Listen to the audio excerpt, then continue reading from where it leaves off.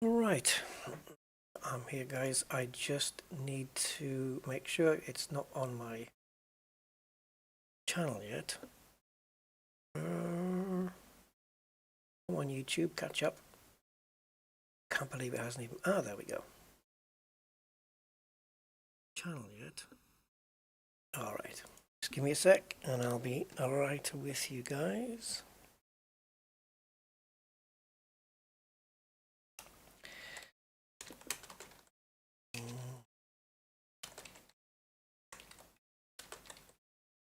Ba-ba-ba-bum. 2 seconds.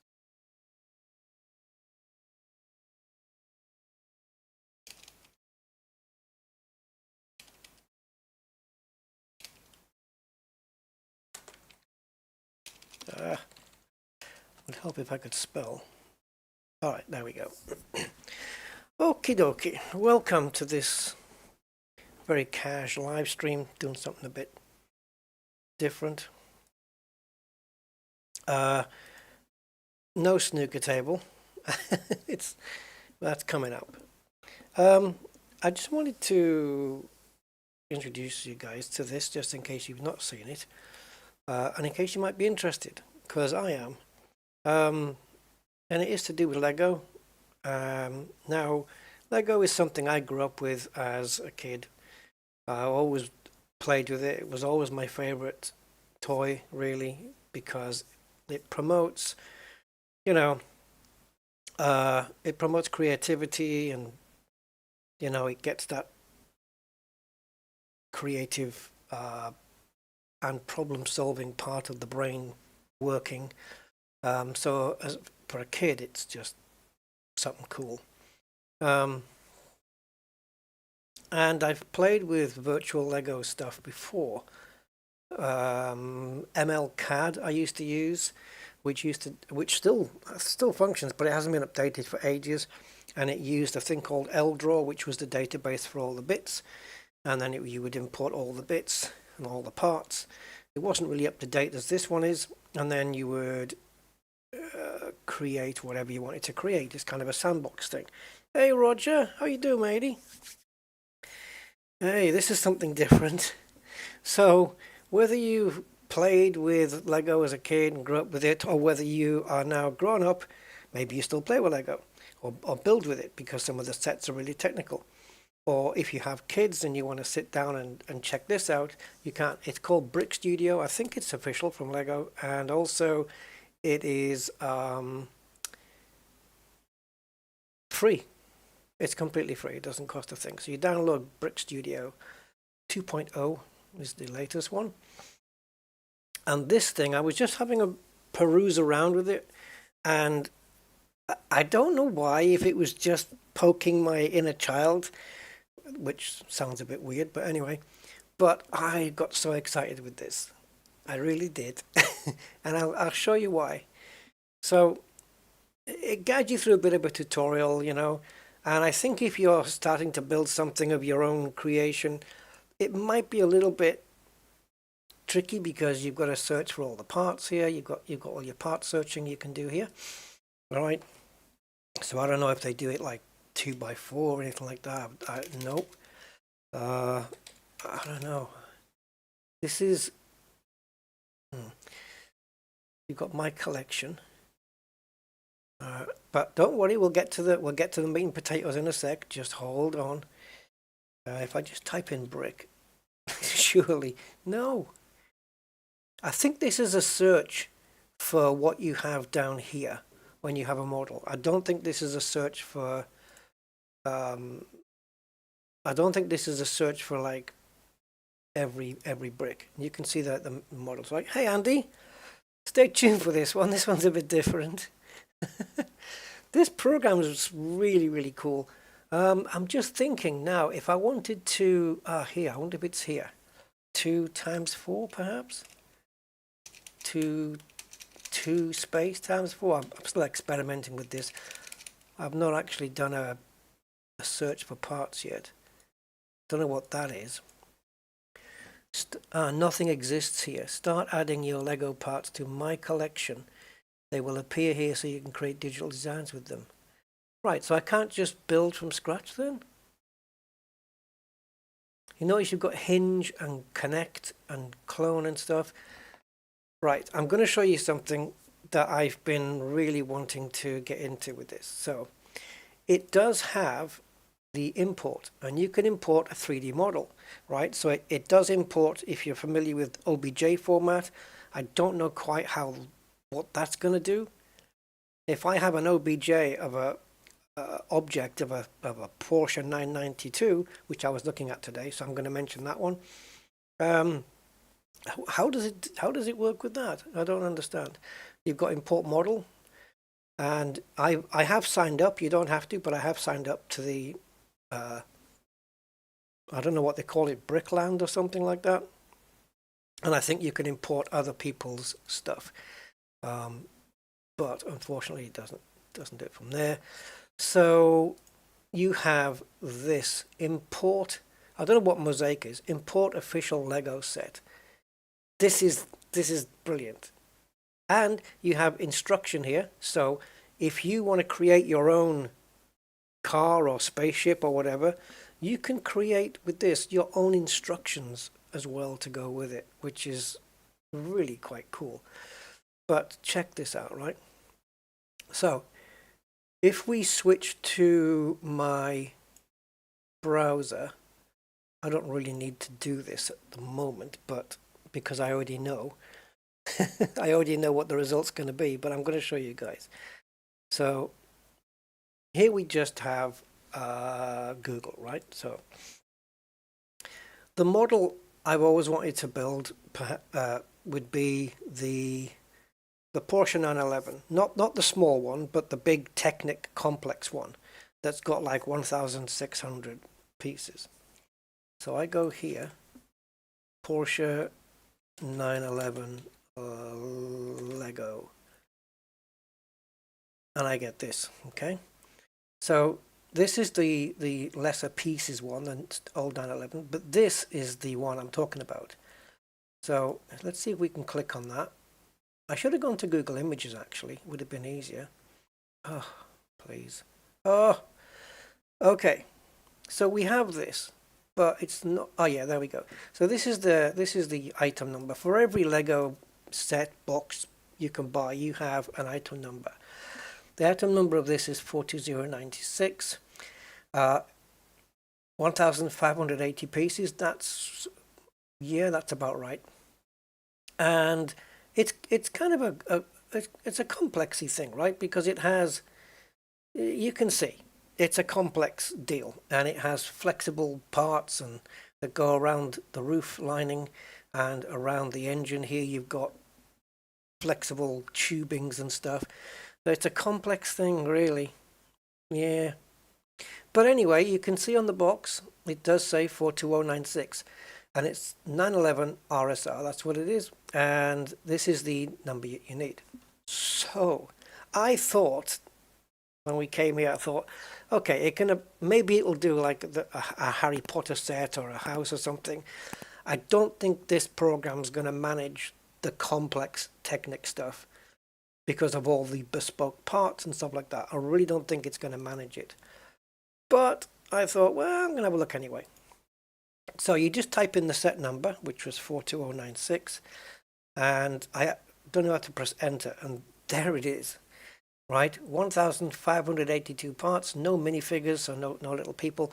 The date it came out, any extra parts it will import, and any minifigures it will import if there are any. Okay? So, oh, and don't think it's going to import this built, because it isn't. It's going to be killer, right? So you import it, and look at all the bits. So, but wait. I don't know why I get a little bit excited with this. It's just that I can build this vehicle now without having to spend 300 quid on the set. Look at all the parts. Right, the things it said it failed to import were the sticker sheets. Obviously, you can't import stickers, really. But it does have this, the instructions.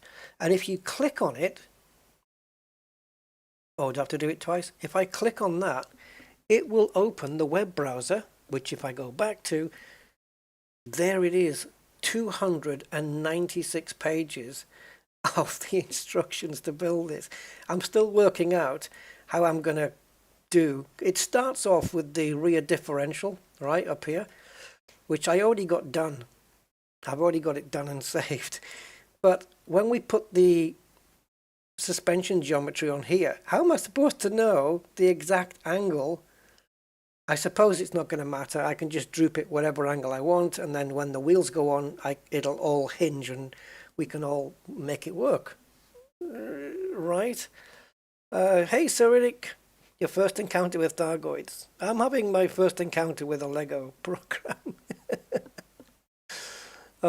So this is freaking awesome, guys. I mean, 288 of these, well, 287 of these pages from the 298 is devoted to the build of the car, right? Which, as you can see, it's fiddly.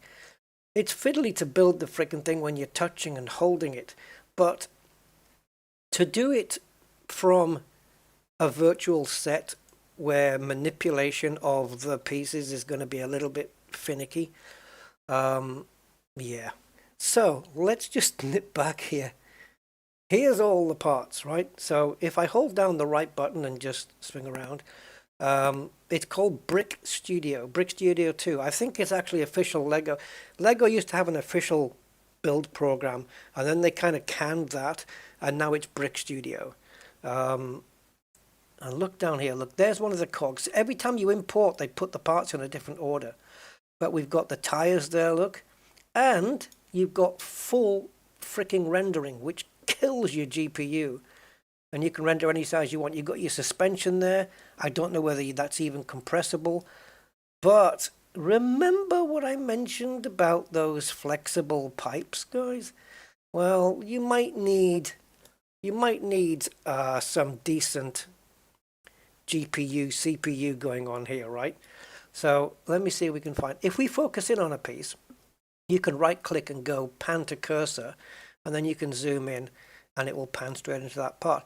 Now you'll notice, maybe not quite on this shot, but you'll notice on some parts where you can see the studs, it doesn't actually say Lego on the thing, but that's probably to save on rendering time. Here are the flexi things that we talked about just a few minutes ago, right? So with these are quite solid at the moment, but these are the two that bend around the roof line, okay? And these four here, they have got bendy bits in the engine compartment, right on the where the bonnet would normally be. Now, if I can remember how to get to it, if I click, I wonder if I can do it with this. If I click and just maybe move this.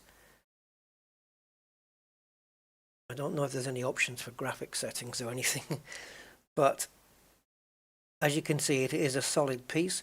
We've got hinge up here on the options. We have hinge, and let me see, because I think that's getting in the way. Just give me a sec, guys. I'm just going to just temporarily just remove that dashboard at the top, so we can see it.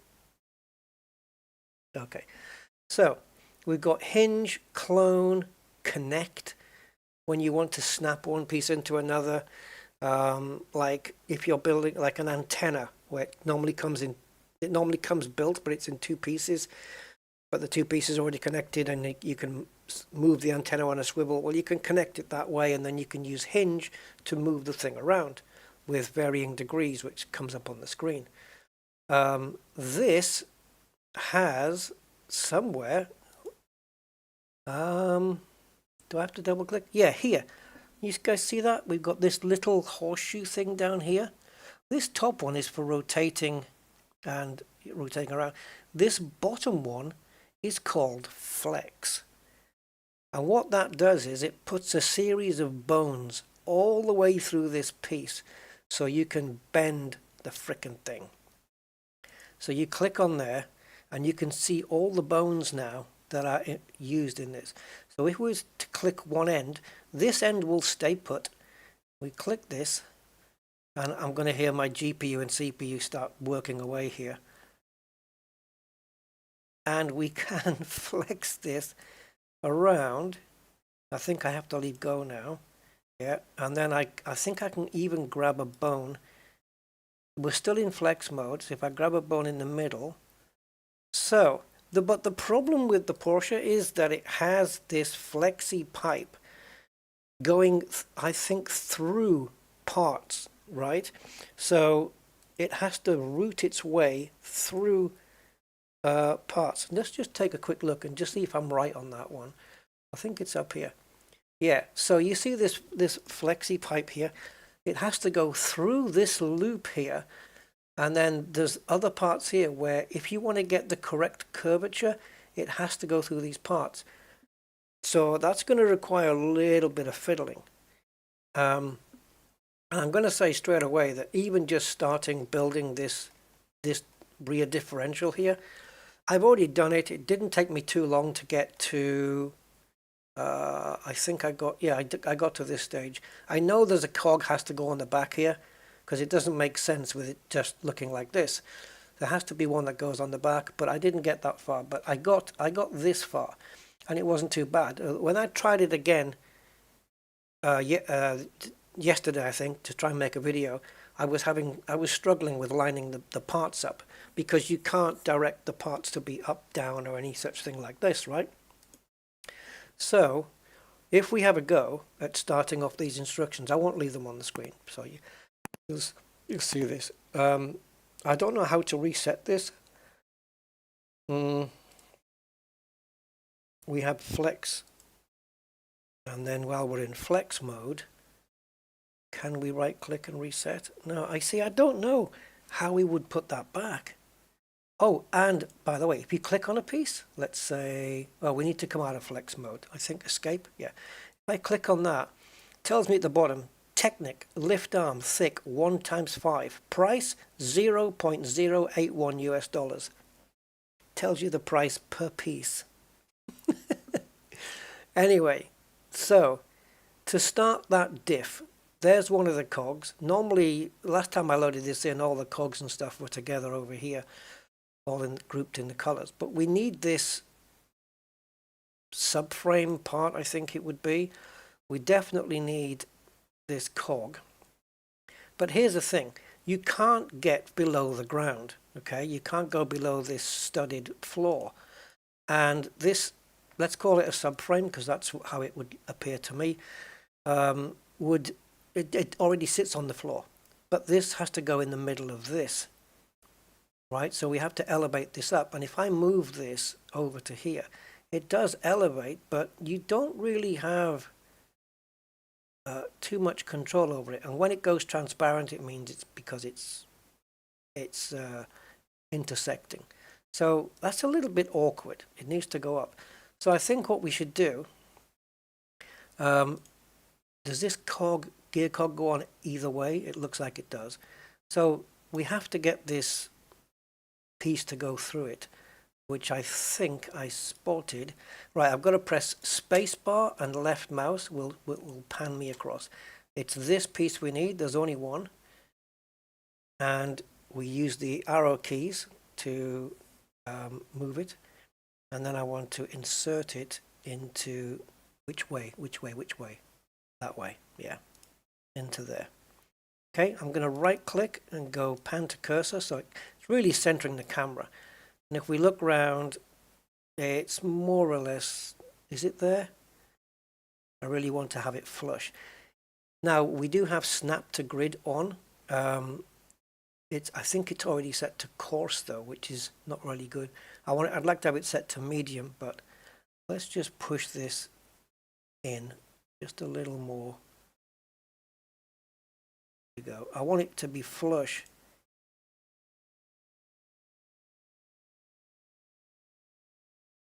Come on.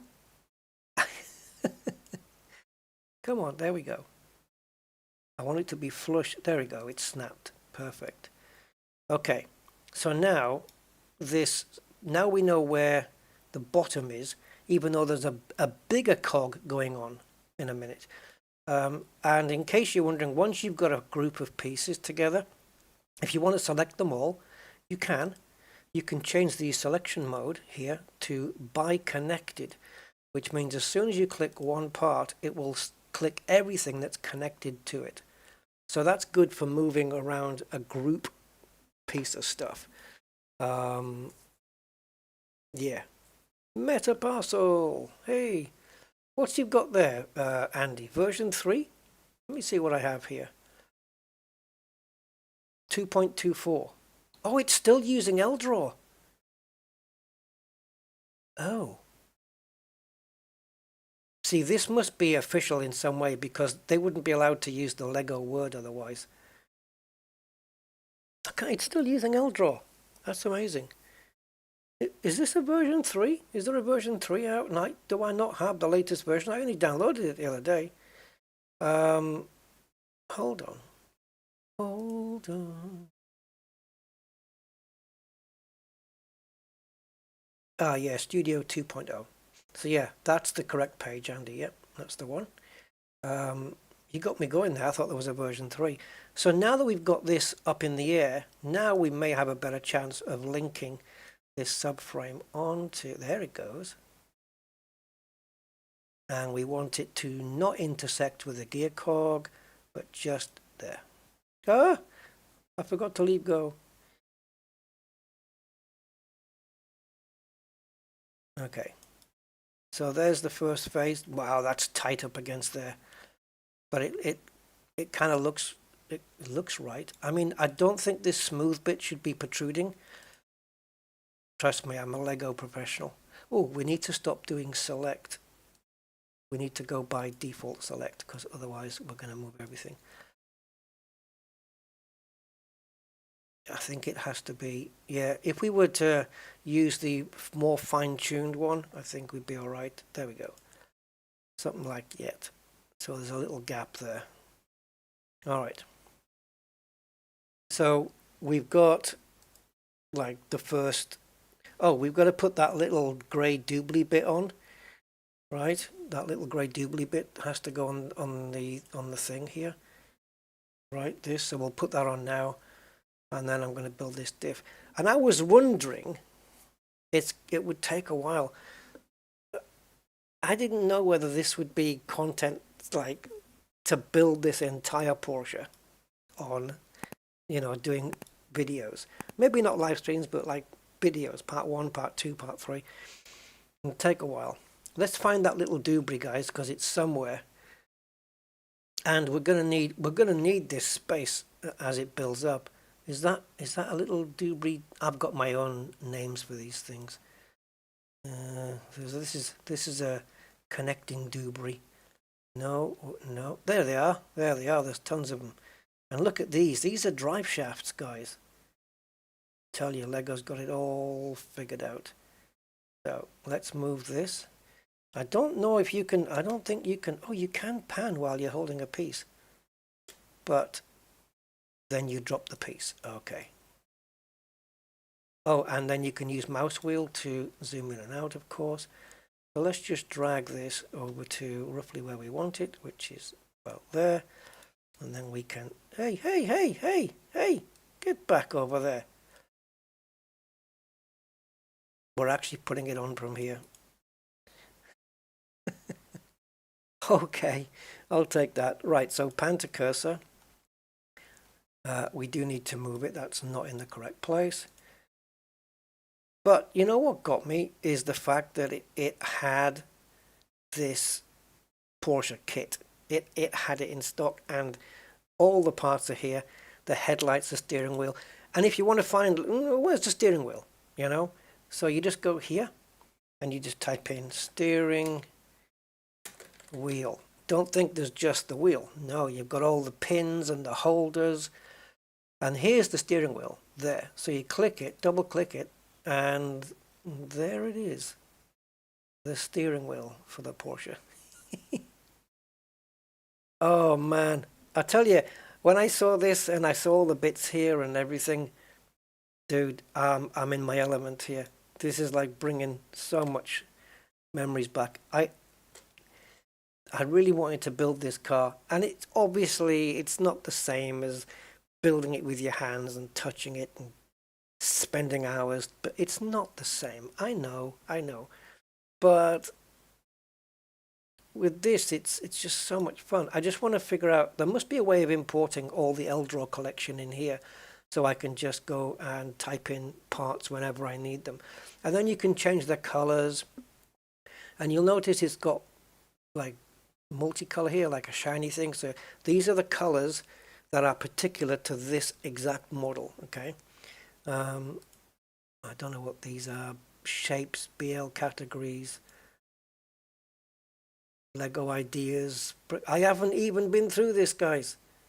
I haven't even looked at this. BDP series. What the hell is this? I don't know. I don't know what they are. You've got collision mode on and off. You can turn on and off. Should we try and go a bit further? I actually do have this done. This sections 1 and 2 done. But the problem we have now is the next piece that goes in is kind of the differential itself, and that's going to mean that this whole frame that we've just built has to be raised a little bit more. So let me see if we can search for the part here. I know it's meant to be a differential. So if I put differential 28, oh, okay, that's the only part there is. Is that the one I want? It is. It is. It is, it is, it is. Right, there you are.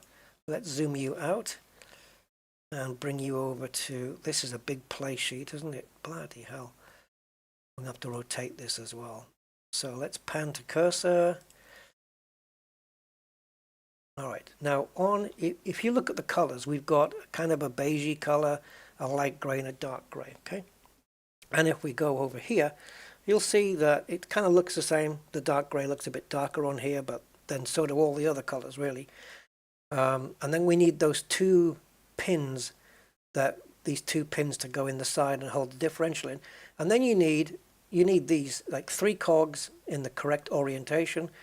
And then you have one. This is how a real car's differential works anyway. And that's how I know that there has to be another cog like this front one. There has to be another one that goes in the back at some stage. There has to be. Hold on. So you've got the prop shaft turns this, that turns the thing because these teeth are interconnecting there on the corner, which turns that, which turns that, which turns that, which turns the 2 drive shafts.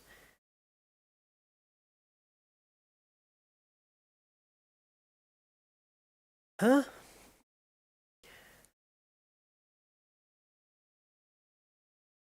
Let's go down. There must be a cog at the back. Maybe not. I don't know. I could be wrong. Ah. No, I think I am wrong. Yep, they would have put it on by now. Oh, right. So there isn't one at the back. Okay. I'll buy it. I want to do this bit. I want to show you guys this bit. Bricklink is a subsidiary of Lego, so it's official. Yeah, there you go. An early access one. Yeah, I'm going to have to try that out. Right. So we need to rotate this around to that side. And what we need to do is actually pick up all of this and put it in line with this one because it's not in line. So what can we put those pins in first? You wouldn't do that in the real world because you couldn't physically do it. But will this subframe thing or the frame of the differential line up with this now that we have it? Because the bottom of that black wheel sits lower than that beige one, you see? It kind of has to, otherwise it wouldn't work. So if I go here to select connected, or I believe what I can do is select a part, hold down control, and do it that way. But select connected would just work as well. And we need to move all of this. It's a bit tricky, isn't it? Because I don't think that's lining up.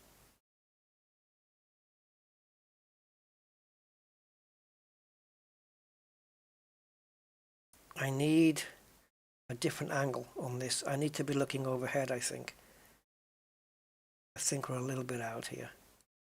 So let me have a look up here. So when it turns green, guys, you can leave go of the mouse button and then just drag it. Now it has to interconnect with that beige. There it is. But are we there vertically? We're not. Okay. How do I see? I've got no control over the up and down. You're literally relying on the program to snap it into place. And I have done this. It didn't take me too long the first time I did this, to be honest. It didn't take me too... See, we're right out. Yeah, it really didn't take me too long last time to just snap it in. Maybe I just got lucky. Who knows? Or maybe you have to take off collision mode just temporarily until you get it all lined up. Because this snapping that it's doing is very coarse. It's really snapping hard. We need this to move up and line in there. So what I'm going to do is I'm going to try and find those pin connectors, and then maybe we can get it to snap up to those. And I think if we're having trouble just with this diff, then yeah, this is Lego Technic. This particular model is. I should maybe attempt a simple one. Once I've got this diff built, we'll take a look at something simpler. So I need these, but they have to be black. So they're not. It's not quite that. But I don't know what they're called. So I'm going to see if I can find them. And I wonder if there's only two of them. They're definitely black, or at least dark grey. They're dark grey. Oh, I wonder if they're over where the diff was. Wasn't that over here? Where did I get it from? The diff was next to the brake hubs. There was two brake hubs, and I'm sure. Oh, wonderful. I don't know what they're called. Differential. They're not differential, so they're maybe they're called pins or something, or connectors. Steering wheel pins. Nope.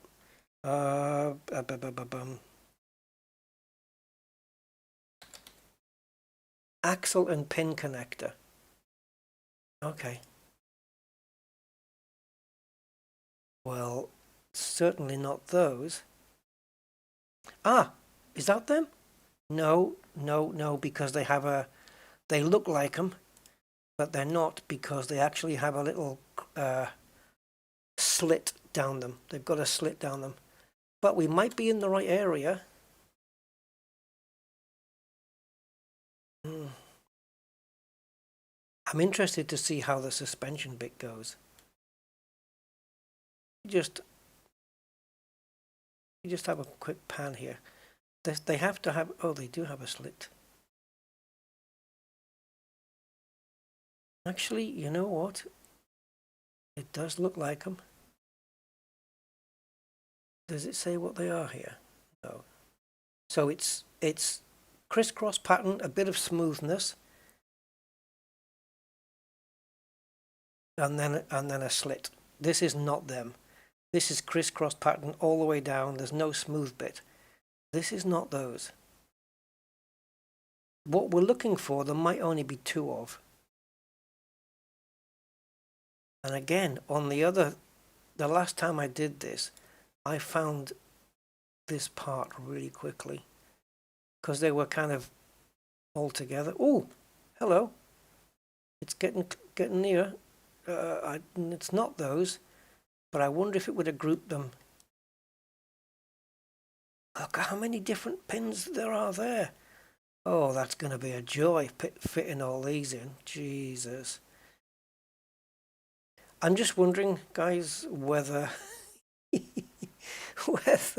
taking on... There's the thing. Look, you can hinge these. You put the hinge on and you can move these around, backwards and forwards. Assuming this is a two-piece part, which it isn't. But you can have that in a two-piece part. I'm just wondering whether maybe starting with the Porsche 911 Technic set is maybe the equivalent of jumping in at the deep end. I've got them. There they are. Let's select two of them. Oops. You and you, please. Now, can I drag both? Yeah.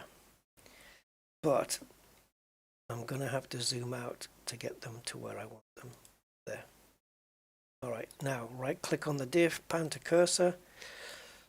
So I think if we put these pins in right now, which is not normally something I would do, and I didn't have to do it the last time. Hello, why aren't you moving? Thank you. Now I don't want it to go beyond, I don't mind if it sticks out a bit for now, I just don't want it to go beyond this grey frame because that wouldn't be right. Oh, come on, there's a lag there, you see. I think that's to do with the CPU and GPU. It might be a bit intensive on your hardware, guys. Right, so there's the pins. Now, my question is, if we grab none of these darker grey parts, like the differential itself and the pins, are not connected to this. So if we did select connected on these, it shouldn't select these because they're not actually connected. But just in case it thinks they are, I'm going to select these manually. Okay. Now let's see if we can make this pop into place. Oh, hello.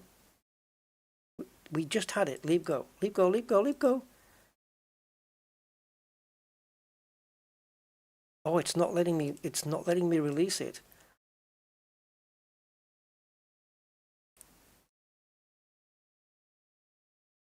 Oops. Please tell me you have an undo. Thank you. So 1, 2, 3, 4. We did actually have it in place. It's just that it wouldn't let me release. There. Thank you. Okay, so now we have it in place. The cogs are interlinking. Now we can grab the pins and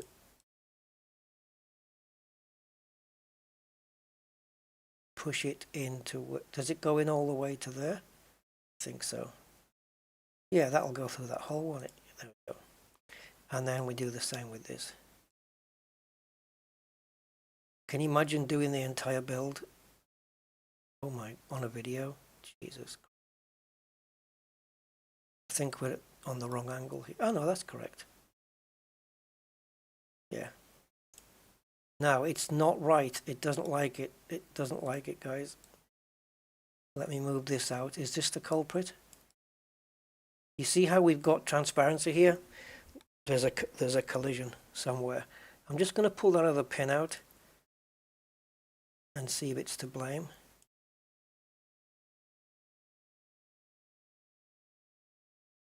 Okay, so we're not directly in place.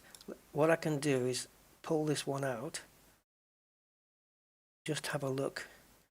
See if that hole is lining up. It is. It is. So I think the frame's moved. Okay. Let's undo that. Okay. Jesus. Getting more problems than it's worth here. I want to try and be precise though, because when we come to interlocking all the other parts, I think it's going to be absolutely crucial. I think the problem is with these two gears. It could be that we just need to move this forward. There you go. Lego Master speaks.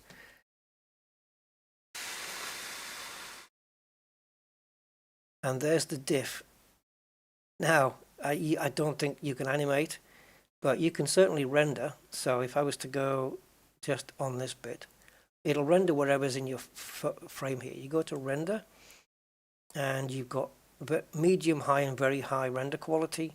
Then you can choose your image size. This is my 2K monitor size, but you can go all the way up to beyond 4K, really. This is 4K here, right? So whatever, you can do it to that.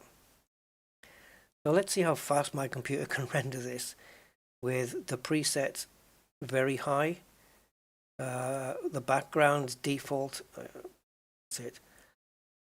Transparent background like that if you want. If you want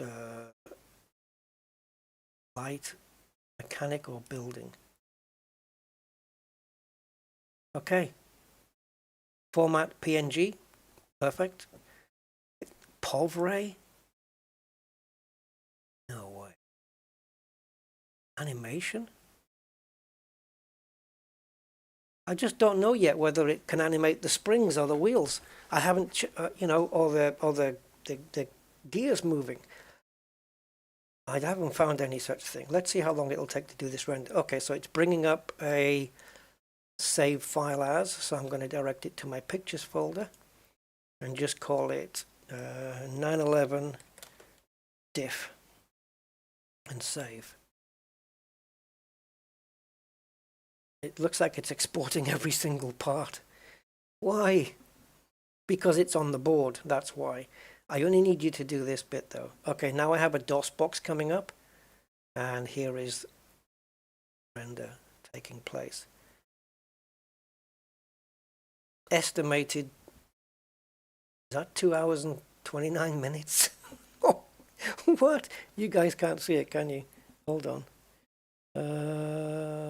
Biddly bong bong bong.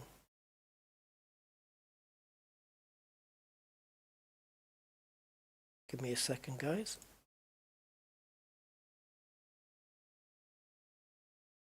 Oh, let me just transition and see if it works. Come on. Let's try capture method. There. You can see the quality of the render though, it just looks phenomenal. But the render time is ridiculous. Mind you, it says 19%, so maybe that's not 2 hours, maybe it's 2 minutes 18. Look at this, look at the quality of this. It looks like proper plastic. You can see where I didn't quite get the little debris quite up to the thing, but that's okay, that's normal Legoing. But where's the rest of the diff? Isn't it supposed to render what's on my display?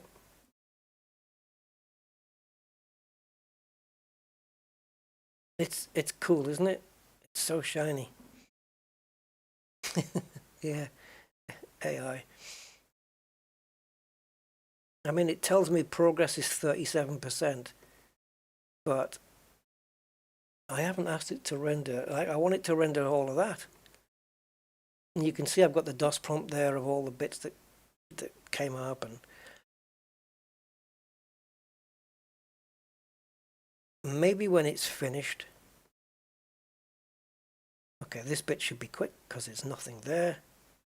60, 75%, 80, 90, 100%. Oh, it's done it. It's done it, guys. It looks really stunning. Let me just see if I can put it on screen for you guys. Hold on. I'm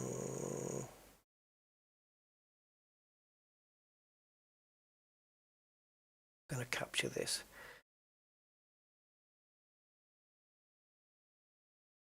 Oh, I know.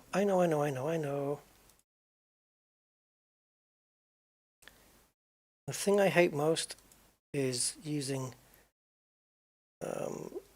desktop mode, especially on a live stream. Let's have a look. Window capture. I want to capture my FS viewer. Oh, it does capture. Well, that's a new thing. No, it doesn't, you see, because the moment you go full screen, it doesn't want to know. Okay, it has saved the image, so I'm just going to load the image in instead of going with window capture. Because window capture is just invalid. So I'm going to go to image and go to browse, go to pictures, and that 911 diff, and here you go. That's what it rendered. It looks really slick. Of course, I could have rendered it any angle I want and stuff like that, but that's what we've built so far. Neat. Very neat.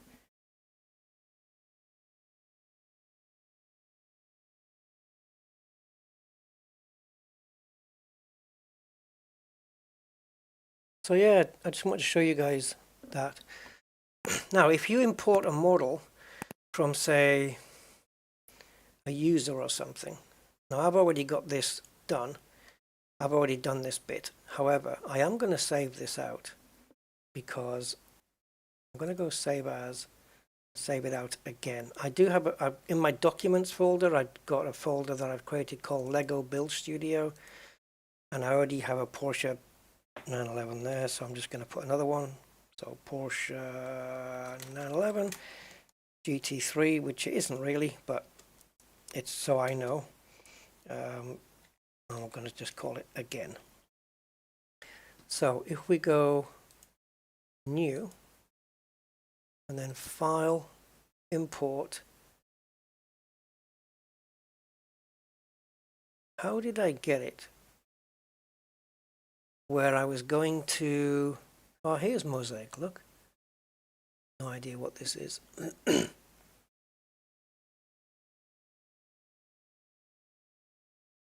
have no idea. Open an image and start creating a brick mosaic art. Oh, so you load a photo in and it creates a Lego mosaic thing with it?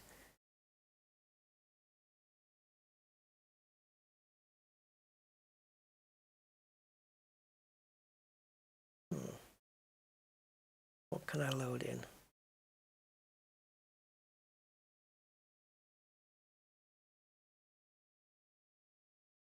Just trying to find an image. Got a picture of a mushroom there for some reason.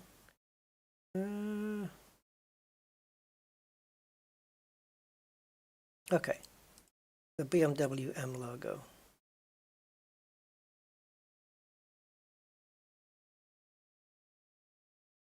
Price $11.6 US.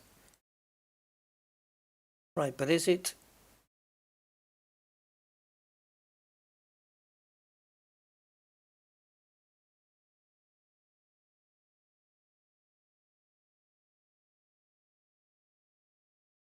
Okay, import.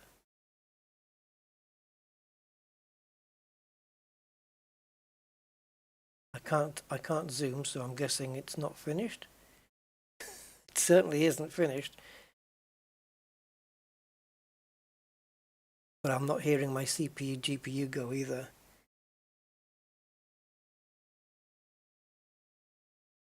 Okay, I don't know what's happened here, but I can't do anything.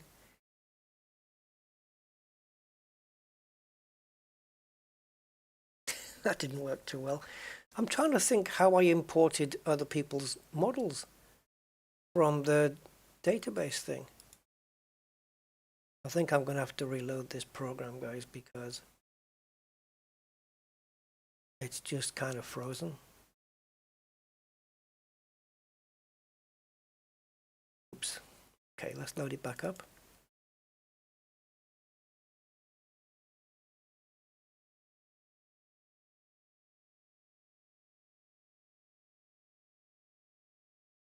Okay, you guys seeing this? Not, oh, there you are. Ah, yeah, so here in the gallery, so you can import, like say this one, and this'll import already built. Some, like they won't import stickers and stuff. Some of them, you can view them, but you can't download them. That depends on the person who made the model, right? Whether they decide whether it's downloadable. So I've chosen only downloadable ones. So let's say, look at the snooker table. Let's say we've got the Back to the Future car. If I double click it and then click on import, it may or may not import instructions with it as well. But if I import it, it should be pre-built.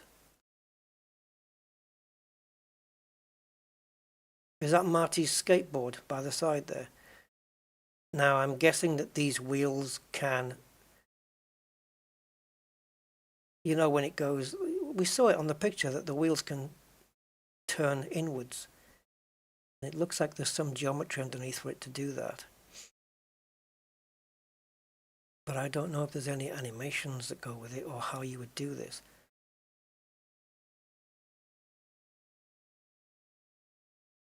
Now, how do I select just the wheels? Because it wants to select just the body.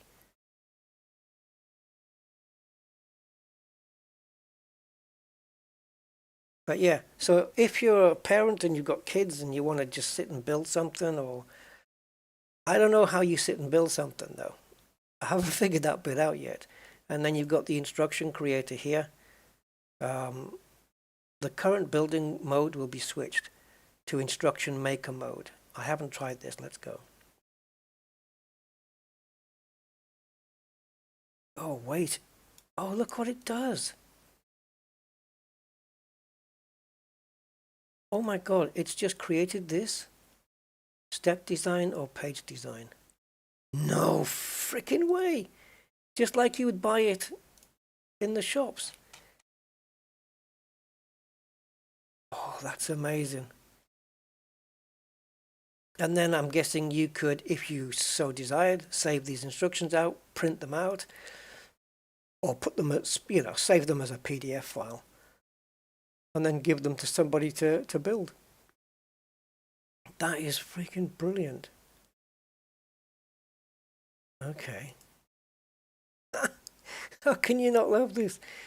So if I go to new and I want to build a new model,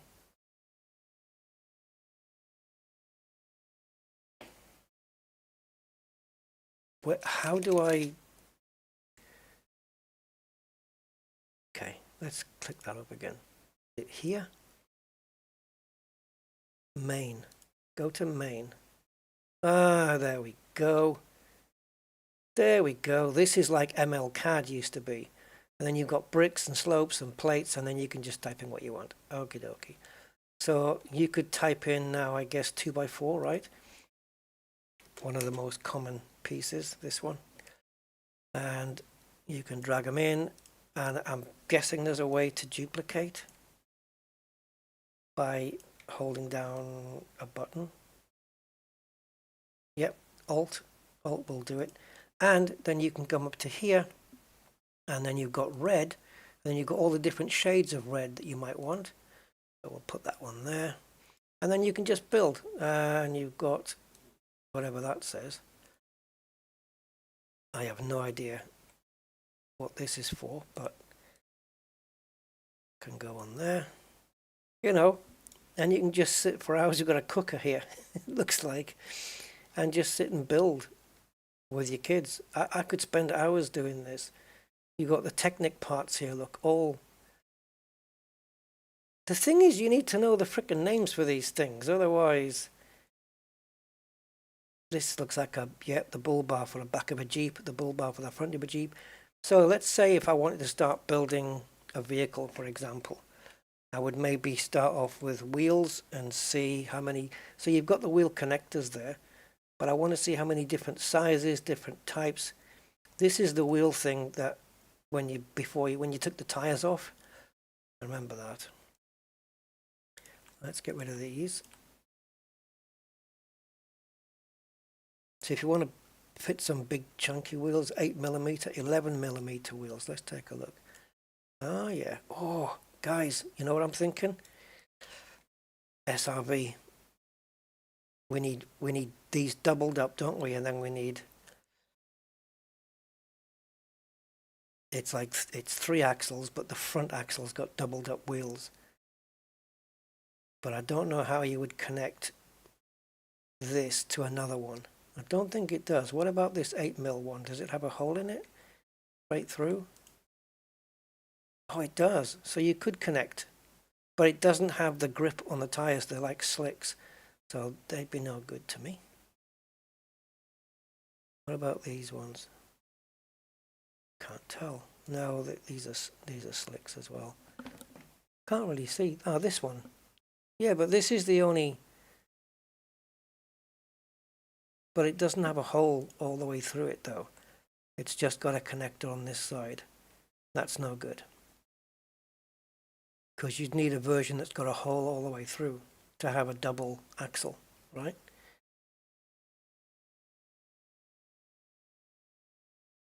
Scooter frame. Everything's here. Skateboards. Oh, and I guess if you could type in also minifig. No? What about Darth Vader? Because he's a minifigure, isn't he? There you go. So you've got Darth Vader's mask. Then we'd need Vader's torso. This one. Yeah, you have to build the dude. That's not right, is it? There's no way his head's on on there. Come on, Vader, get your head on. Get your head screwed on, boy. Still nothing.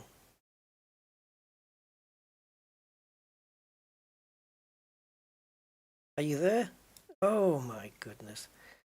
Seeing this in 3 dimensions is...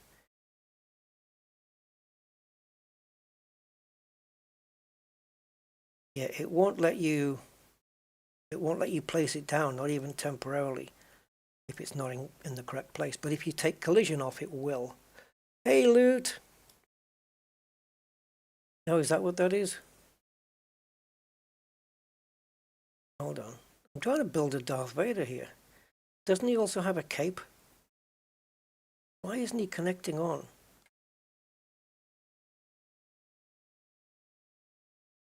Oh, we need to put a head on. He still needs a head. So this minifigure Anakin, is this Anakin?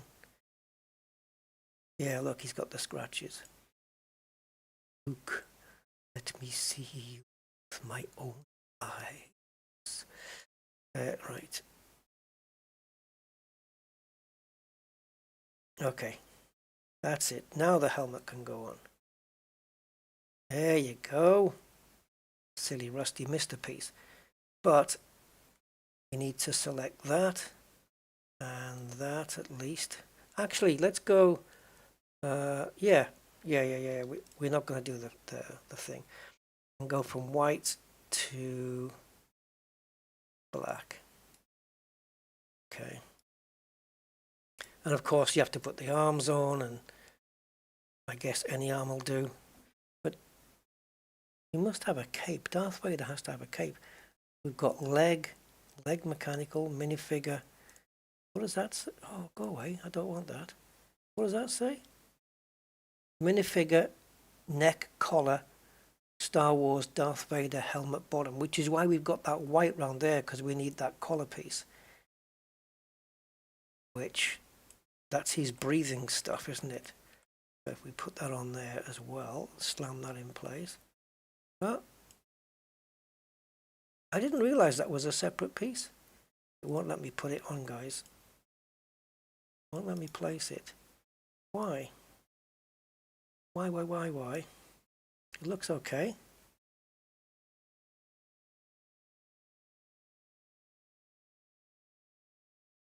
No, I'm pressing to place it, but it won't let me. It shouldn't matter that the helmet's on or not. That is definitely in the right place. Dude. I mean, if I think about how this is working, and I think about how much of an absolute bugger that Porsche is going to be. Let's see if we can just the body out a second. Can we put that on there? Thank you. Do I now have to grab the head and then put that on?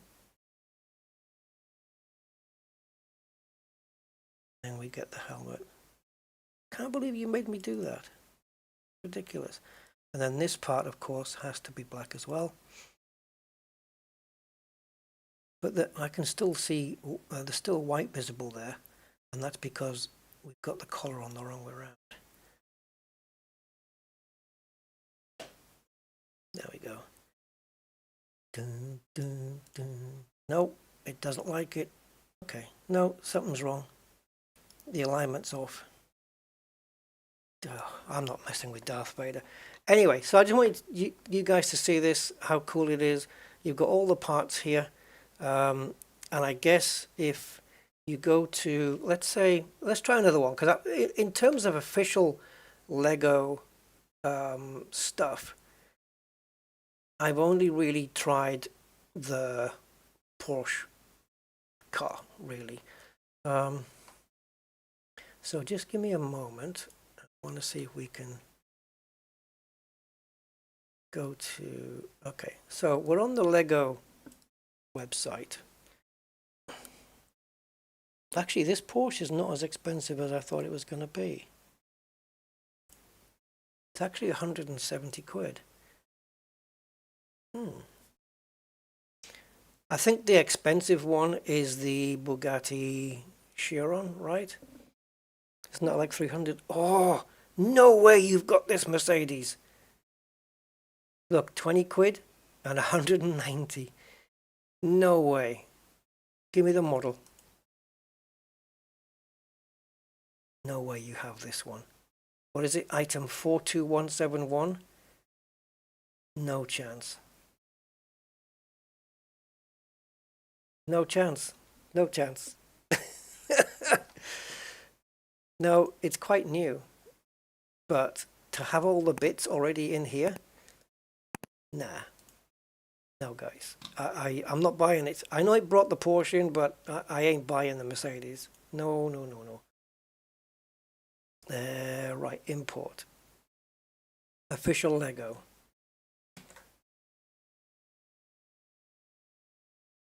No, it's not going to do it.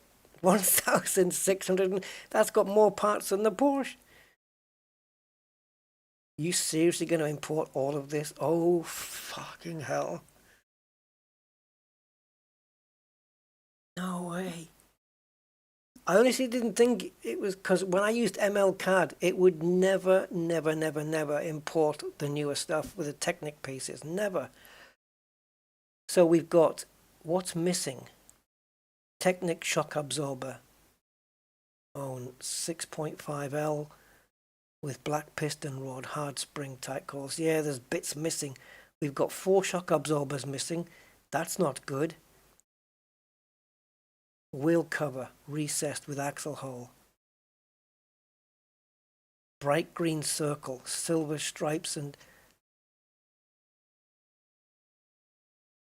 if I click on this part number, and we've got the instructions here, which we can open in a browser, which is 360 pages, so that's all right.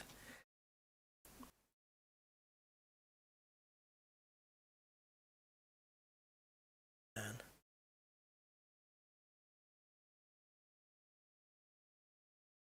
what?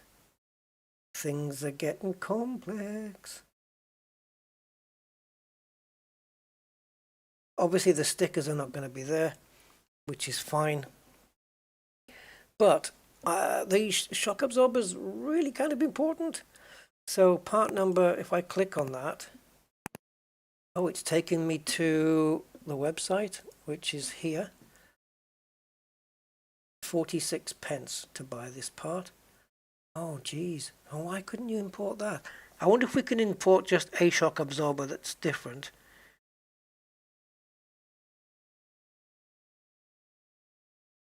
And this is on the Bricklink website as well. Add to my inventory. Add to my collection. I don't think this is for the program.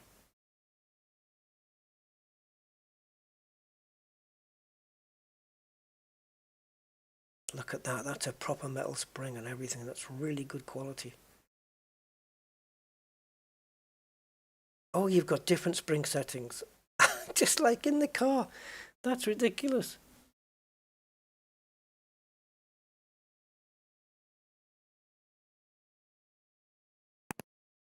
Oh man, look at all these bits though. It's like, where's all the body panels and stuff? I guess it's just all these, isn't it? And then we have the wheels here.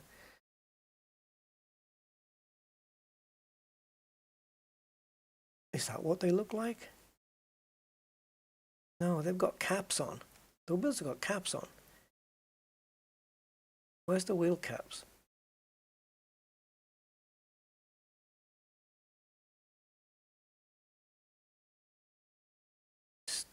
No, not steering wheel. What's these? Ah, are these the missing bits? Right, so the Porsche's got a couple of these. Are they, yeah, these must be missing parts.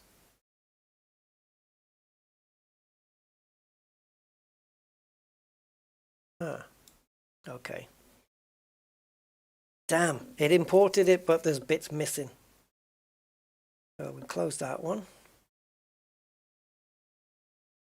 And Darth Vader driving a scooter, we can close that one. Got this dude. So anyway, so yeah, that's Bricklinks. Now, I want to get onto something a bit different, if you guys can even tolerate me. I want to do the snooker part of the stream. Okay, give me a sec. Now, I've got a snooker program, snooker game. I've had it on my hard drive for quite a while, called WSC 09, World Snooker Championship 09, 2009, so that's how old it is. And I've had quite a number of 147 breaks on that thing. And I also have a snooker game on my phone, which is actually really good. The physics and everything on it are really good. And I've had 112 147 breaks with it. But I have recently acquired Snooker 19, because I thought, is there a more updated snooker game these days? And sure enough, there was one written in Unreal, and I'm trying to get it on the screen. There it is. So the aiming tool is very different to this. Also, unlike WSC09, it doesn't give you an indication of where the white ball's going to end up, where the aiming aid on WSC9 tells you roughly the area where the white ball's going to finish, which is really handy. This doesn't. So I'm really getting used to it. The biggest break I've made so far is, I think, is like, I don't know, 20 or 40 something. It's pretty crap. But I'm going to show it to you. So I think if we do, this is all official as well. This is all the official stuff. So let's have a quick go, and you can see how bad I am. Right, so snooker, only one frame. You've got all the frickin' locations, guys. The Crucible Theatre, everywhere. It's all here. Sorry, I was reading gymnasium. Beijing Olympic Gymnasium. Yeah, go on, let's do that one. I've not done that one before. And I want to play somebody. I'll be Ronnie. If I play John, I'm gonna get tanked. So we'll go with somebody easy. Liam Highfield, okay. Until I get to the stage where I'm doing 147s or high breaks, I cannot be. Time for an exhibition match. If you don't know the rules, it's basically just you have to put a red and then a color and then a red, any of the colors, and the colors have got different values. So yellow is 2, green is 3, brown is 4, blue in the middle there is 5, pink is 6, and black is 7. So 15 reds and followed by 15 blacks will get you the highest possible score, and then you have to put the colors in sequence of their scoring value. So it's a perfect frame, which is 147 points, would be 15 reds, 15 blacks, and then putting yellow, green, brown, pink. Sorry, what's wrong with my brain today? Yellow, green, brown, blue, pink, black. 147, perfect frame. Ronnie O'Sullivan did a perfect frame in 5 minutes and 20 seconds. Like, that's just, in case you're wondering on, like, is that good? Like, it's off the planet. The only person who could possibly beat that time is Ronnie O'Sullivan. I don't see any other human coming and beating 5 minutes, 20 seconds for that. No way. My other big deal with this game at the moment is the view. I cannot find a way to turn the table around. I want to be able to see from the other side of the table. This is the only view I've got. I don't think I can. Let's see. I don't think there's a way to change the camera around.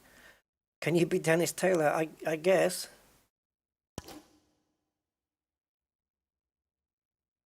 You've got free look camera, but I don't want that. I want to be able to see down my shot. If I show you, we'll do a few shots with this, and then I'll show you the other one, WSC09, and you'll see the difference. This one's got better, I would argue, better graphics. Certainly, yeah, I would say it's got more presentation to it. But WSC09, I think, all in all, I would definitely prefer it. Free look camera, so it's Q plus cursor keys. Yeah. And sometimes when it says backspace to go back, sometimes it doesn't. It doesn't go back. See, and the wider the fan, you know, the more inaccurate the shot's going to be. Now I need to get down for the black here, but all I need to do is put a little bit of topspin on, which I think is E. Oh, we can line up here. I forgot, you can. Now, what about fine tuning? I press shift, there we go. All right, now I need to put on, don't you dare take that shot. How do I put the spin on? What do I press? Remind me. Oh, I've forgotten the keys for the spin settings, guys. Control. And then tab to reset. Perfect. And the other thing is Q elevation, which is Alt. Right, Alt for Q elevation, Control for spin. Beautiful. Right, so let's line this up. So I'm going to get it roughly where I want it. Then I'm going to hold down the Shift key for fine tuning. I'm assuming there's a way to go back to that other camera. So I need to hold down Control because I want to put topspin. You can see at the bottom right of the screen there. I want to put some topspin on the ball and a little bit of right hand side as well, which has changed. I can't pop the ball now, you see. So now I've got to redo that. Let's go there. Now I think it's WS to move how much strength I'm going to need. I'm going to go around 40, and then I've got to click it. Oh, we're out.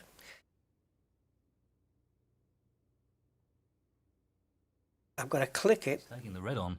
And then when it goes to the middle of that bar, I have to click again. No, not quite. Pretty close though. Yeah, look at the run of the table. It's so fast. How far the white travelled. Eek. The felt is what they call a fast table. That was a pretty straightforward pot. I'm going to get marmalised here, guys. I'm going to get done. Oh, we're going to be sat here for a while. Well, he's looking at potting this into the right corner pocket. You didn't need the rest. Oh, yeah, maybe you did. Goes. You could have leaned over the table for Full of that. confidence at the moment. 6. Now he has to split the pack up, otherwise he won't have a red to go on. Maybe hit the pink full ball if you can. Yep. And he's fouled. Foul shot, boy. Foul. Liam Highfield, 7. And Ronnie O'Sullivan, that's 4 away, unless if you foul on a Let's see what he colour that's higher value than a 4. That's the amount of foul you give away. So if you're taking on the blue, which is worth 5, and you foul, you give the player 5 points. So if I play on... He looks to be playing on here. Yeah, I am, and I want to put the white just here. Now... No, that's not what I want. How do I go back? How do I go back? Oh, and again? Thank you. Right, so I wanna roughly line it up here, like this. In fact, I'm happy with that. I was going to say then my next will be to go back to my viewing angle from the cube, but this is fine right here. It's just a question of strength. So again, something like 34. This is a fast table, so I have to be careful what I'm doing here. We need to get onto this black. What a great shot that is. Perfect angle to smash into the reds. Oh, come on, Rusty. So when it fans out like this, what I'm trying to do is get the pocket lined up with the middle of the fan, you know, the two outer edges. Now, in order to get the white to smash into the pack here, we have to put some backspin on. And also, I think we need a bit of power going into this. Just bend that. Maybe just bend it back a little bit more. Looks like I'm still on for the short. That's going to jiggle, isn't it? Going to move it a little. He's going for the left corner pocket. Oh, yes. Okay, the red just ran out, but hey. So, they've got the Lego, we got this. Is any of this streamable? So now we want to take this one on, but we want to really kind of either slow the white down a lot when we've hit it, or we want to send the white off the cushion on the other side of the black. My option would be to slow the white down after we've hit it. So I'm going to put a little bit of backspin on it just to kind of arrest its speed a little. And then if I can just bring the speed all the way down till, oh, it's going to hit that cushion. All right, let's go a bit more backspin. We want to slow this white up a lot. So I want enough power to put this.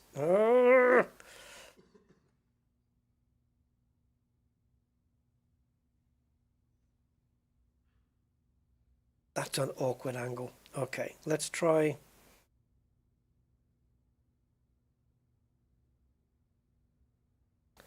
If we put on some left-hand side, hang on, imagine you're on the other side of the table, Rusty. Right-hand side. Put some right-hand side so that we can get the cue ball to come off at a more acute angle. Okay, let's adjust the strength then. I think we're going to hit the black, which is not what we want to do, but okay. I've learned not, you see the line where it tells you where the white's going to come off? I've learned not to trust that at all. Very tricky shot coming up. Oh, Really worked out. oh, no, we can't bend it like Beckham.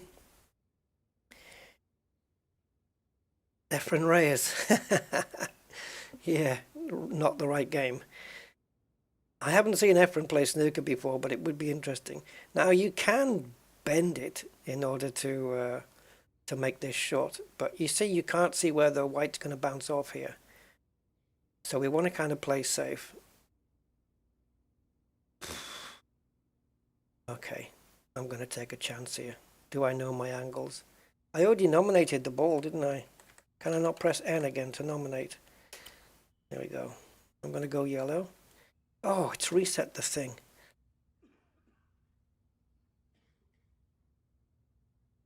I'm going to put about 65%.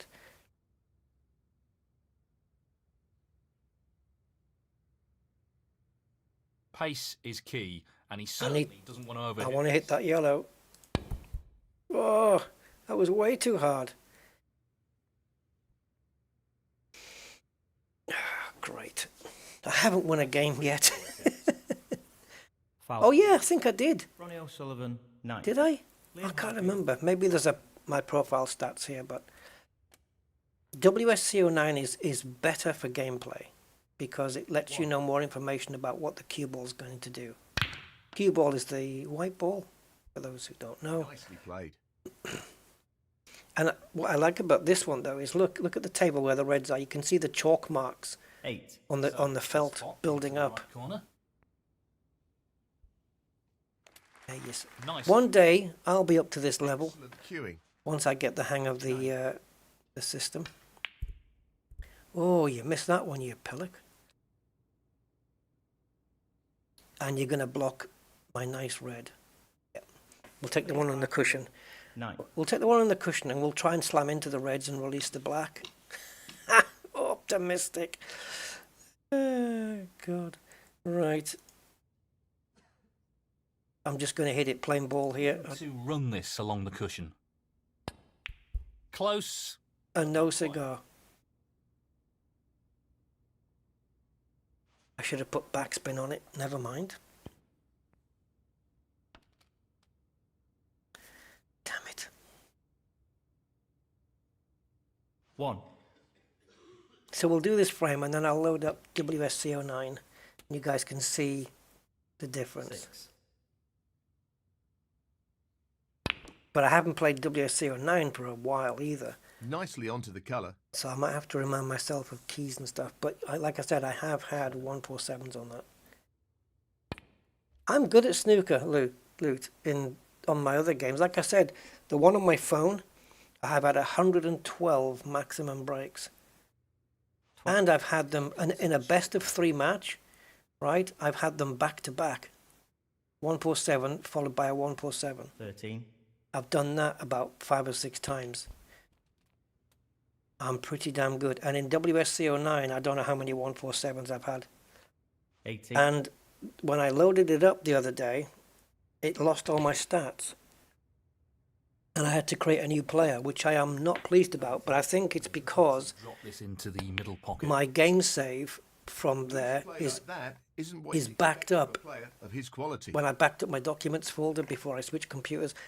Can I still win? What's the score line? 19. Yeah, we can still do this. Right, forget all the aim tool crap, just follow the yellow line, forget the white one and play natural, Rusty. Okay, I can either backspin or run through. If I backspin, I can get onto the pink. If I run through, still probably get on the pink, but to what pocket? Let's go with the old backspin method. We'll bring that up there, and we also want it to bounce off the cushion. This should be pretty straightforward. Don't go in.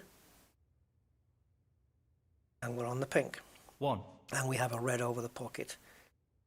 But we are not at a good angle.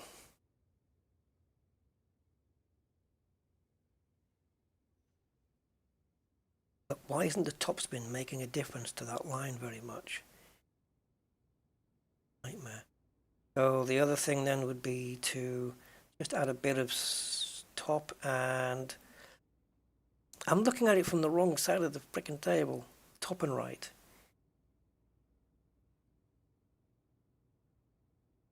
Stick with 50%. I'm happy with 50 on this one. Okay, stop! It was supposed to stop there.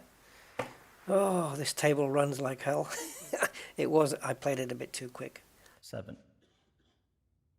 If I can't get to it, oh, I can. Okay.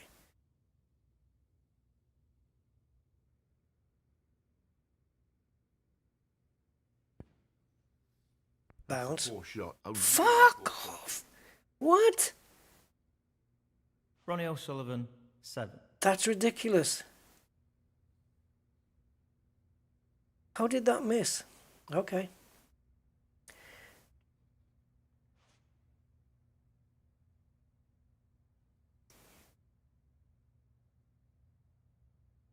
Right, we've got to center the fan up. About there. No more than half a chance here. So close, but he's missed it. My positioning on the pink was perfect, though. This is... I'm just basically saying, here, Chance here. have the game. It's yours. Oh, so close. He needed some luck there, and he didn't get it. It sounds like Steve Davis, but it isn't. Is it? I don't think that's Steve Davis. Right, I know that's probably the shot to take, but This one gets me better position. Okay, so a bit of back just to stun the white. We just want to stun it. And 18%, really? Okay. No, you see? That was way off. Why are you telling me? 1. Oh, okay. I thought the white was going to just punch back a little, but not even close.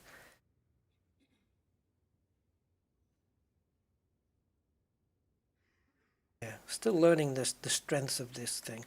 So there's the ball hitting the cushion, and I want it to bounce off a bit, so let's go with 25.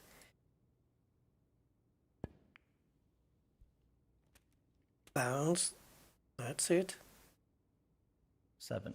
Now, my aim was to go for this fella up here, but, guys, we have a bit of butt here, and we might be able to get on the black.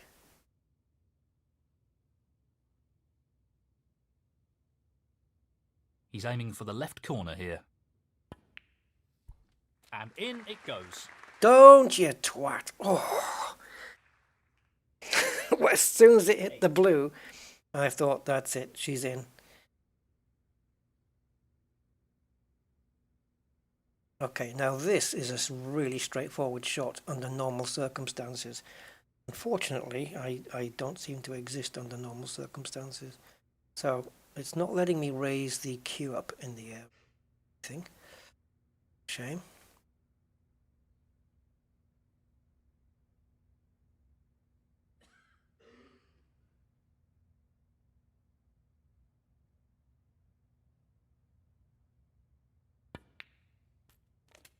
Oh, we needed a bit more power. Hey, I'm only 4 points behind the guy now. Look at this fan. Oh, and we're in off. The white's going to go in if we're not careful.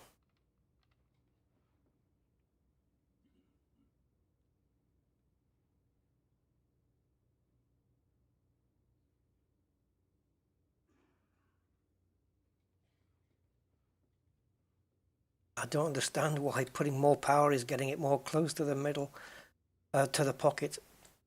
Shouldn't it be creating more backspin? Oh, I've got no chance at this one. This really is tricky.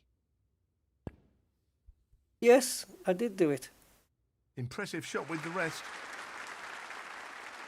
If I get a colour in, I will beat him on the points. I'll be past him on the points if I get black or pink in. But I need to be positioned on that red. So, sensible option, probably blue.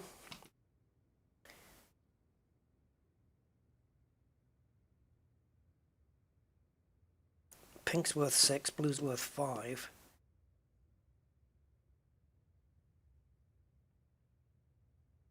Blue is the option because then it gives me the red in the middle. Oops. Still trying to get used to the... Right, the cue's 20 degrees in the air. Doesn't look like I can stun it enough.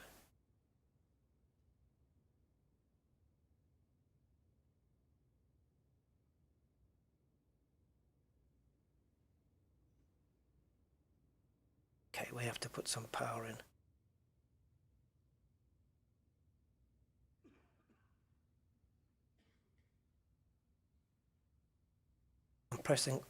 I'm pressing shift when I should be pressing control.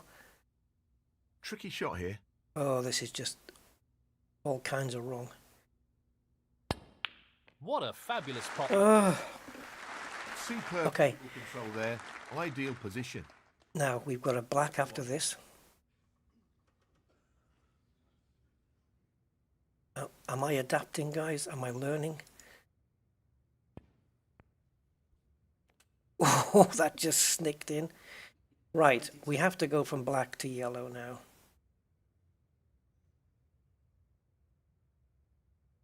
So if we put backspin on, we're going to need to generate some power. That'll do.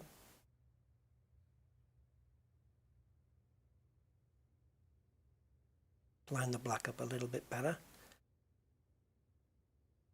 I don't care as long as I can see the frickin' thing.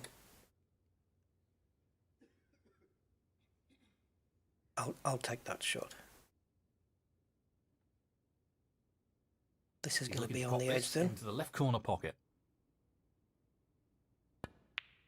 That's a great pot. Stay on the cushion. Great technique, superb cueing. Okay. 29. If I win this, I won't be able to believe it. That green's not going to go past the brown, is it? We're going to have to try and put the green in the same pocket as the yellow. Again, more backspin. This is... no, it's not ideal. I don't want to... Oh, that's too thingy of an angle because... Yeah, okay, do that. Once you get the fine tuning, realize now that you're hitting. I think I just reset the spin. You realize that you're hitting the green. I want to be down here on this angle, but I want to be able to reduce the amount of, there we go. But if I fine tune the yellow now,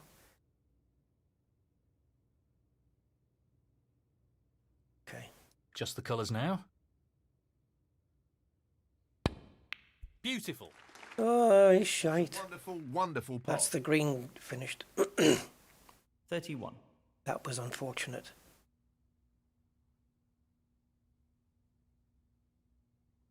I don't think the green's portable. Oh, it might be. Alright, forget the brown, just concentrate on the pot here. A little bit of topspin. Maybe we can just snick onto that brown.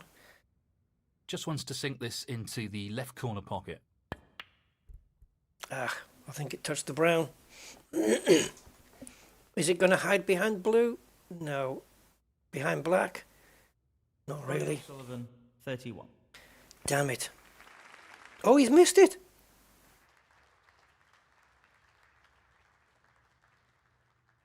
Has he left it in the middle? Not ended well. Tough shot, but not what he was hoping for. Tough shot, is that what it is? I was going to say something similar to that. Tough shot.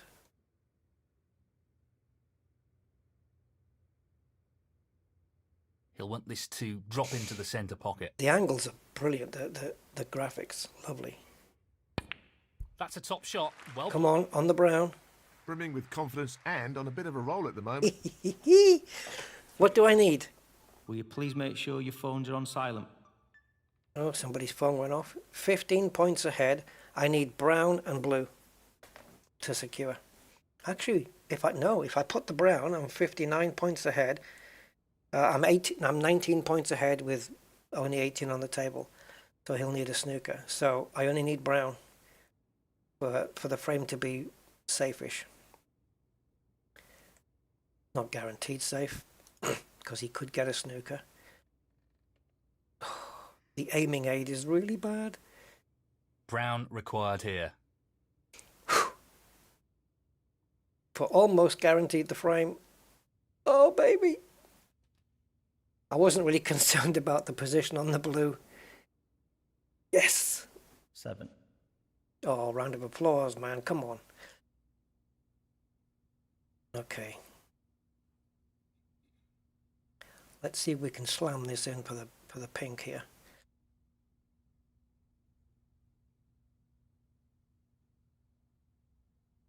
Getting that. If I make this pink, then I am a Jedi. This will be a real test of his cueing. It's not going to come down far enough, is it? Great. I got the spin off the cushion though, but it's potable. 12. But it's done. There's nothing he can do now. He can't win. He can't win now from me. That's it. He's done for. Let's go back. I won, guys. I freaking won. I think you guys must be my lucky charm. I'm got a feeling I'm going to miss this one. It's half a chance, but a chance nonetheless. Oh Christ. Played that very well with Can I pop the black just to like finish this and wipe this out? 18.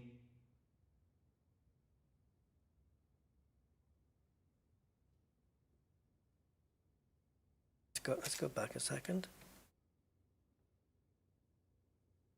This is no gimme. No, but just go for it.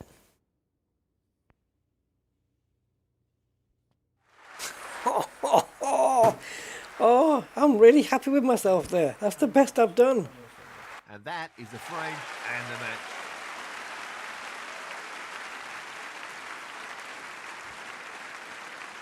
Yeah, I like it.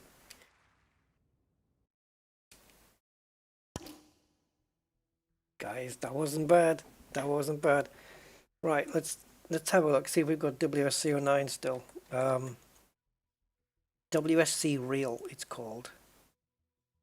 There's my save folder. Yeah, see, 19th of April. That was just not so long ago. But where is the game? Because it's so old, I don't even have it as an install. It's kind of just it's sitting in a folder and you actually just run it from the folder. Let me just see if I can find the damn thing.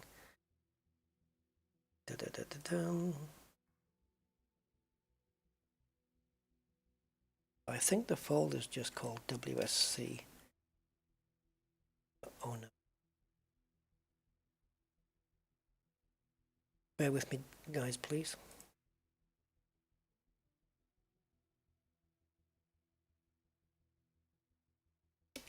As I try and master the keyboard.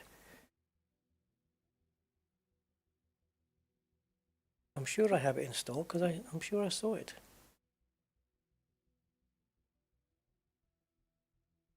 WSC Real 09, there we go. Oh, this is such an old install. I can't remember how I got this. I don't have it on CD. It's not Steam. Maybe it is on CD somewhere. Oh, it came in a box. Yes, it is. I remember the cover. It came in a box. Yeah, this is back in the days, guys, when you had to buy things in those places. What were they called? Shops. Yeah, you had to buy them. Yeah, it came in a DVD kind of type of box. Let's load up WSC and see how I get on. Right, so graphic settings, high, anti-aliasing. Maximum 8 times anti-aliasing. Okay, let's see how this is going to look. I think if I master the newer one, I'll prefer to play that one, to be fair. But this is the one I played. Oh my god. It just quit on us. I don't think it likes me task switching. It's not very friendly. Let's see if it pops up for you guys on the screen. I have it here, but I'll do what I can with it.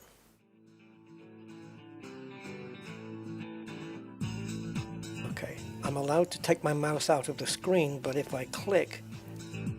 Okay, it seems happy. Let's see if we can pick it up.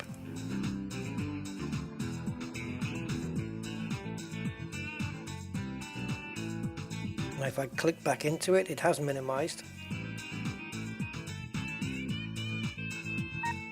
You guys not getting this? Why? There you go.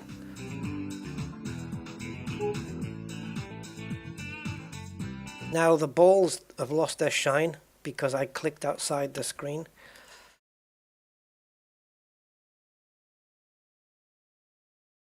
Okay, let's do quick play. Snooker. Here we go. Right, so this shadowy bit is where the cue ball's going to end up.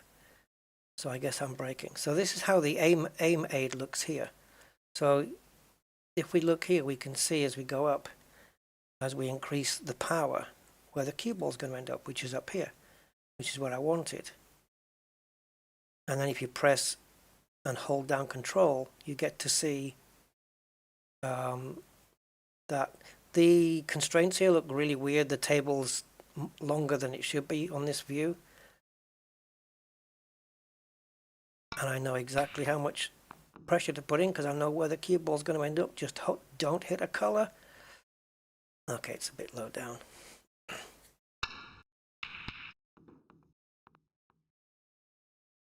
Andy, did you type in nice break before I made the break? I don't know. Right, as I said, I have done 147s in this. Oh, I don't remember doing. Ah, there we go. So it's just cursor keys. It's a choice here, isn't it? So you swivel round, line up, press left button, and then you can do that, and then you've got your fine tune as well. And you can see here, based on like the spin you put on, you can see if I put spin on now, which I think is E, and I put back spin on, right? You can't see the shadow though. You can't see the shadow while you're in this view if it goes off screen. I have to confirm and then go here. So it's going to end up there. So the black is portable, but I don't think it's going to account for me whacking into the reds. So let's see how much. Oops, I didn't adjust the power, but this is okay. We can still pot the black.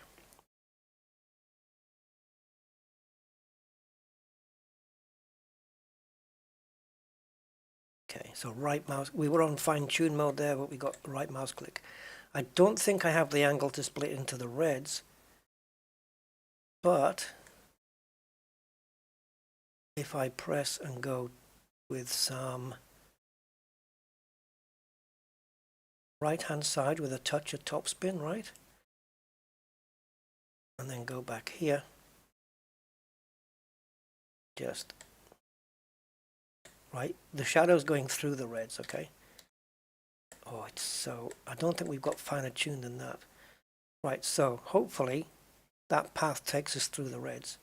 I'm just going to add a bit more power on once it's kind of straight. Can we hit the pack? Yeah. Oh, we missed the black. What the freak? No, that's no good. Did he just miss? Well, at least he's got the white kind of safe, unless that red goes on. Hasn't. Who's Andres McGuinness? You can play all the official players here as well. Little hint, probably don't play Ronnie. I have to tilt my head here to see where that angle's going. Okay, so now, no, go back here. I'm not happy with that. Isn't there a way to fine tune this angle? And then we just go power, power, power, power. There. See if we can get onto the black from there. Oh, for God's sake. I can't remember whether we have a fine tune, because I could really do with it. That's in. I'll have to have a check and see if we've got a fine tune. But I prefer the aiming aid on this one, just because I like that shadow that tells me where the region where the white's going to end up. It's really good extra info. I should be able to nail this guy to the wall, man. Let's see if there's a fine tune. Options. Oh, really? See, positional play, I think, is the shadow thing. This is to be able to see the AI shots. Okay, so if there are keys for this stuff, well, it doesn't tell me.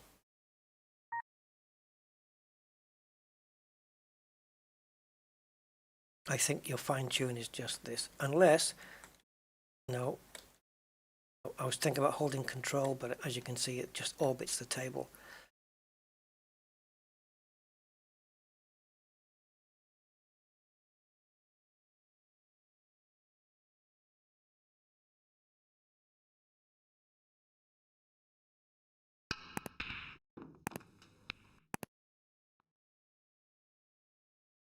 was a bit of a stupid shot, but still. I was too busy focusing on what was going to end up where to realize that it was going to hit that second red. That's what comes of being a doofus.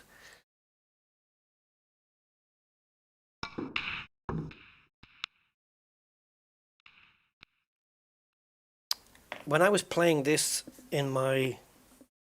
when this game came out and I was getting used to it and stuff, I was making high breaks. I just was barely missing balls at all.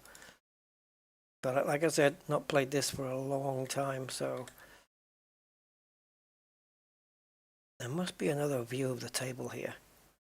How do you do it? Oh, that was it, yeah. Okay, that's not good. I like to look down the ball here. So let's just play this plain ball, just so we get it in, and we don't. Honestly, I don't know what's going on.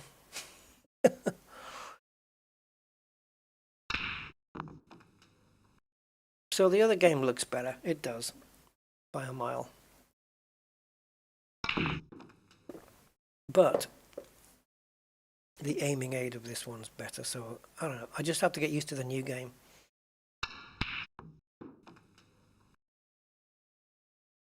I'm still going to beat you. Normally I would do this, like the guy would rack up 40, 50 points, and I would just come in and take the frame. I'd beat him. I am, let's just say, no pun intended, rusty. Very rusty with this game. I wish I had my old game save. It must be on a drive somewhere. I must have it backed up. For sure. And it should on my profile, it'll tell you how many 147s there are. But yeah, like I say, I made quite a few. Jesus, this dude's on a roll.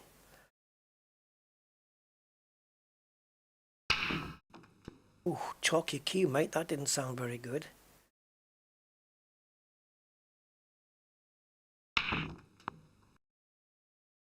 Eh.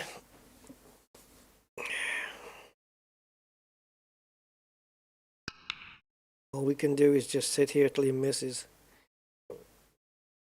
Damn it. It's amazing, isn't it? I remember the controls. I remember how to aim and everything, and I know the rules of the sport. It's just, how is it when I come back after playing it for so long, I can't pot a friggin' thing? Nothing's changed. And when's he going to stop potting balls? It's soon going to be game over. What's he going to do now?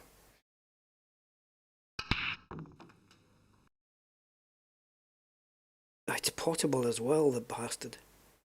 Oh, he's not going for it. He can see that. Guys, this game's over now. It's his.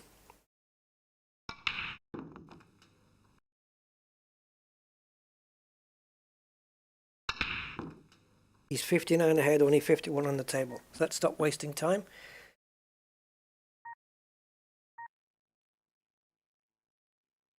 I want a rematch. I don't think it gives you the same guy, though. And why is it always me that has to frickin' break?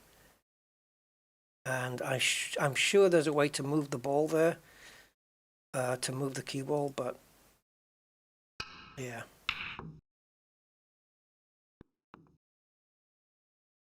It didn't present itself.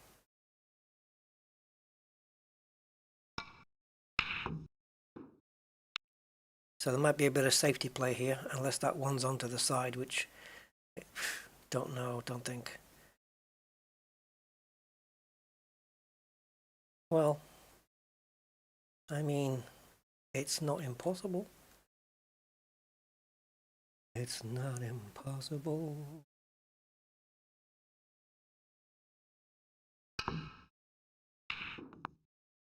Oh, it's like you're just taking the piss now, man. I think over the years of me just not playing it, I think the balls have, or the table shrunk. The pockets have shrunk. I was doing better with the other game, wasn't I? This is the one I know better. I was doing better with the other one. Okay.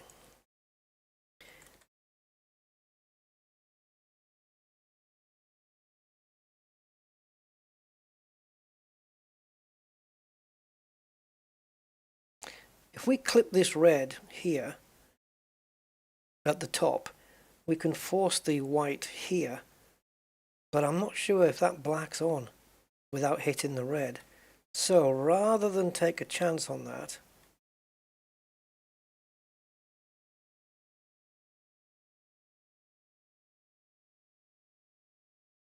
oh, you bastard. It didn't give me the chance to position the... You're allowed to put 2 reds, by the way. It didn't give me the chance to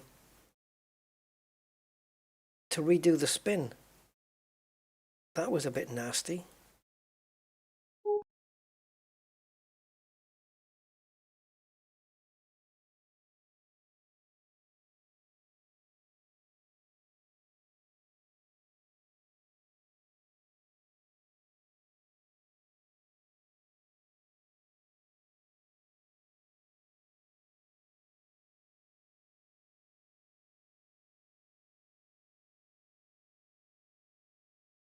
What the hell? How are you resting there?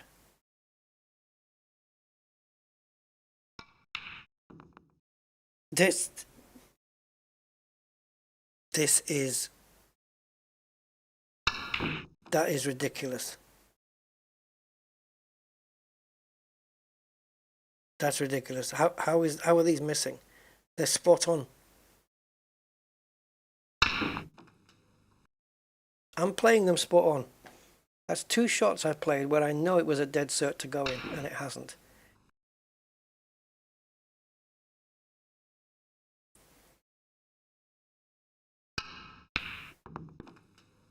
And it's frigging annoying because I know the absolute amount of success I've had with this game in the past. High breaks, century breaks just was a norm for me. Now I can't put a frigging thing.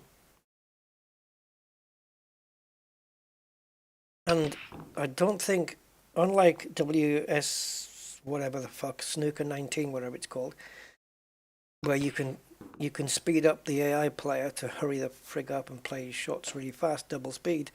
And this one, I think you have to sit and wait, which is a pain in the ass. Oh no, okay. No you don't, you just keep mashing the enter key. Oh yeah, great. But if you mash the enter key 1 time too many, you get this bullshit. Right, that was basically bullshit. So you can press the enter key to speed up the dude on his shots, but if you press it 1 more time than you need to, it takes your shot for you. Brilliant. Brilliant. Genius there. They should have used 2 separate keys.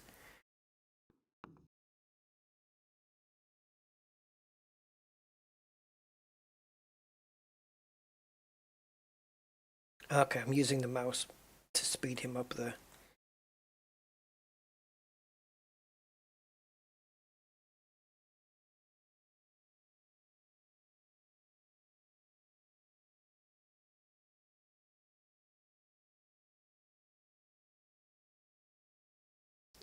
The control isn't fine enough.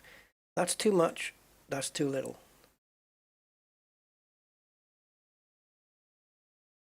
That's ridiculous.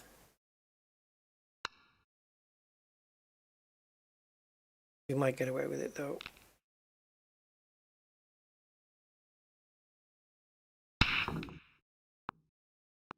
Amazing how they play a shot with such speed and totally get away with it.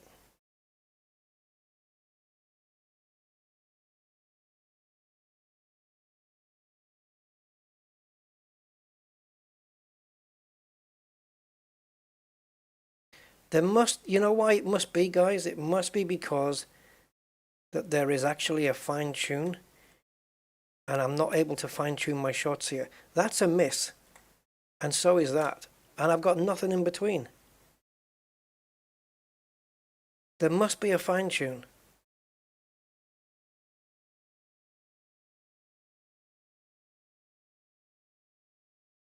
Okay, for some reason that zapped my power.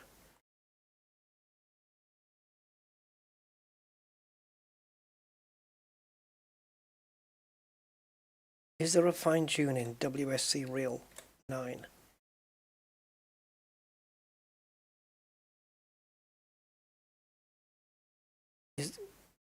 I don't Google it because I don't come off here in case it kicks me off the game. I can't make the shot. That can't be right. There has to be a fine tune key.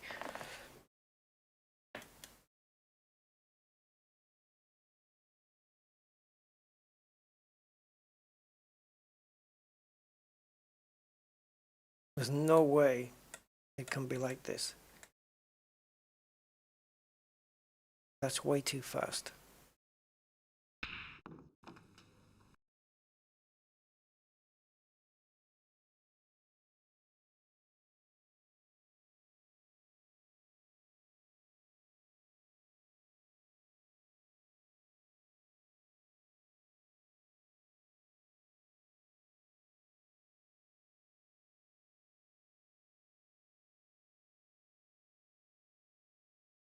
Why won't the cue ball go up? Okay, never mind. Okay, fuck it.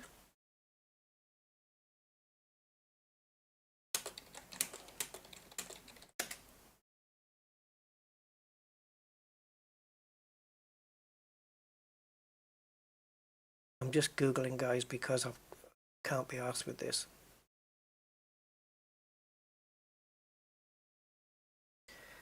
Is anyone still playing this? I'm sure there was a fine aim button when lining up shots, but for the life of me, I can't find it. No luck finding it online either. And then somebody's replying with L1, L2, R1, R2, and this is for consoles, man. That's no good. Xbox, Xbox, Xbox. The only way to find out, yeah, it's all Xbox crap. The only way to find out is to somehow get the instructions, because for sure a manual would have come with it.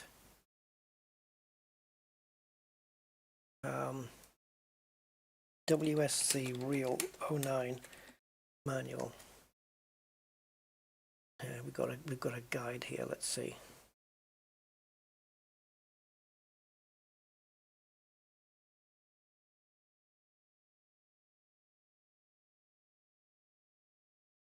Okay. I've got a load of scripts that need to be enabled to make this web page work because it wants to find out everything about me.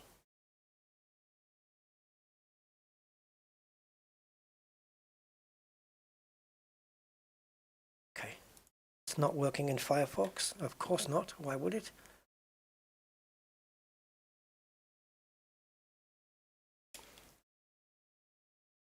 So we have to go into a browser where we get massive pop-ups and adverts and shit like that.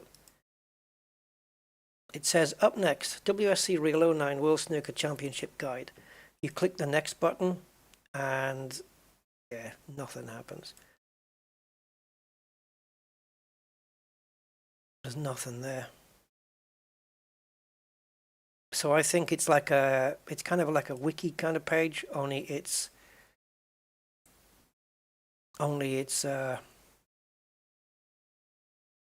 empty. I do have another option though.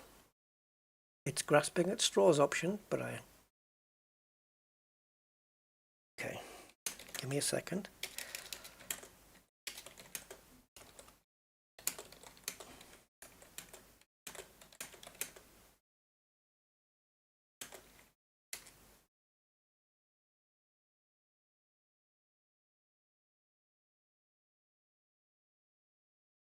I asked ChatGPT.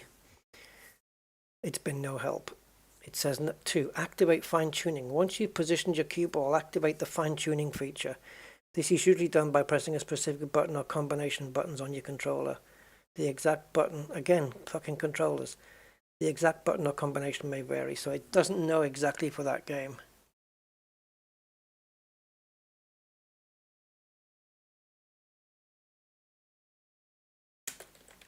maybe the box for this is in my cupboard somewhere. And the instructions will be in there. There's no way, unless because computers have got so fast now, you know, that the aiming around the table is just quicker because CPUs are faster and you can't slow the frickin' thing down.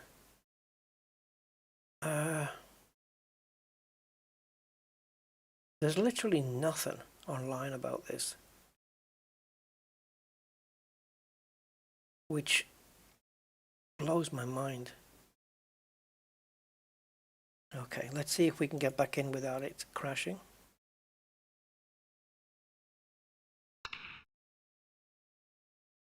This is ridiculous though, there has to be a fine tune. Has to be.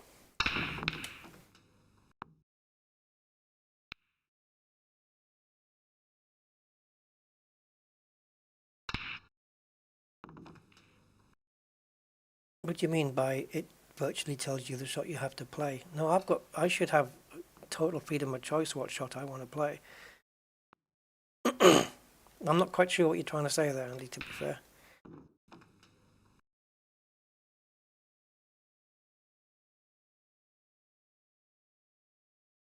All I want is fine tune and then I can not miss my shots. See, this is like go around the table, then you click, and then you have this to line up. But now that see, it's if I just quickly dab the key, it moves way too much for a snooker table. That's the difference. Just tapping the key really quickly. You would expect it would be like, I'm using A and D here. You would expect that it would be like holding down the shift key or holding down blah blah blah. Let me try with a controller. See if it, I don't think it's not working. No, because I don't own a console. See, that is the closest I can get it, but it looks off. It looks like it's going to hit the jaws. Okay, so cursor keys will also move, but every time you press shift, you get this fucking orbit mode, which is pretty no good to anybody, really.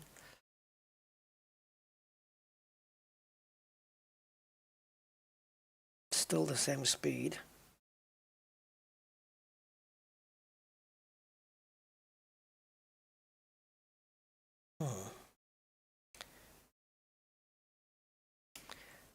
I'll bet you there's a button you have to press.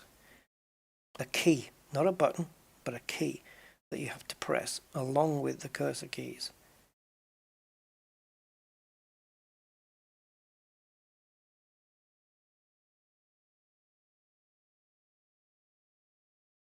I'm just going to try a few keys.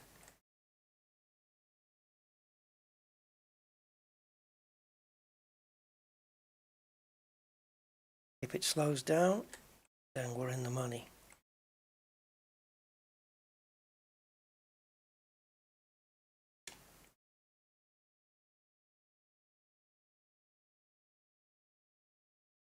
But it can't obviously be that.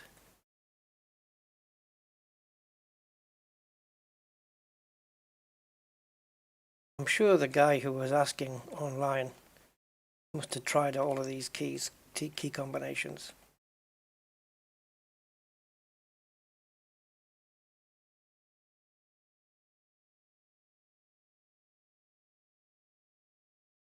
It blows my mind that there isn't a fine tune.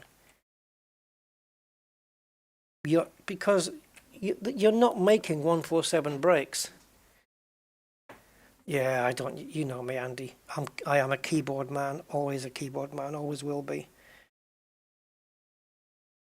Like I say, if you have to put the facts together, okay? In the past, I made 147s with this, right? And so there's no way I'm making 147s with the gameplay I'm showing you guys now. So the reason I'm missing is because I can't fine tune the shots. So therefore, I don't know, either the what do you call these? The marker lines. They're either too fast now because computers have got faster, or there is a fine tune hidden somewhere. You cannot make 147s with aiming aids that quick. It's not possible. See, I want to be. That's a miss. That's a miss. I need to be in the middle. I can't get there.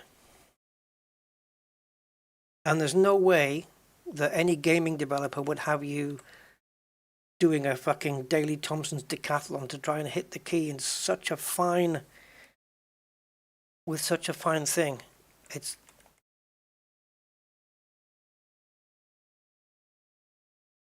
back in the day, unfortunately, gaming developers didn't think like they do today, where all the keys are, not only are they listed, but they are labeled what they do, you know, and you don't have that now. What about rules? Will it have it in there and just like you'd think when you start a fucking new account that they may talk you through how to control the ball, you know, like a tutorial thing, but none of that. Like there's no help option here. There's no keys listed here, no bindings, nothing.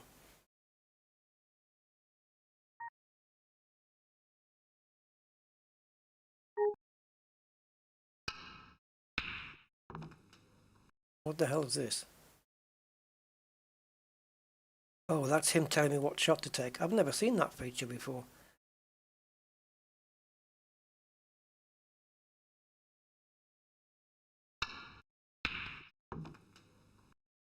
Ridiculous.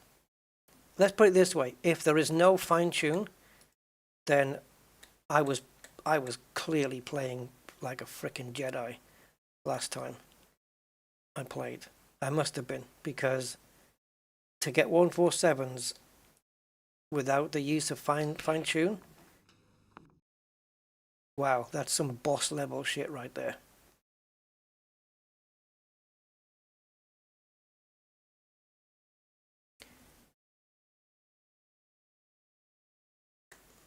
The game's pretty basic, to be fair, but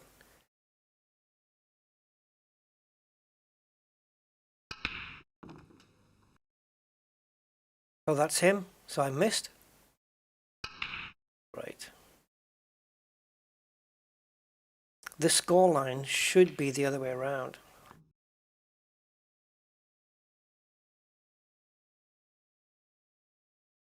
Like even with a controller, you've got those joysticks, and you can't get fine control on those either, because if there is no option for it, then you're not getting it.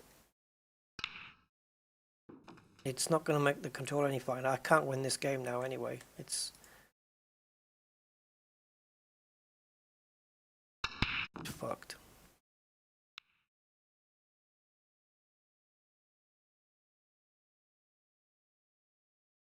Yeah. I'm not going to play a game I can't win.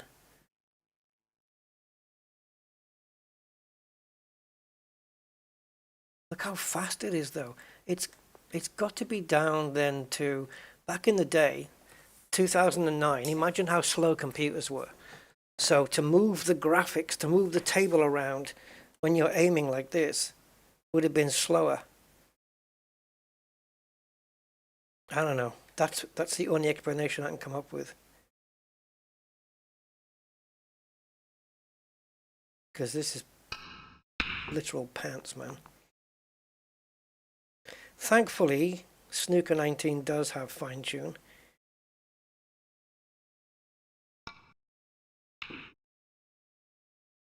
But the aiming aid kind of sucks a little.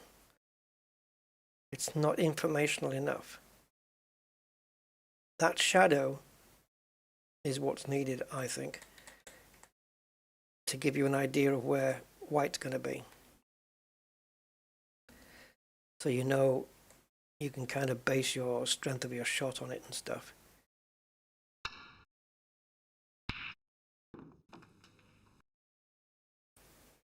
See, the shadow was completely inaccurate on that shot.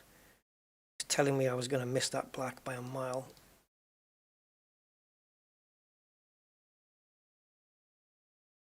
See, I need power on this shot to get up the table because I know I'm going to miss this black. But power into the middle pocket doesn't work. And so we have to choose the safety. Yeah, unbelievable. But you can't compare 2009 to 2024 in games. People have moved on and, you know, actually realized some more shit than they realized back in the day.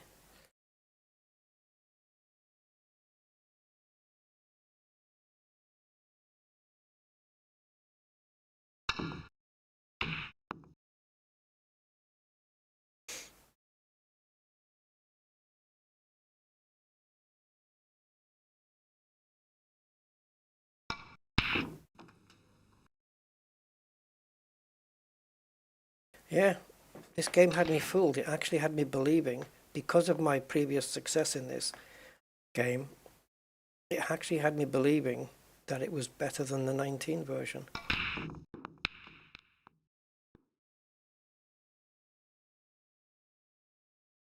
It's because I believed it was more intuitive and more accessible to a, you know, a non-snooker player.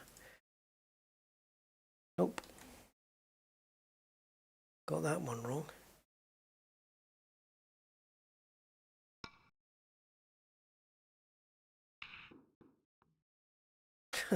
There's no way I'm missing that shot. No way. Those are not hard shots, man.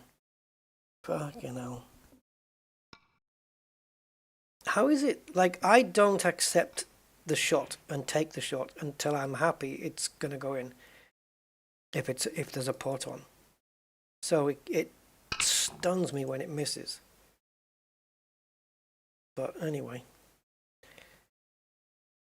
Let's see what's going wrong if we ever get another shot at the table, because he's going to win again and I'm going to abort. Right, this is more difficult because the aiming aid doesn't stretch to the distance of the pocket.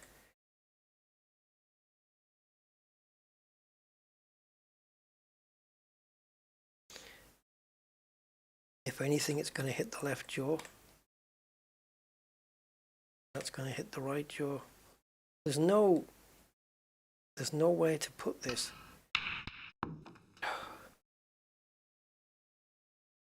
Got lucky there.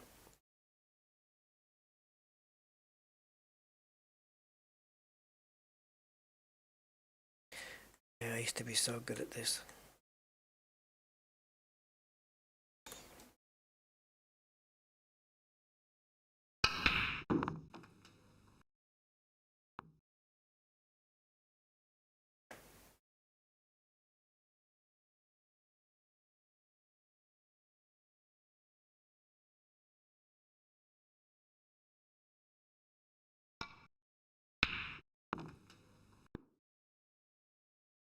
Oh, it's all coming back to me now. Nope, no it isn't. We've just had a couple of lucky shots.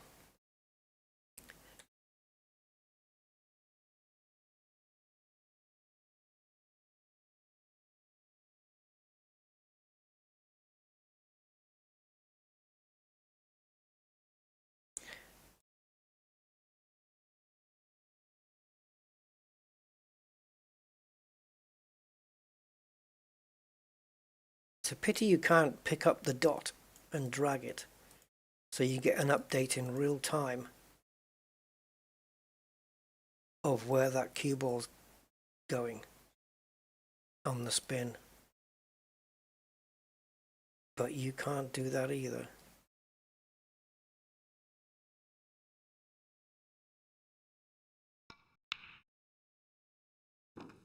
Slow down.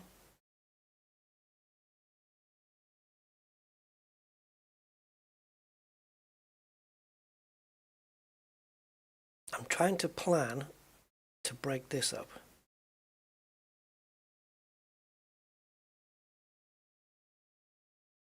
I'm gonna need to finish. I need to finish straight on the black. But I need to put this frickin' thing first. That's probably gonna hit the left cushion.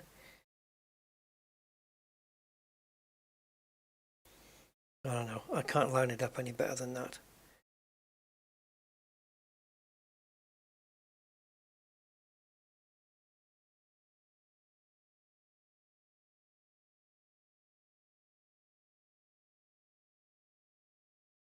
It's going to hit that left-hand jaw.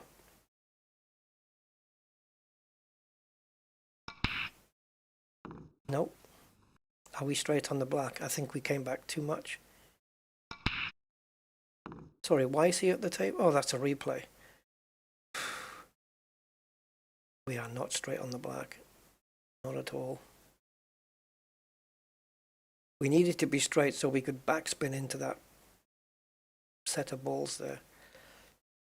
But I need to think about splitting them sooner rather than later.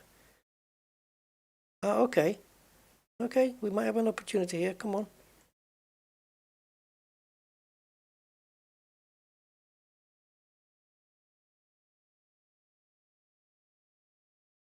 Think. Yeah.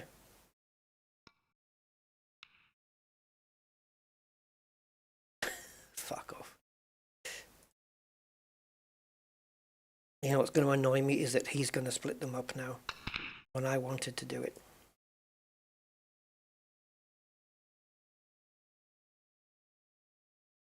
Well, if I'm going to win this, I need blacks.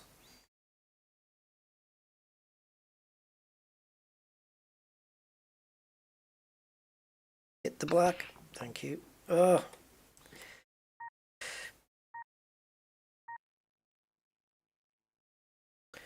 I'm just shaking the rust off at the moment. But yeah, clearly this game's had its time.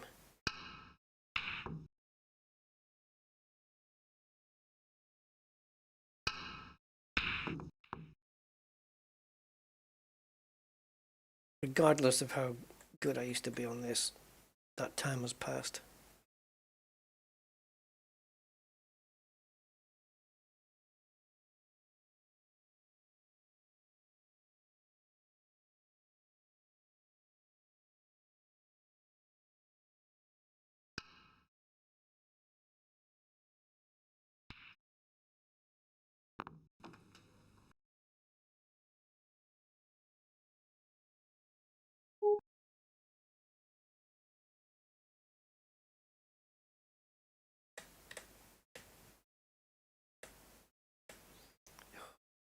Okay.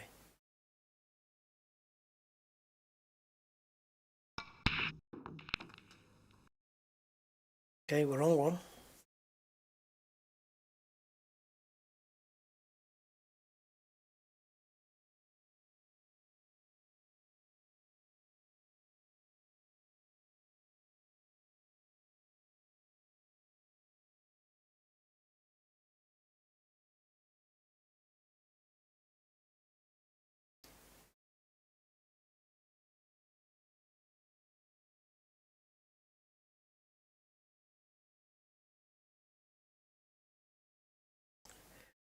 Don't understand. The white puts itself in a certain spot, and then you move it, and it just puts itself in a completely different spot, like really completely different.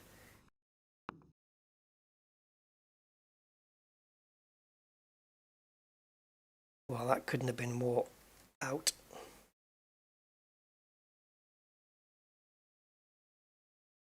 Why can't I see the full table, please?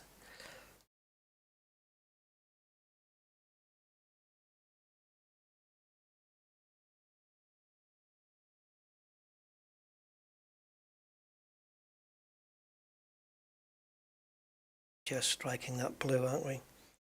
Can't make it.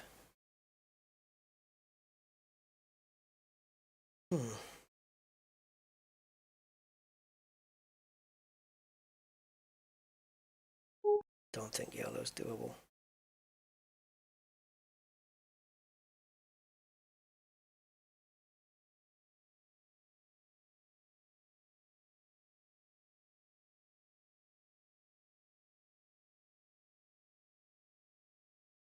you can use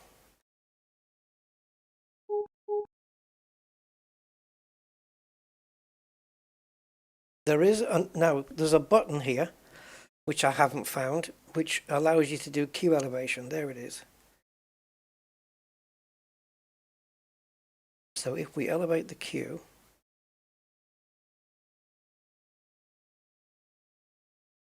go back.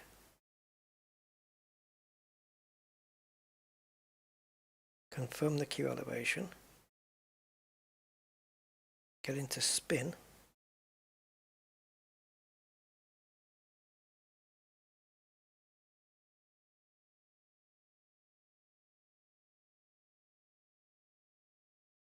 I think we've got the Q too high.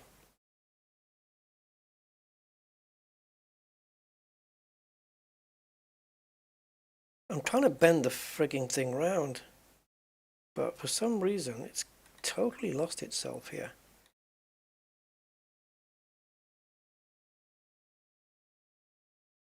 Yep, it won't accept anything except being right in the middle.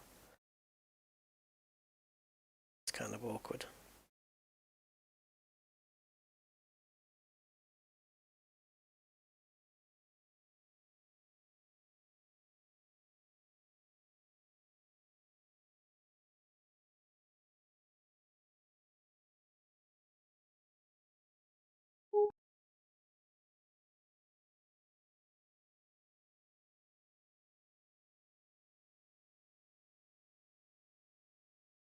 So the thing I hate doing the most, because I'm always an attacking player, the thing I hate doing the most is playing safe. I have no option.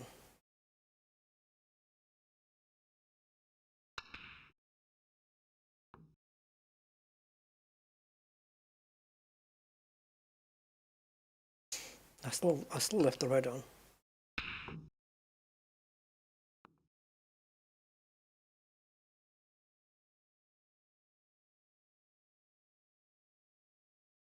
It's weird that from this point on the table you can't, like from when you're doing the fast rotation, you cannot have an overview camera.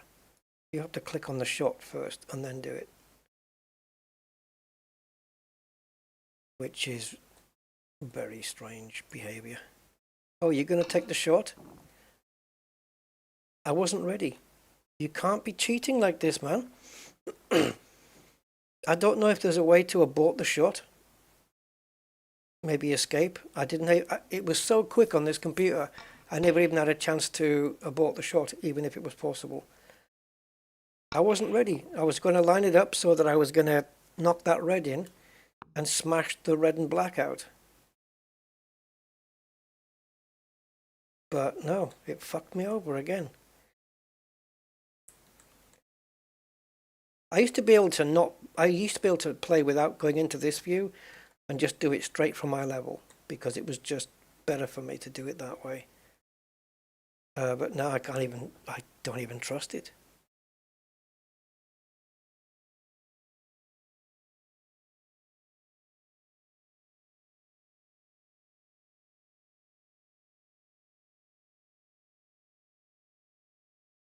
I'm literally having to pause to think about the shot, to think about not the shot really, but the keys I'm pressing.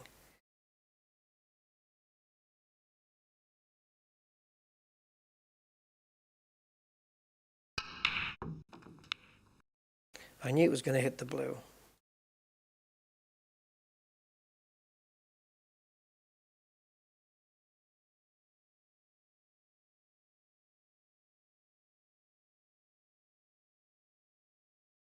Oh, fuck off. Jesus.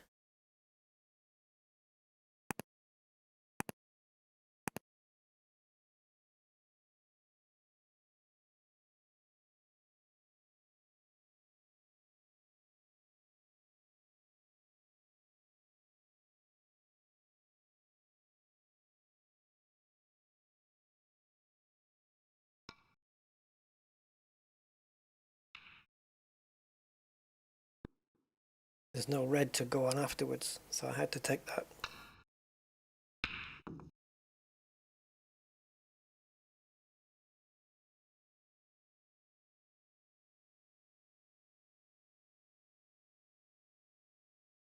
And again, this is why you need fine tune right here.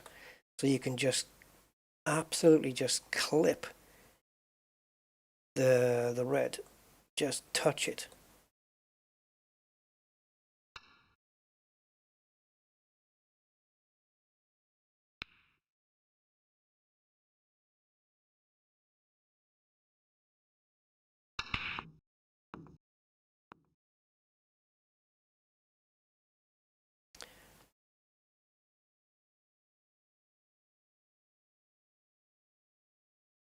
Slick shot, man.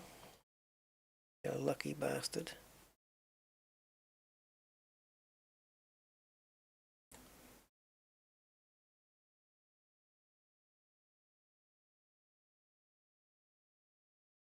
Do you know what? I have potted harder shots than that. It won't go in.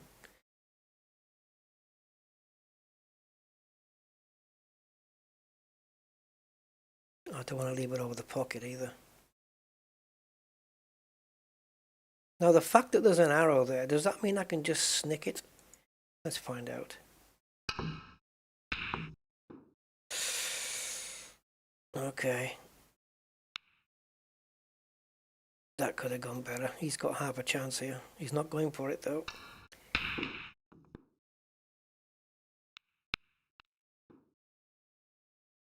Can I win the safety battle?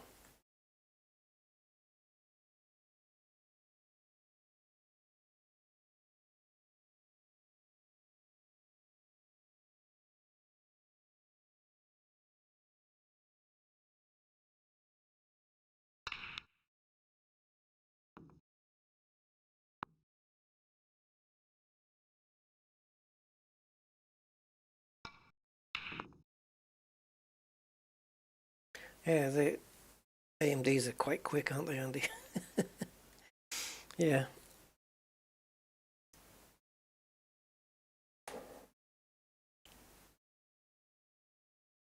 Man, I tell you what, we've got some safety game going on here.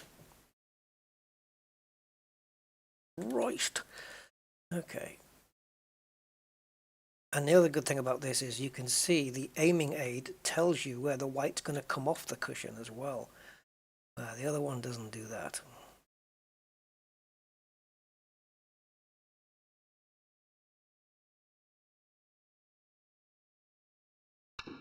This is hit and miss. There we go.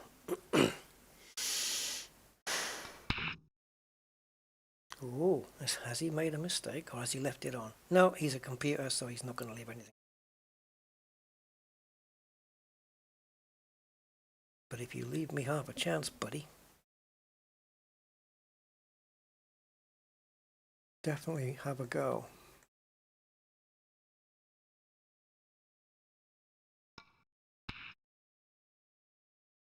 So don't leave me half a chance.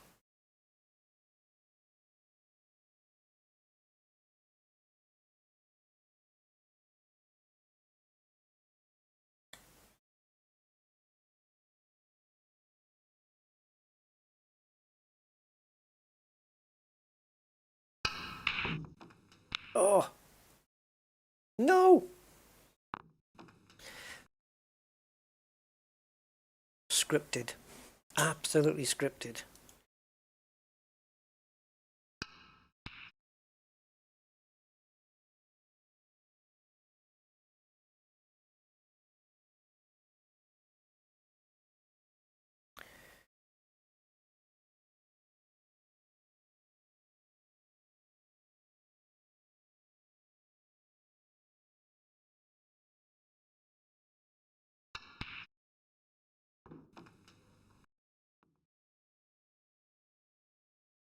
Nice. Got the angle on the brown I wanted to get back down the table.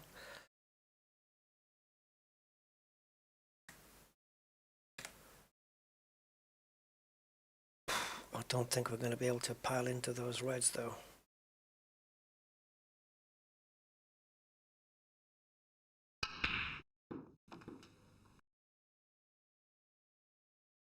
I could have.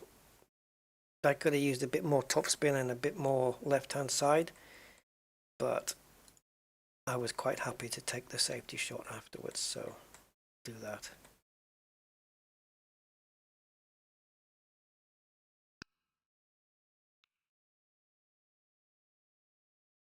What a low scoring frickin' game this is. 16-11. Man.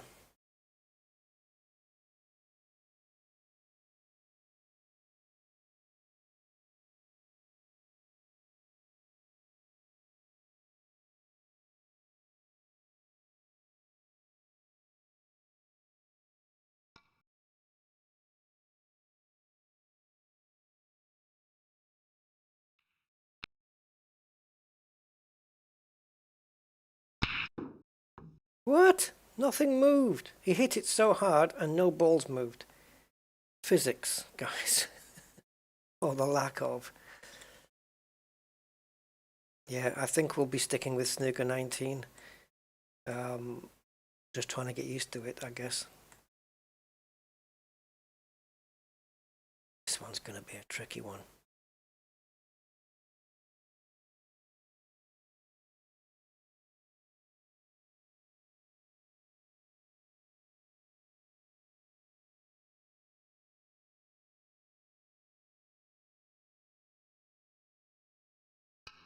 Are you sure? Are you sure, Rusty? Are you sure?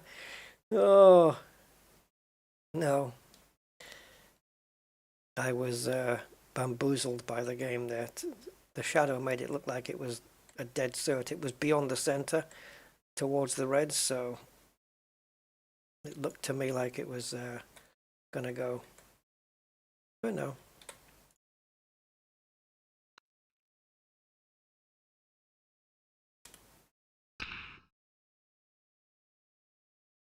See? Perfect. Perfectly scripted by the AI there.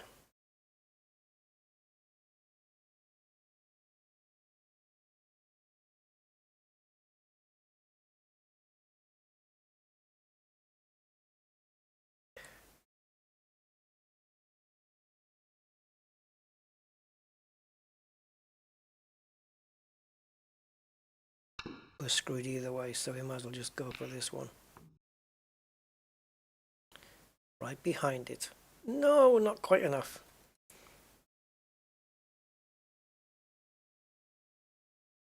See, he only scored 1 point, and now we're back to this high scoring frame, 16 apiece.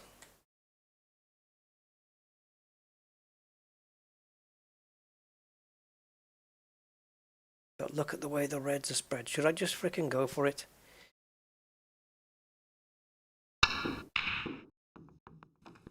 Of course the fucking white had to go in.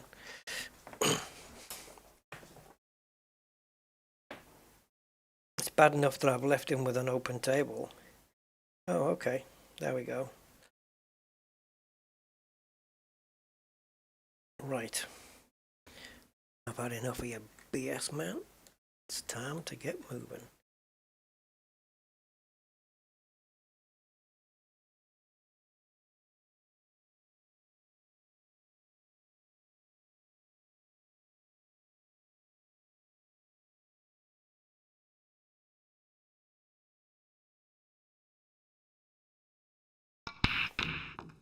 And on the black, on the black.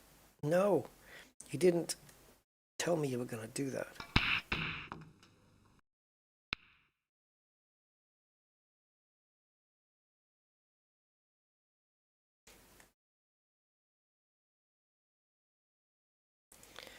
So we have to go aggressive here.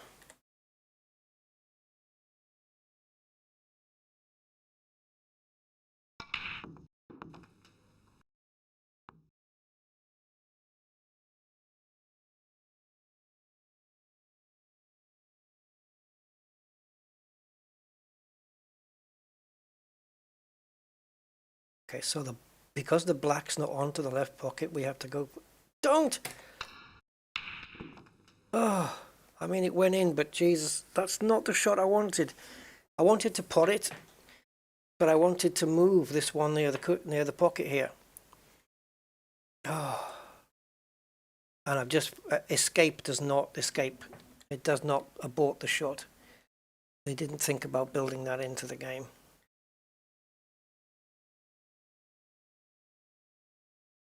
Another plus point for the devs there.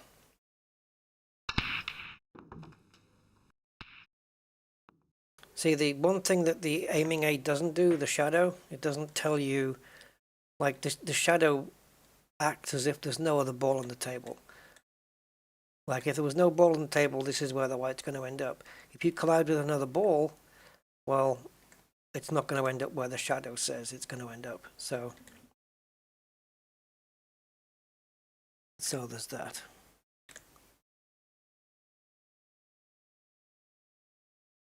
That's not the right shot, Rusty, because you can't put the black into that pocket.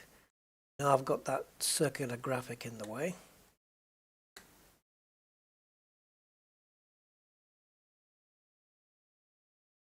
There's no way that pots.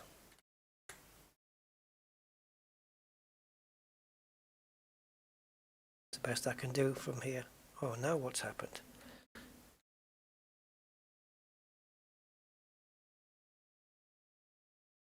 Okay, something's going wrong with the power, guys. I don't know what it is. But when I adjust the power and I press the button to take the shot. It's not done it that time.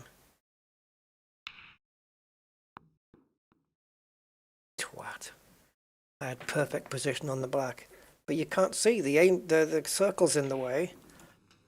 And this is how the AI win. Because they don't see the circle. It doesn't bother them.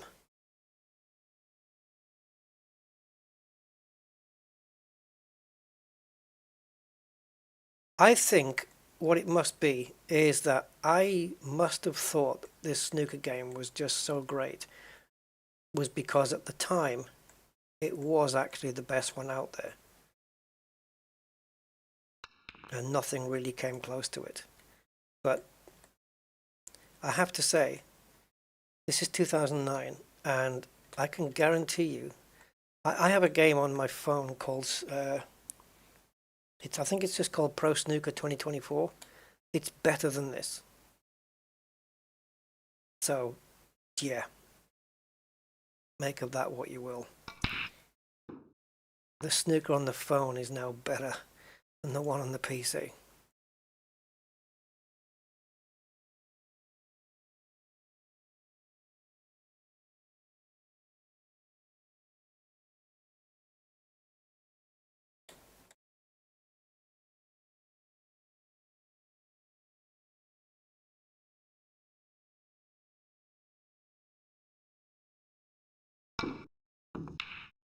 Oh, you've got to be kidding me. And I potted it.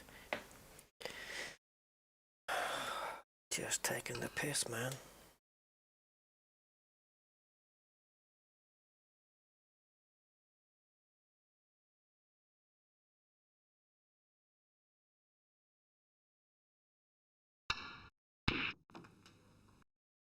It's still winnable from here, but with the luck we're having,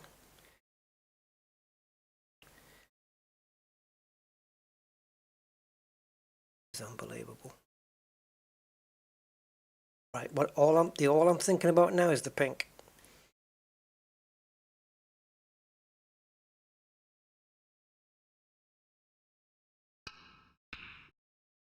I have to think 2 shots ahead. Oh, that's just not straight enough. But okay, maybe we can still do something with it. And now I'm thinking of black. I'm thinking, where can I put the cue ball so that when I play the pink, I can nail the position on the black.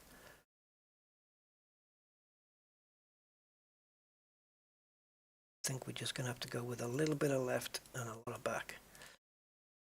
On.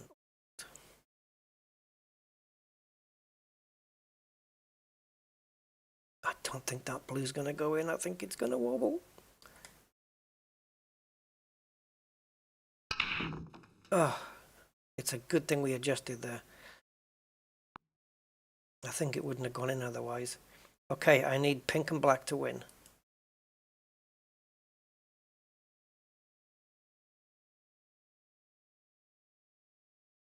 Are we good? Doesn't look like it, does it? You see from the other angle, it looked like that pink was a dead cert. And again, this frickin' circle's in the way. It's unusable. The circle's unusable while we're in this overhead mode. So why is it visible?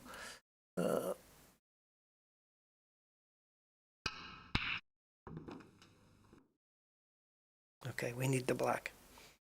If he pots the black, we will tie the game, right? Or are we done? No, he'll win. Yeah. He'll win by 2 points if he pots it.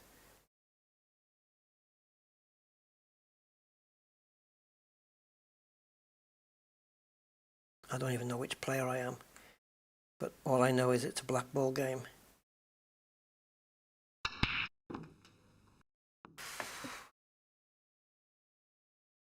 I got it right? Yeah, I'm Mark then. I don't know what name that is. If we have a look at, this was just a thing, wasn't it? So if you go to season, it takes you through all the venues that you go through.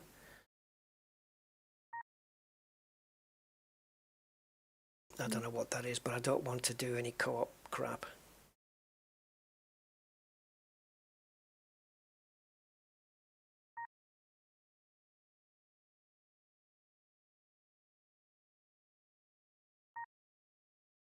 I have no idea what this is going to do. Right, so, oh, I've got my name on now, thank you. So 52 is my highest break. I used to get those with regularities. It's not buggy, it's not that it's bugged, it's just that it's not as well thought out as the new one. I'm going to go back to the new one, quick sec.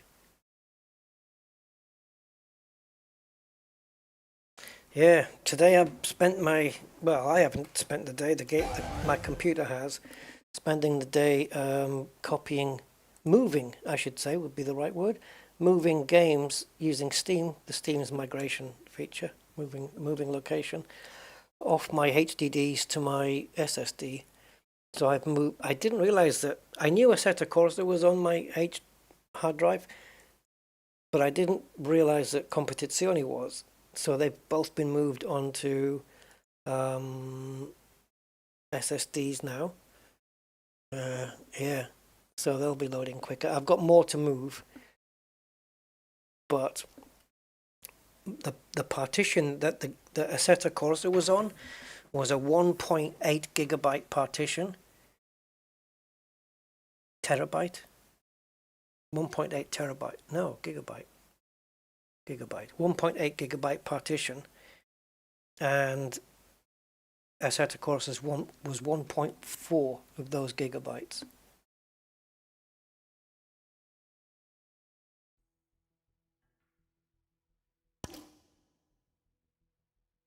Right. What would be a good venue? Obviously the Crucible, but apparently it's quite smelly in there. So they say a couple of snooker players been complaining. Do we have the Japanese and stuff? Oh, China, yeah, we've got the away events. Yeah, the Shanghai Masters look. Let's go. Right, again, we have to choose easy for now. Let's pick a different player. That's Lewis Hamilton's father. Well, the name is Fergal O'Brien, I know that. Dominic Dale. I want to play somebody I've never heard of, just to give me a chance. We go with Rory? Let's go with Rory. He's probably going to kill me. I haven't seen him play, but maybe he's really good. Exhibition time. The cloth looks really smooth on this, though, compared to the other one. Thank you, ladies and gentlemen. The first frame, Ronnie O'Sullivan to break. Naturally. Of course it's me to break. Why wouldn't it be?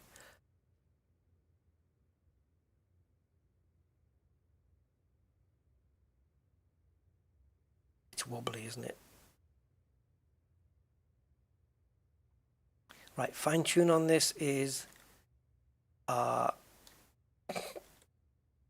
forgot now. He's taking the shot. No, I can press tab to go back or backspace. Yeah. What was fine tune again?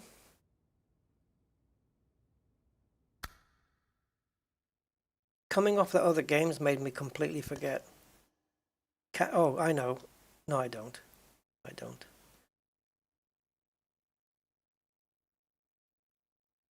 Yep, shift. Shift plus. Adjust Q spin is control plus, and alt plus is Q elevation. Great, that makes a lot of sense. Perfect.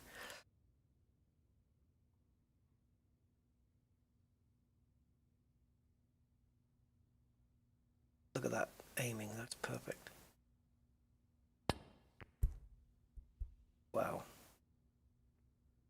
I still need practice with brakes on this particular game because He won't be happy with that. the aiming aid, Well, you have to learn a whole new system. To the right corner pocket. Where's the best place to brake from? Where's the best amount of That's a good opening red. percentage power to put into it and all that shit?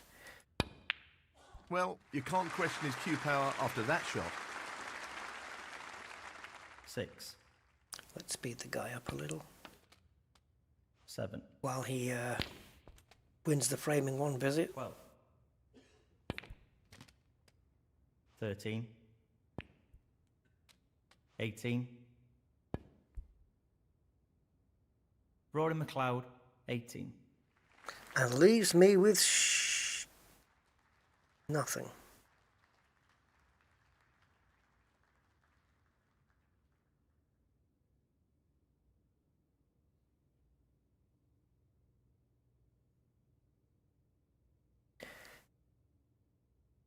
Let's see if we can just sneak into the pack here. See, it's not just a matter of putting 12.8%. It's a matter of when the power goes, you have to nail it right here. If you get too much or too little, you'll either miss or you'll go too far. I cannot grasp how fast this table is. It runs so quickly. Even a fast snooker table's not that much, surely. I've watched hundreds and hundreds of snooker matches, and I've seen players complain about a fast table, but this is... 8, Man.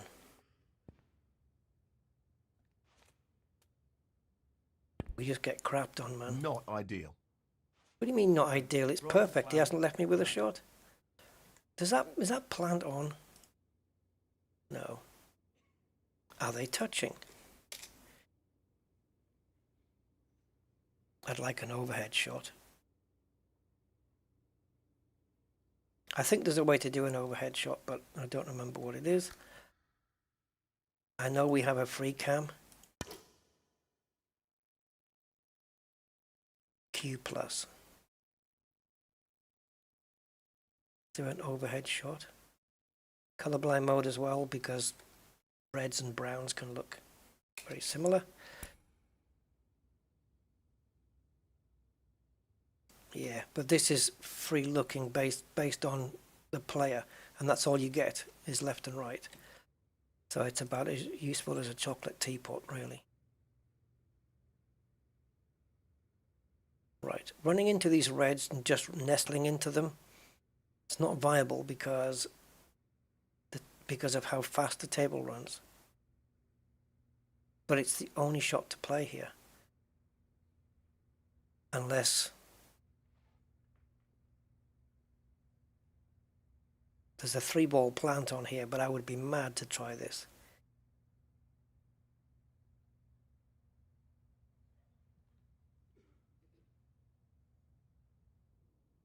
Which is exactly why I'm going to.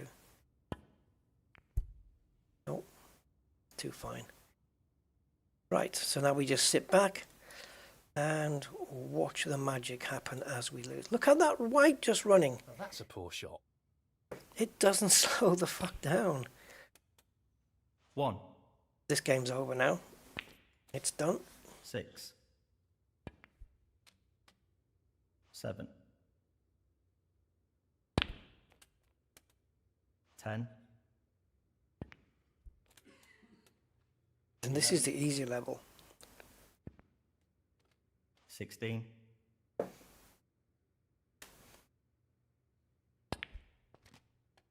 17. Once if I'm not going to say once because I can't guarantee anything, but if I get used to playing with this particular game, and there's actually videos on YouTube, tutorials on how 23. to master it and shit. But 30. if I get used to it and I can consistently make higher breaks, Roaring then Cloud 30. then I'm fine. I can get by. So we're going to concede the match or the frame, same thing, And match Roaring McLeod. because every time it's me to go to the table, I don't have a shot on, and I'm not playing like that. I think I should be at least deserving of a chance at the table.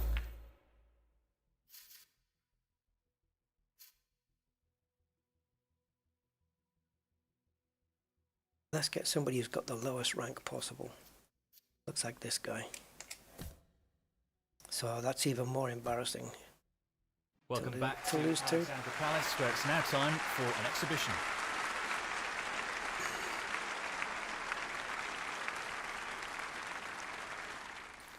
This is the slowest bit. You can't The first frame. Ronnie you can't escape that animation. You have to sit through it. Why do I always have to break?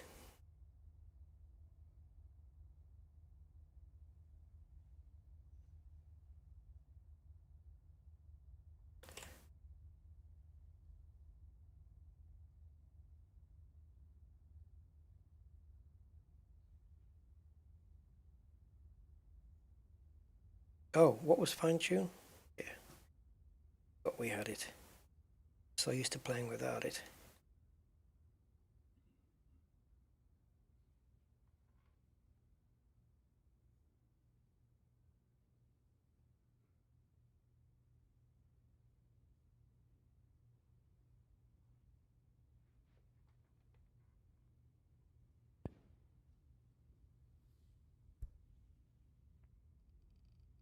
Look, look how much the ball spread out from just no contact whatsoever.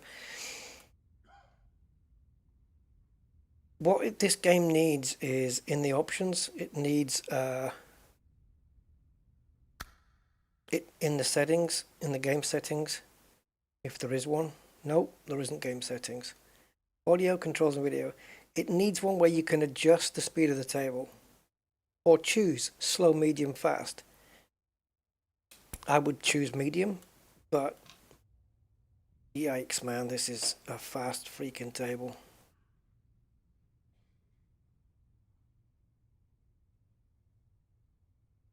He's taking this on. He is.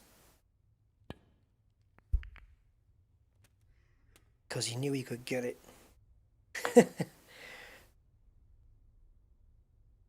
1.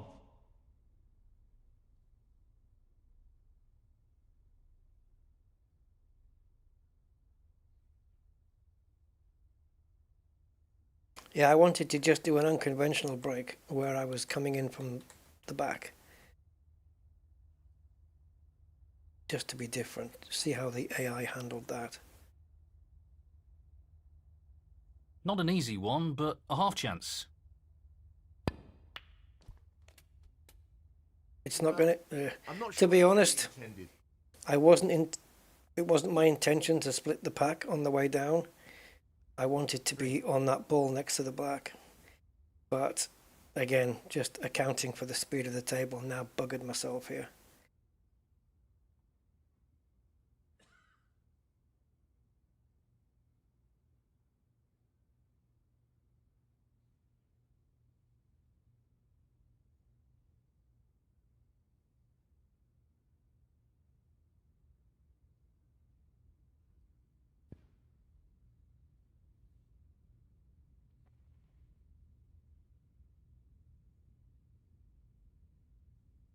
Ronnie O'Sullivan 3. Yeah, Ronnie O'Sullivan 3. You don't hear that too often. Oh, God, now we're in a safety match here.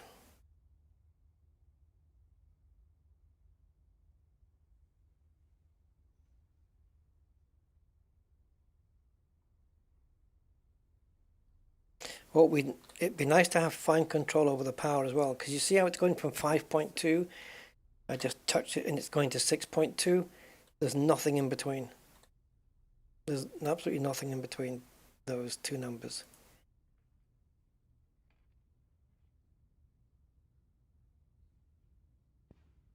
But you can get between those numbers when you set the power curve thing. But I went too hard. I should have gone softer, and then I could have adjusted that 5.2 down. And now we sit back and let him build up a big brick. What was that? Stephen Hallworth, 1. Ronnie O'Sullivan, 4. Decision time here. I was going to say, let me see the table, but there's an option there.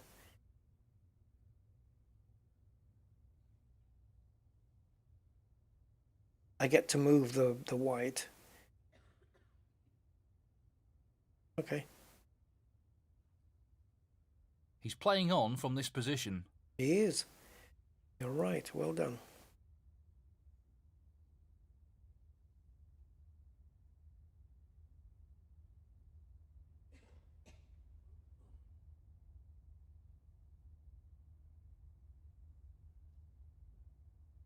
It's really weird. Putting topspin is sending the white backwards. Huh? Christ.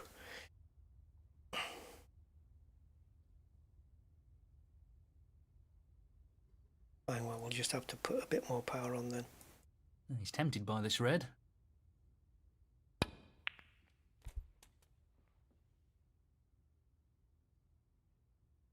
Thanks to the speed of the table, I was able to 1. push that red out the way.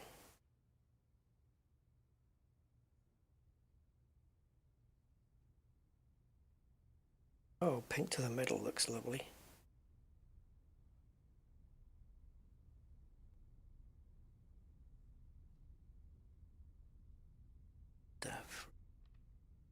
I don't understand why it would fan out so much. Gotta play the percentages here. Tough shot coming up. What a beautiful pot that is. What about that for a positional shot? Perfect. Come on, white, slow down. 4. It's bad enough that you can't see where the white's going to end up.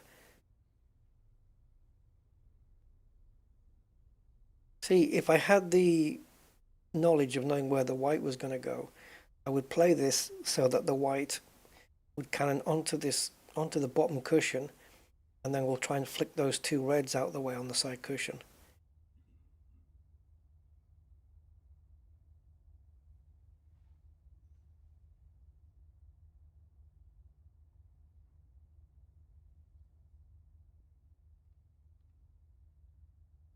Pace is critical here.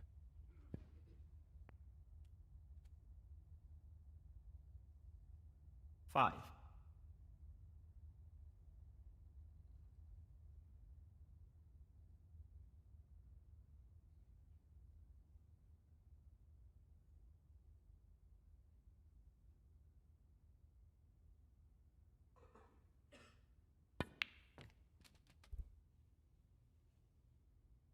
I think that's because I didn't play it as fast as I should have done based on that power 10.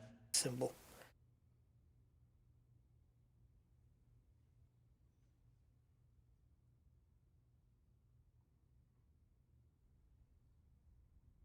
He just wants to slot this into the middle pocket. Beautifully done. Great technique, superb cueing. 11. I can't plan what I want to do like I can with the other game.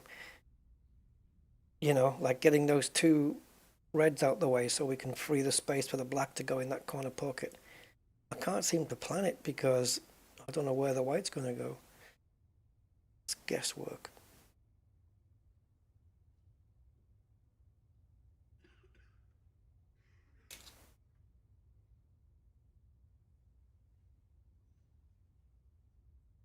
Can maybe punch the black away.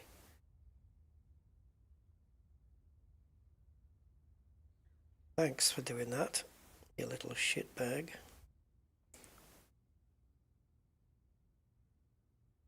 I'm only 70% sure we can get this pink past that red.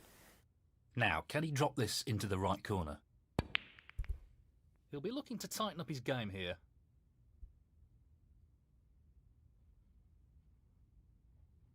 Look at that pink, it's just not stopping. Ronnie O'Sullivan. That's not a real snooker Well, table. he's taking it on to the left corner. And there we go, we're going to get annihilated right here. 8. 9. Doesn't matter how crap a player he is, this is an easy table to play. 23. 24. I reckon real life's easier than this game. 29. In terms of 36. getting the white positioned. 37. 42. Foul. Stephen Horwath, 42. Ronnie O'Sullivan, 4. So, after the foul, what's he going to do?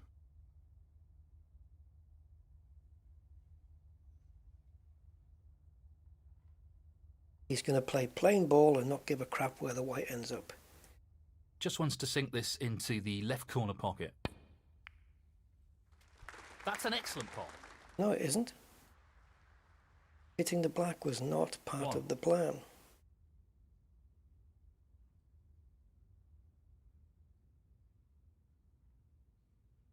This isn't easy.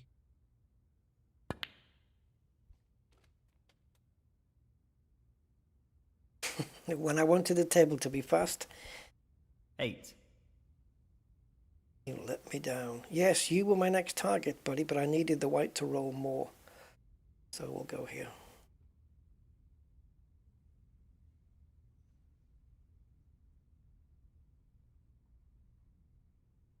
Not an easy one, but a half chance.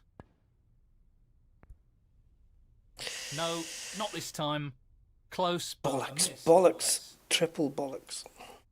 Ronnie O'Sullivan, 8. This looks pretty simple. It is. I always leave him on the easy ones. I'm nursing him through this, basically. 9. 14.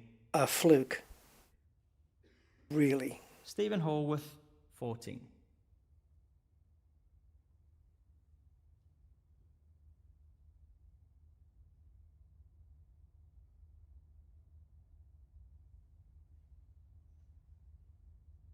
He's taking this red on. Close, but not quite. I need the white to stay here. I had to plan it so that if I missed, that the white would be down this table, and hope that I didn't leave the red on. Look at this twat. That's what he was after. Nicely played. See, you've got no idea where this white's going to bounce off.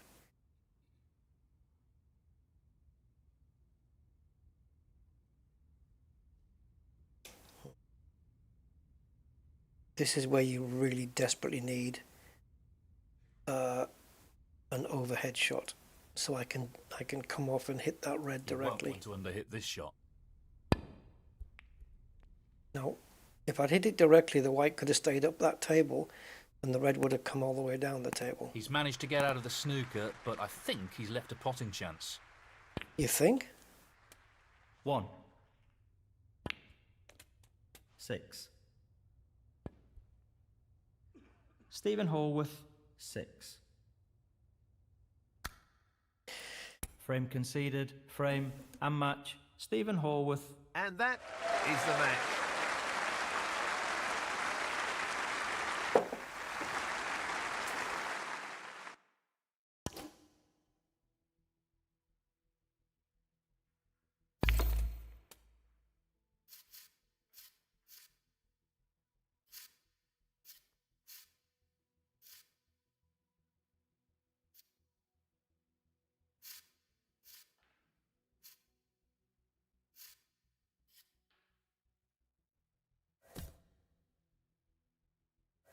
Hey, Mr. Budman. Welcome back to Alexandra Palace, where it's now time for an exhibition.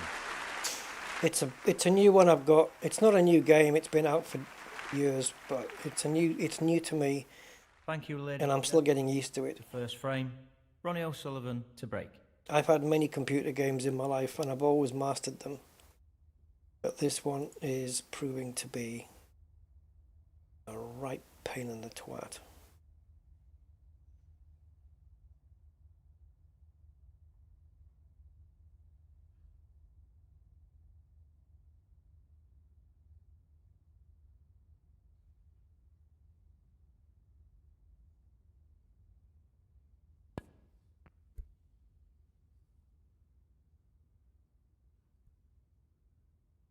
Perfect. Stay.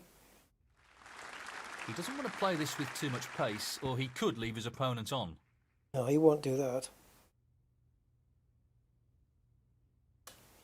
No, not the result he was looking for. Look how it's not a very big angle to put this red, but the way the aiming aid fans out like that, that's a lot of room for He's looking error. to pop this into the right corner. Impressive opening red. 1. See, even this into the middle there. But look at the fan. It's ridiculously big. I have to go for He's it. going for it.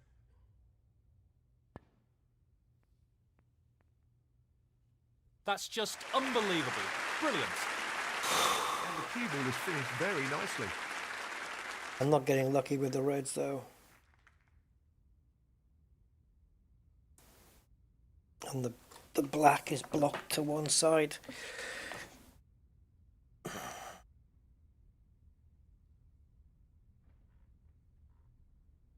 Right, let's set the power first. I want to get some decent power. So, oh yeah, 50% I'll settle for.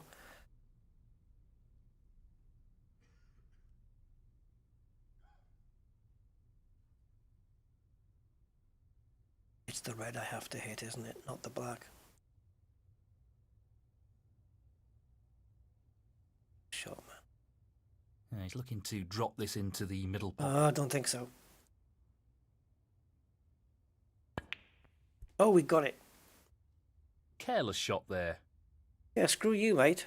This is what I was telling you about not trusting the white line that tells you where the white's going to go. Because it completely missed that red. And as you can see, I was... The line said I was going to go straight through it. Completely missed it. So... what is going on? The white line is supposed to depict where the white is going to travel, and it doesn't. And now we are screwed because of it.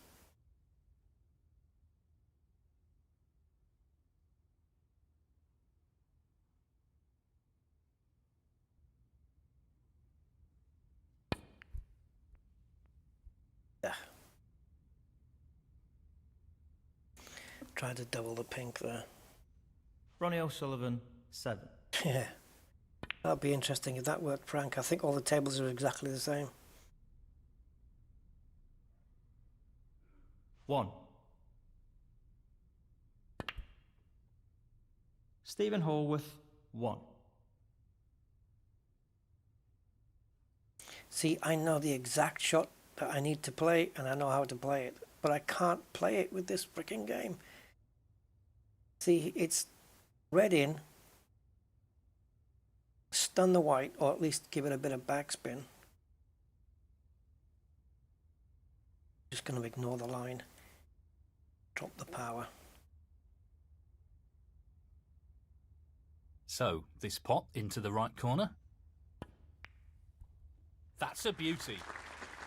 Wonderful See, pot. that would have been perfect had the table not been such a fast tablecloth. It should have finished about 2 feet further down.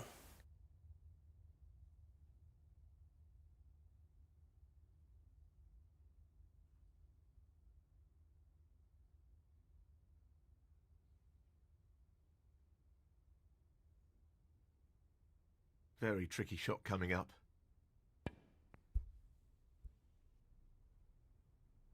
The aiming aid sucks. And I think there's different levels of aiming aid. Easy, medium, hard. This is the easy one. Ronnie O'Sullivan, 1. It's ridiculous. They've done well on the physics and the graphics, but in terms of playability with aiming and stuff, nobody's really mastered it yet really well. And the best one, the best aiming aid that I've seen in a snooker game, I hate to say it, but it's the one that's on my phone. This is not easy.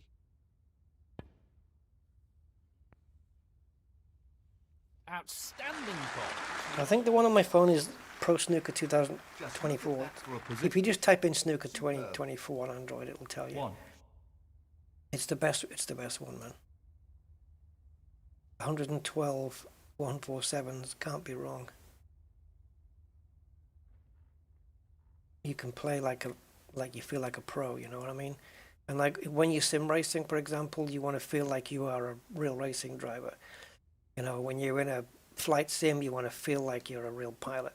When you're playing snooker, you want to feel like a real snooker player. You know, and this game doesn't do that. It doesn't make you feel that way.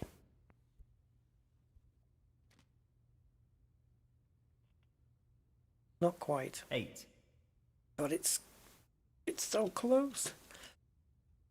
I think they should maybe offer a choice of aiming aids. Like, you know, do you want this on? Do you want that on? And offer options like where the white's going to end up, and you know, like not exactly where the white's going to end up. That would be a bit too much. But at least a rough idea.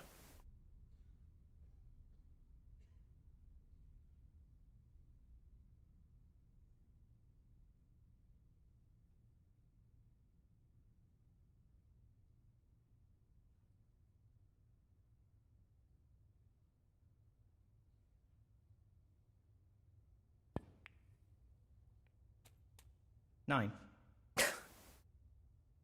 That's not what the white line said. It said it was going to run me forwards to be in position for the black. Yes, he's taking the pot on.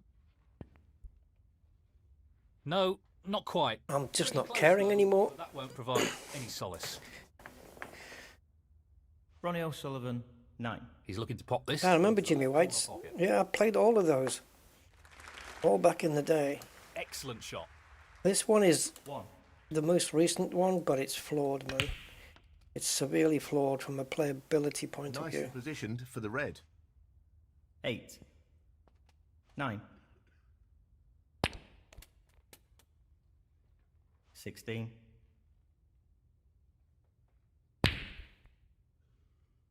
Stephen Hallworth, 16.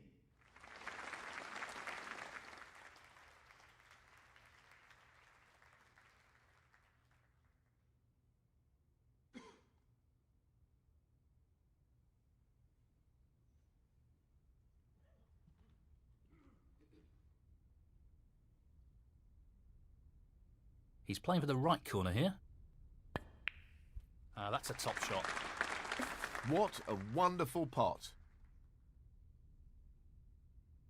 1. Noodle. Sorry. Yeah.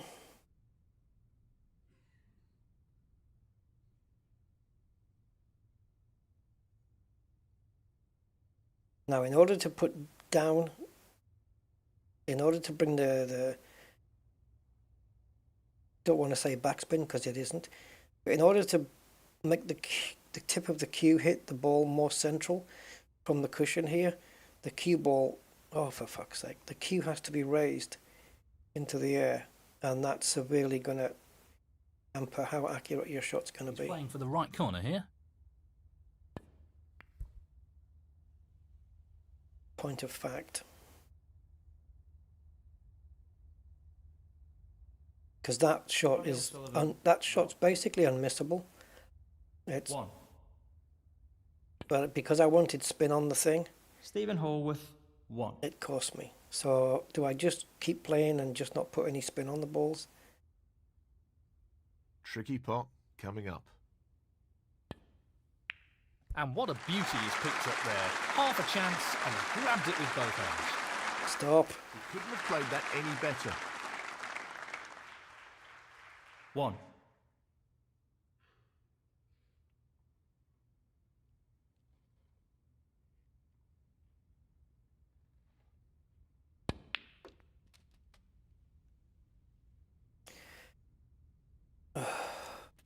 See, by now, Foul. playing on my phone, Stephen Hook. I would have Seven. figured a way to get those two reds that are together on the side there.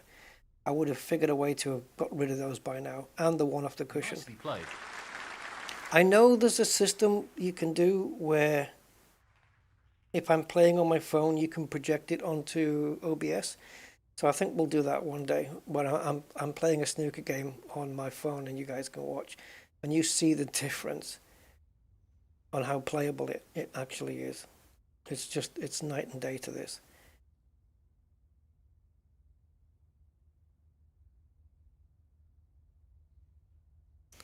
The last thing I want to do is take that ball off the cushion.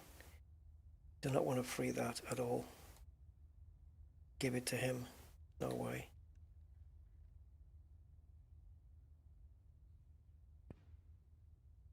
Put this one on the cushion if I can.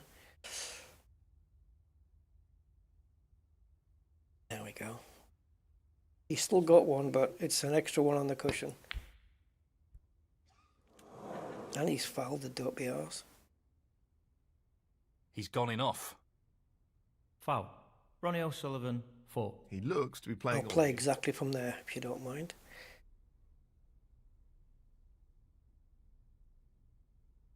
So all we need is to line this up, and we play with just enough strength just to roll the white on.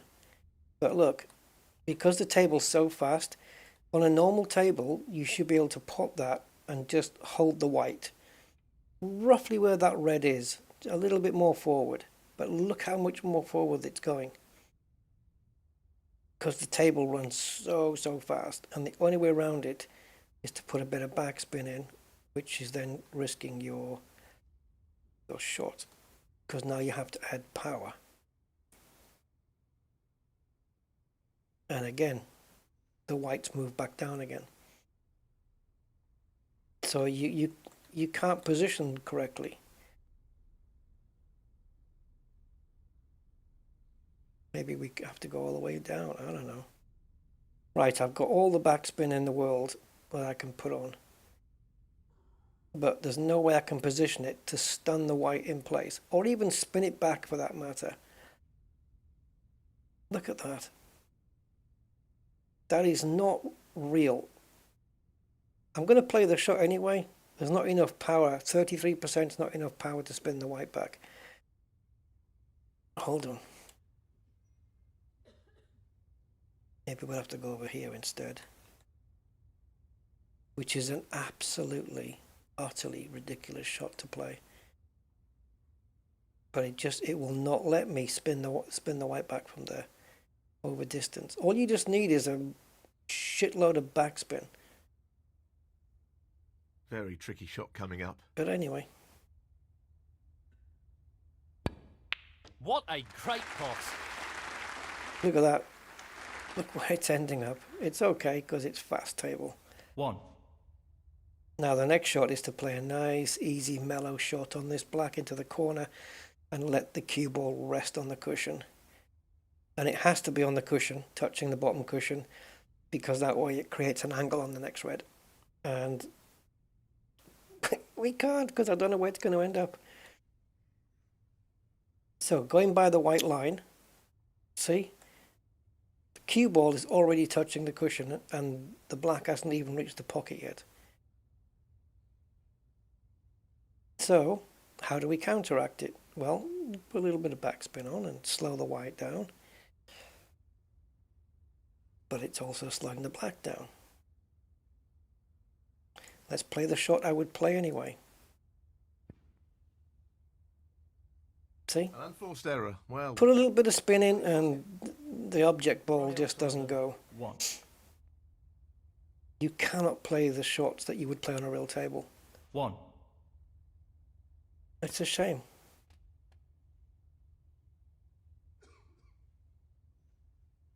Absolutely. 9. 16.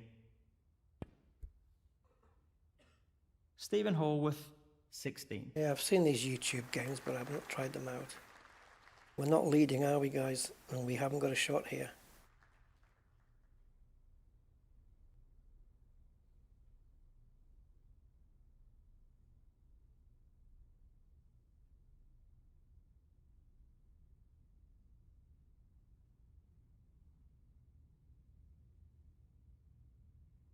I'm going to come off 2 cushions here to try and hit this red.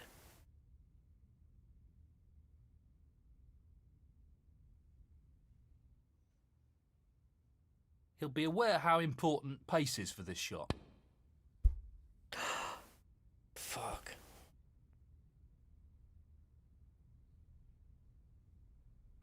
I'm not leaving this till I've beaten this He'll guy. be disappointed with that shot, I think. Foul and a miss. Stephen Horwath, 4. 1. Stephen Horwath, 1. Right, I have to clear up. That's it. I've got to clear up to win.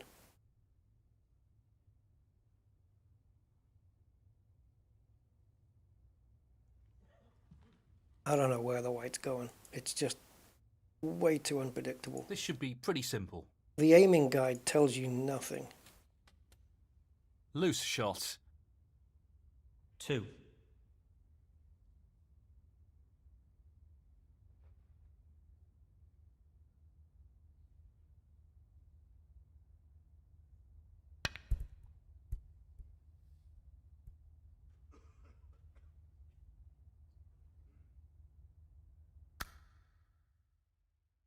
I mean, if you're going to give him the fucking Best ball. shot I've seen. I don't mind missing, but the fact that it lines it up for him and say, there you go. Stephen Horwath, It's like the opponent has been given the option to pick up the ball and put it where he wants it. That's what's happening.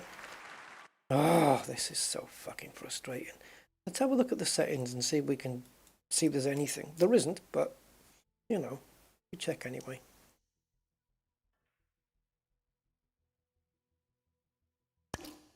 Right, this is strictly controls, as in controls, right? There's nothing here regarding the aiming aid or nothing on that shite.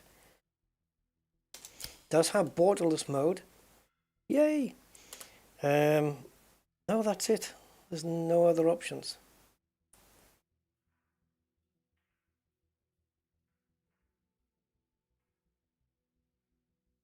I saw a YouTube video where they were interviewing the devs talking about this, and they were talking about how much work they'd put in to get an authentic experience.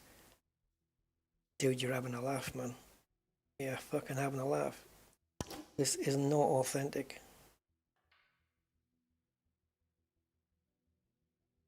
And it's a shame, because it looks good and it has potential.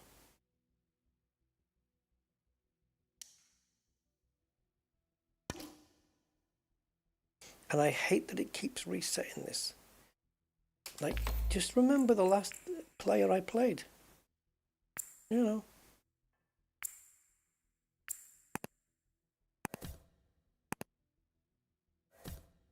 Imagine what it'd be like to play Ronnie. Alexander Palace, where it's now time for an I wonder if you can do that, Ronnie versus Ronnie.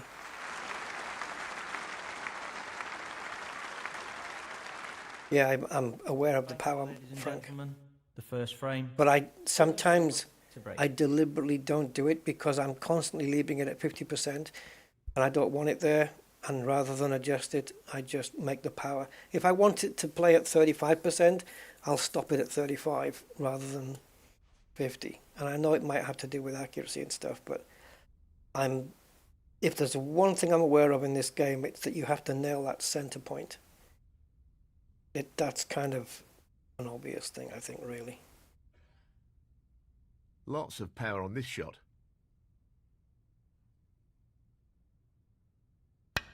That is a quality opening red. I don't know how the commentators said lots of power before I played the One. shot. Right, let's go for a 147.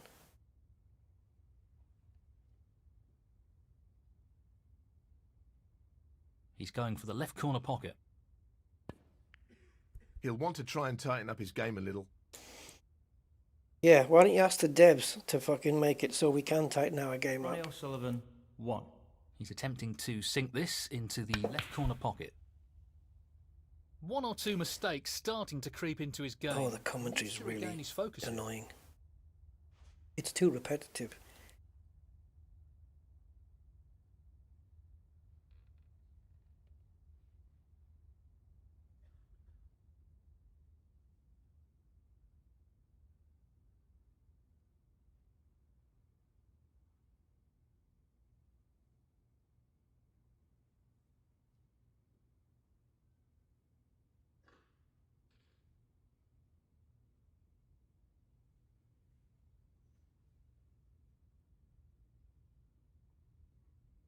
He's aiming for the left corner here. Going into the pack, probably. He'll want to try and eliminate errors like that in this match. This game just literally sits there and takes the piss. See, even he's suffering.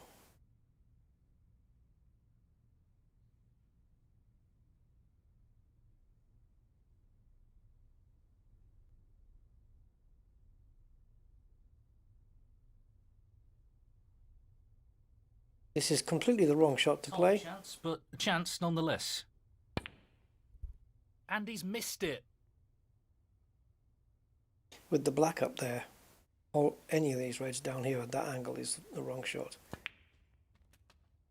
1. 7. Foul. Stephen Hallworth, 7. I couldn't be playing a worse player, and yet I'm going to lose to him. Court, so to speak. Let's see what he decides to do here. I just feel that my skill at the table is hampered by a crap implementation of the game. This really is tricky. Beautiful pot. Again, we have an issue there because I had it set so that the white line wouldn't hit that red, and yet it did. And I was perfectly spot on with the power. He's looking to pot the pink. It's not going to happen though, is it? What a magnificent pot that is. He'll be very happy with the position here. 7. I think so.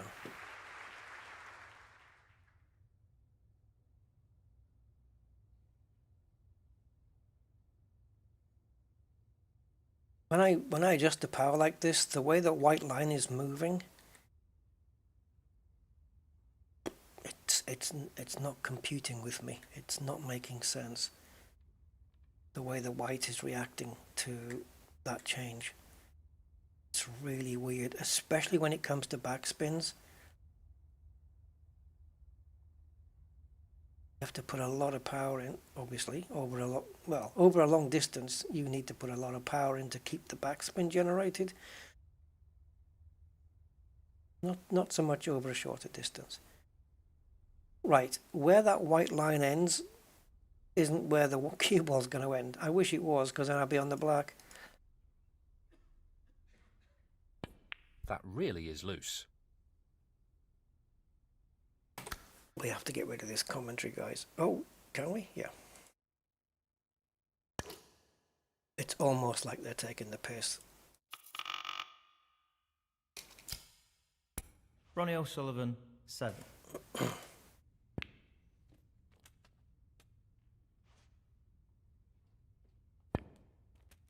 One, 6. 7.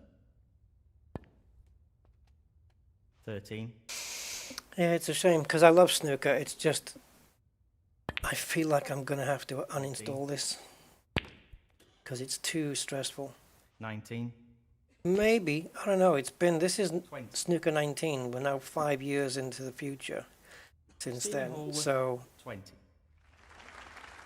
I hope a developer at some point who likes snooker decides to make a newer game, and on top of that, the hope that they can implement it correctly. Because we've not seen a proper snooker game, probably at least since Jimmy White's back in the day. No one's really done it right since then. Everyone's got their own ideas of how it should be implemented, and you know, 6. if you go too much for realism and shit, then most of your player base is not going to be able to do it because they're not Ronnie O'Sullivan. Stephen Horwath, 14. So you have to build provisions in for easy, medium, hard aiming aids, slow tables, fast tables. It all needs to be implemented. And there's no thought gone into this at all in those aspects. And it's a shame. 1. I would love to see a really good snooker game. Properly done. Absolutely properly done with somebody who knows what they're doing. Because like on this one, the table runs fast, okay? We know that. But the ball physics, the way it bounces up the cushions and stuff like that, that's pretty good. They've done a pretty good job there. And the ball and the sounds as well. Just when the ball goes in the pocket and you can hear it making that crickety sound as it goes into the net, so to speak, that netting. You can, if you pay attention to that sound as the ball goes in, it's there, and it's exactly like the real game. Maybe you'll hear it here if I put this.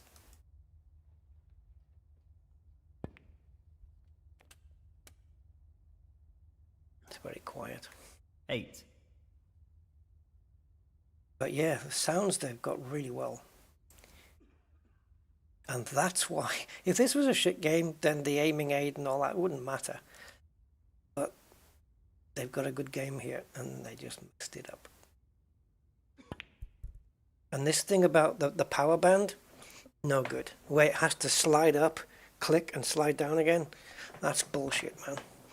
Ronnie O'Sullivan. You should be able to just set your power. You slide it up to a percentage you want and click go. Or you do that thing where the mouse becomes the cue and you move it backwards and forwards and you put the power in yourself. That's more difficult. But it should be just percentage based where you set the percentage, you click, and that's the percentage power you'll get on the shot. Rather than this mini game of having to get it right in the middle of the box. This is going to miss as well, isn't it? This is the story of my life on these last 2 frames. It's just jiggling in the jaws every friggin' time. Shame.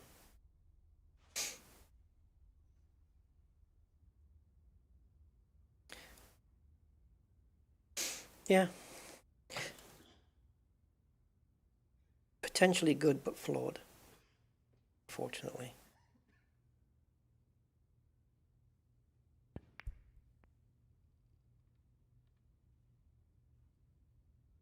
I'm in not caring anymore mode. This frame.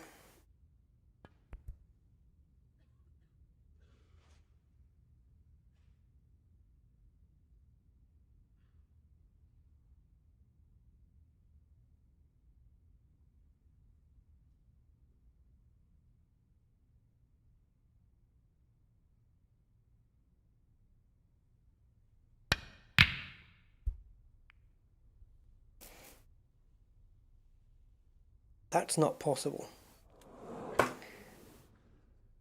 Foul. Stephen Horwath, 4. Unless, of course, the table moves at 1,000 miles an hour.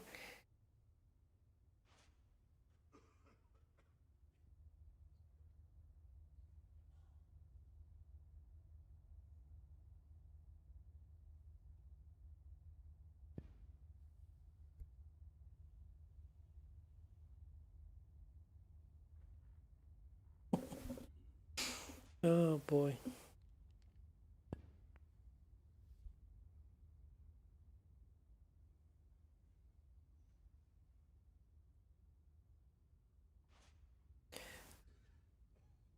Yeah, it says something when the best snooker game I'm playing at the moment is on my phone. That kind of says it all, really.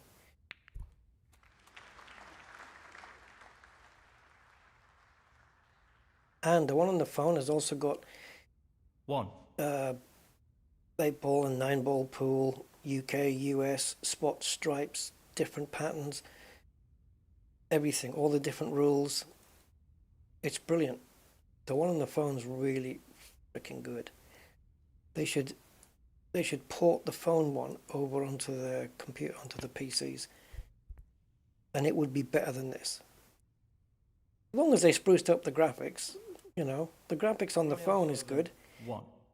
but if they just tied them up a little bit, it would beat this game.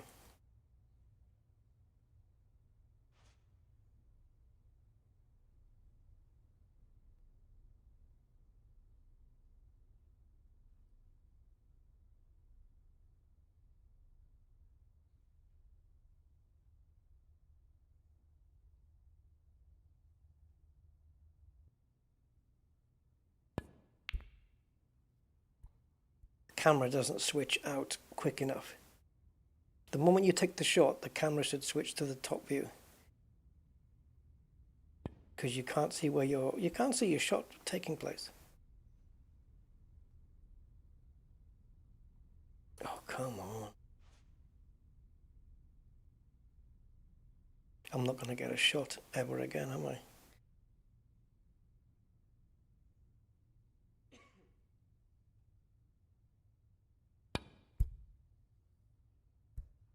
Wow.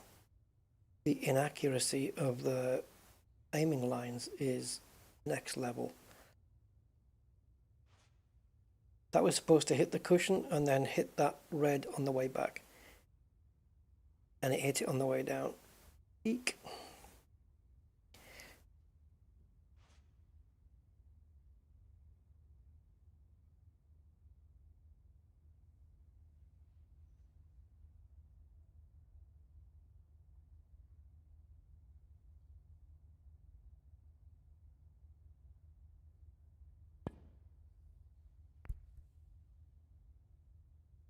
It's impossible, man.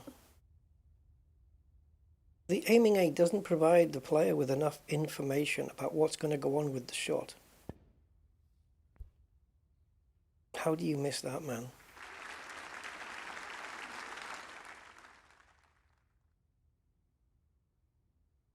Right, so the shot here is very basic and simple. You sneak in onto that red and just touch it. That's it, nothing else. And then the white stays in behind the red. Is that going to happen here? Is it hell? Can't be done.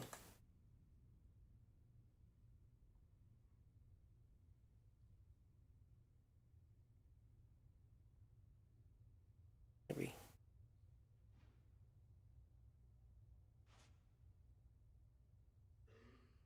Foul and a miss. Stephen Horworth, 4. See, even if you get the correct percent, let's say 3% was the perfect strength, then you have to hit it at 3%. On the strengthometer of love. And you can't.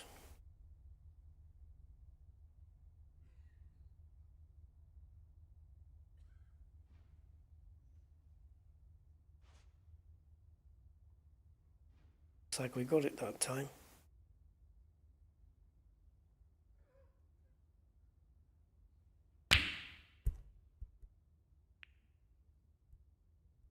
Are we fluking it? Thank you. 1.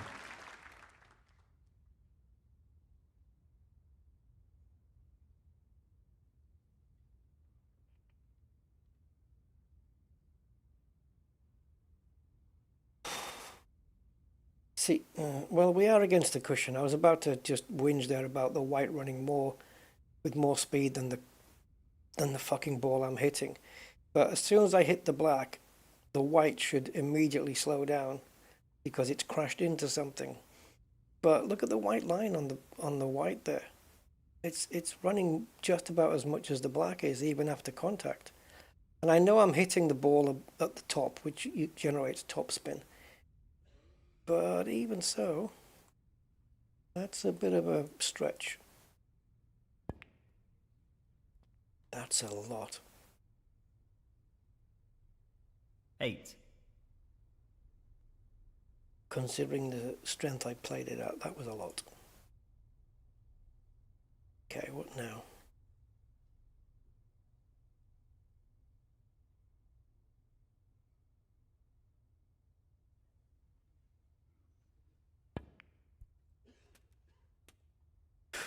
You're supposed to finish like half a foot higher. 9. So, because of the lack of aiming aid assistance, so to speak, the lack of information, basically, I'm not sure how you're supposed to master this game.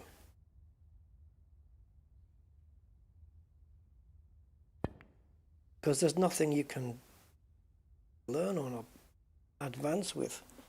I don't know. I know I'm just fucking rambling, but I'm just frustrated with it because I wanted to like this game and I wanted to have a good snooker game that I can just chill out with. And this has just let me down.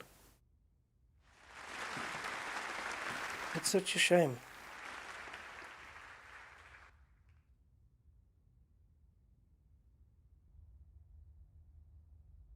I mean, the guy's gonna win. I might as well just concede already. Oops. Got a bit trigger happy on the mouse there.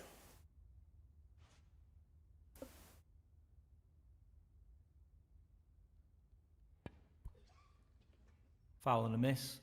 Stephen Hallworth, 4. That was from my shot. Look at that, how he's managed to snooker me again. And I know how to bend a shot, but I don't even know if it's going to even be possible here. Raise the cue up. 20 degrees is the most you're going to get. Oh, it does bend. It freaking does. Okay.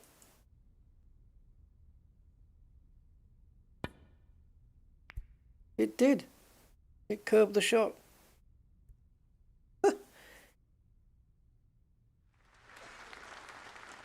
Well, well.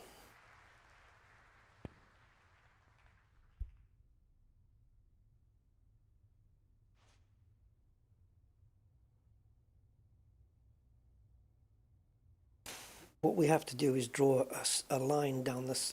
Take the two edges of that cone, that spotlight cone, take the two edges and draw a line directly down the middle of it, and that's where the ball should go.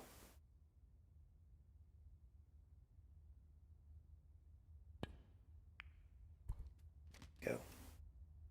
So all your eye has to do there is line up the center. Again, we're just running too far there.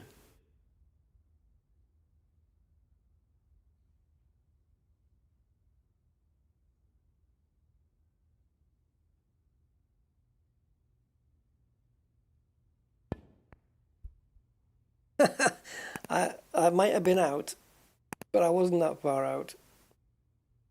Jeez, okay. Ronnie O'Sullivan, 2. I know you have to cheat to win.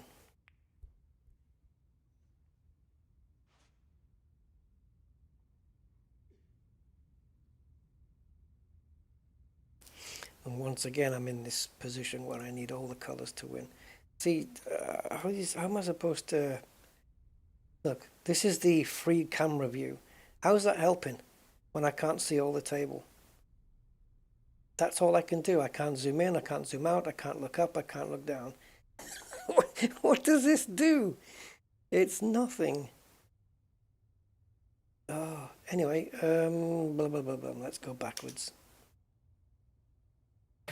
Also, the game lacks an overhead shot, overhead camera view as well. We really need one of those.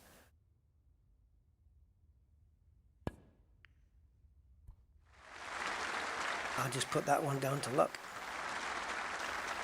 And 3, don't have an ideal angle here. But at least it has a fine-tune mode. Woohoo!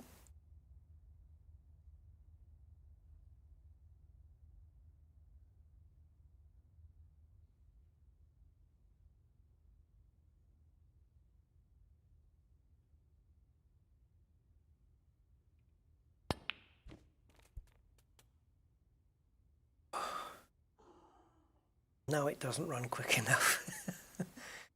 Yeah. 7,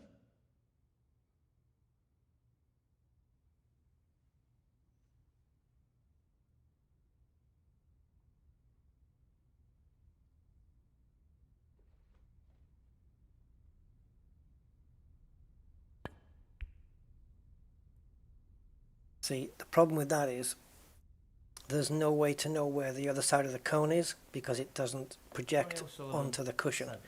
So you can't see where the other side of the cone is. So you don't know how to play the shot.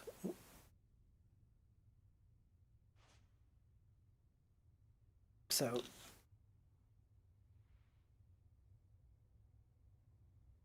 you can't put an example on this one because it's over the pocket.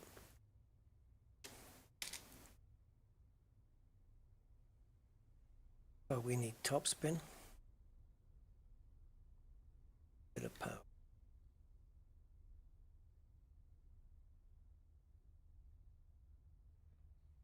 It looks like there's no contact, doesn't it, between the blue and that white circle.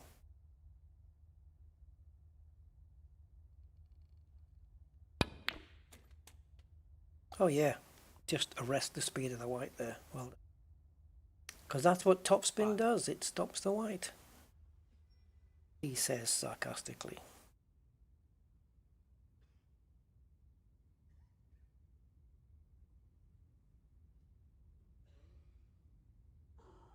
It's impossible.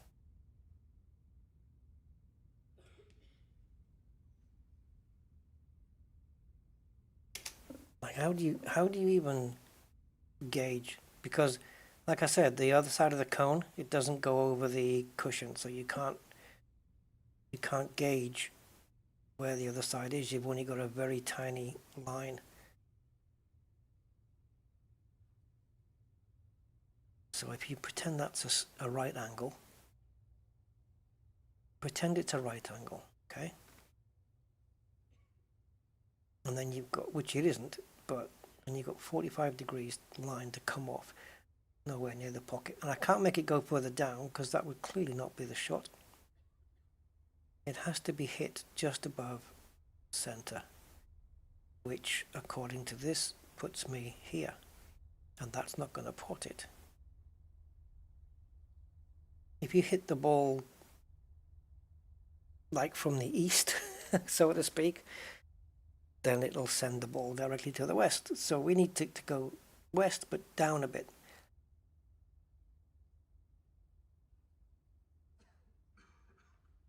I'm just going to take a shot and stab in the dark here, really. Absolutely ridiculous. I should have played it harder so I didn't leave it for him. And now we've lost the game because I left it for him. Ronnie O'Sullivan, 5, 6. Sit. Stephen Horworth, 6. I didn't concede. I might have just played the black up the table and he could have gone in off. And then I could have potted the black and won. Naughty. Yeah, it's a shame, eh?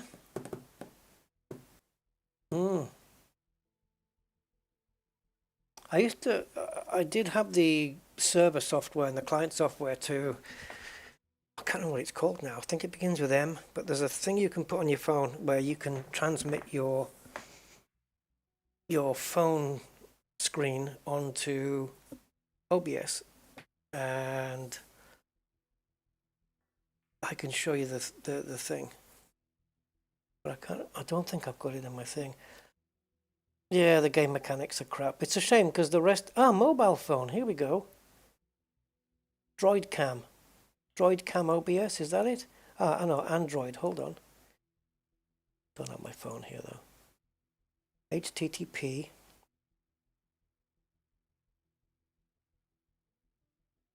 Okay. So it's HTTP blah blah blah blah blah blah blah. That IP address isn't going to work anymore. That's an old one.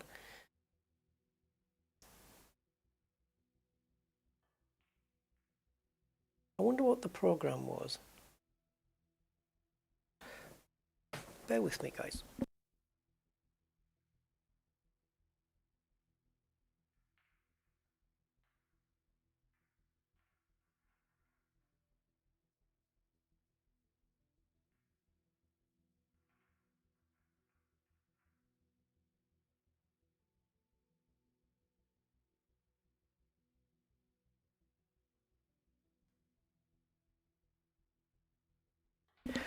Right, so I would say, let me just run through my apps and see if I can find link to Windows. I think that is not that. I think link to Windows is, let's have a look.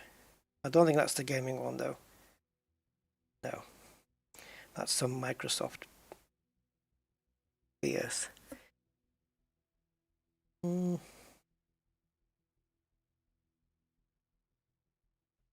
Stream elements. Pretty sure it must still be on my phone. I don't think I will have removed it.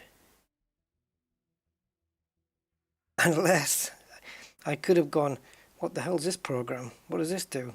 Don't know. Oh well, we'll remove it. That might have happened. If anyone knows any apps for doing this.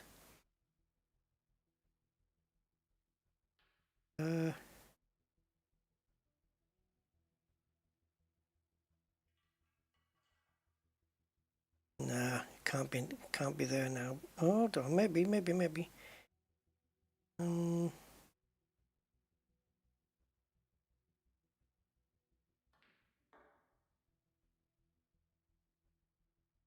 This is relying on me to go through my apps and remember the name of it. Oh, yeah. And it worked really well as well. There was barely any lag at all. I don't think there was any. I think it was really super quick. Okay. I'm just going to quickly Google.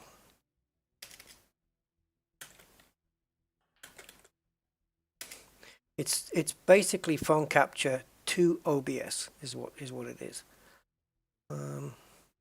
Oh, there's all these clickbaity looking videos here. iMobi, was that it? I have to have a look at the apps I've got installed. Come on, hey.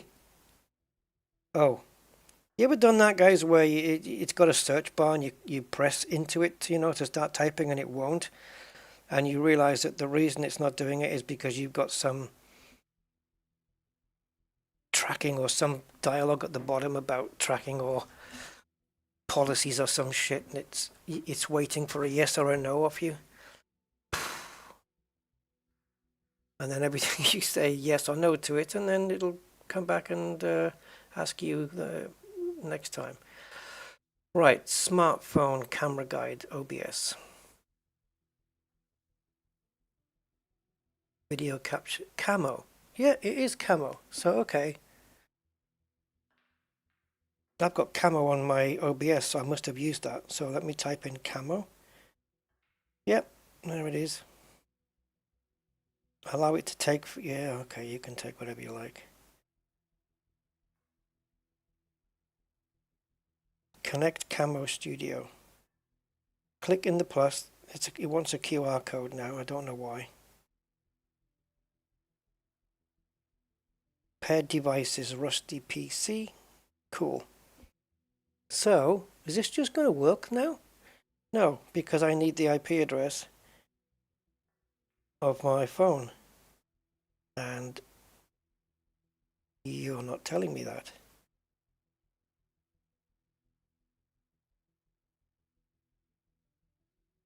Right, download and run Camo Studio on your computer. Okay. I might not have that, guys. Give me a second. I do have it. Yeah, I got it all installed. Just totally forgot the name. Right, so I've asked it to run, and now I'm waiting. There it is. Okay. So what does it do? Does it find my phone? Ah, it's using the XSplit. Wow, there's no space on the toolbar to move the fucking window around. There we go. Right. Camera settings. So it can use XSplit cam. I'm fine with you using that. But you're going to need... How does this work? Download and run Camo. Browse to camo.studio. Yeah. Connect to your computer. Scan the code in Camo Studio to connect wirelessly. Okay. There is no code. Where do I go to get the code, guys? Alright, get help. Nope. That's no good. That's a web page. That's not going to help.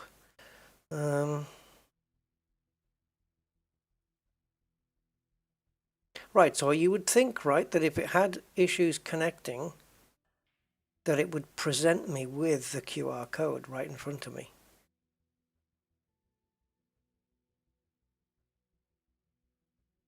I'm just looking through the settings.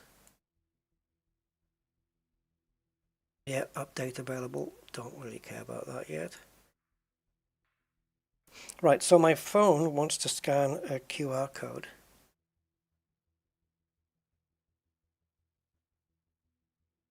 But there isn't one in Camo.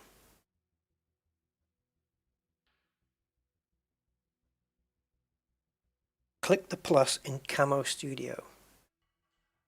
Okay. Oh, there. It's hidden in the bottom corner. Oh no, that's adding for an overlay, adding a new overlay. Right, let's try again. Click the plus in Camo Studio on your computer. What plus? I'm going to let you guys see this. If you see a plus, say hello. She might be in Tangiers. Right, hold on. Video capture. Camo Studio.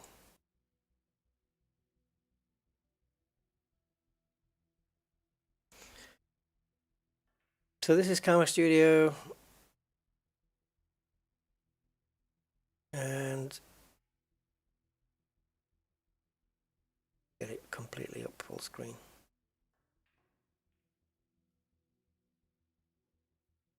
Click the plus. I mean,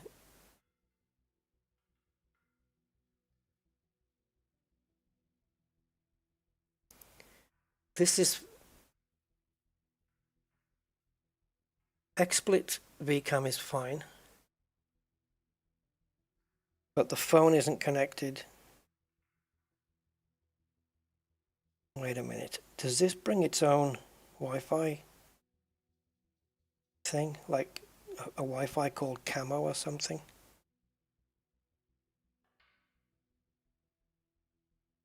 That wouldn't make sense. It just uses my standard one.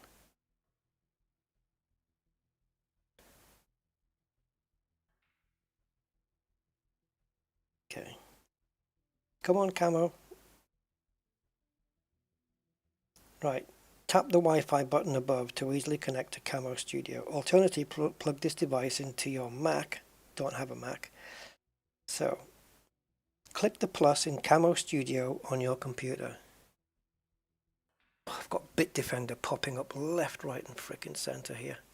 Fuck off. Right. Any pluses? This one? Yay! Scanning the QR code.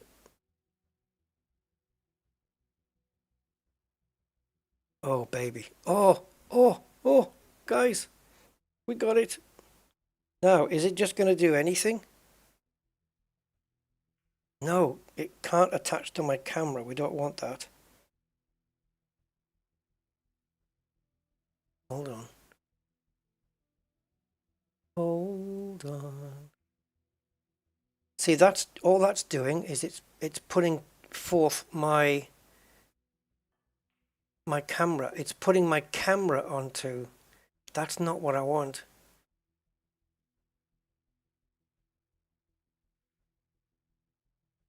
Yeah, no, I don't want to do an Android emulator. Hold on.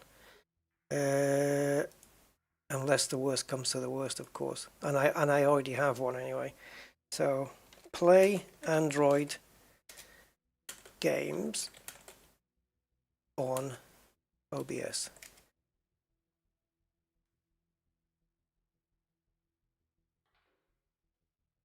I just need the frickin' how to stream Android phone screen to OBS. There you go. Right, so this thing can go away. This is for doing the camera.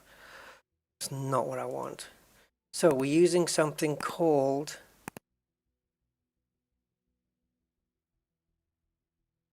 can I use the phone to stream in OBS? How to stream Android?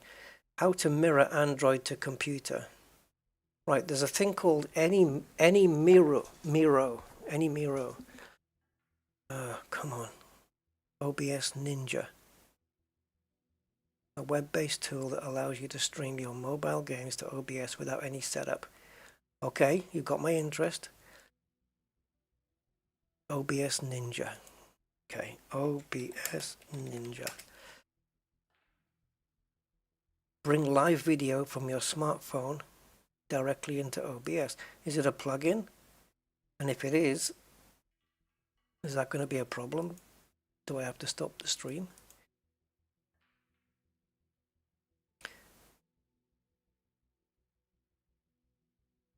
%, free. Oh, I hate it when it says that. No downloads, no downloads. Right, so you've got to create a room online. That means I'm at the mercy of their bandwidth. There must be a better way than this. Right, mirror Android to computer with any Miro. Okay, free download for Windows. Let's get that. Free download can be very deceiving. Like, it's free for you to download it, but not necessarily to use it. Right, let's run. We're running the setup now. Any Miro, okay. This works.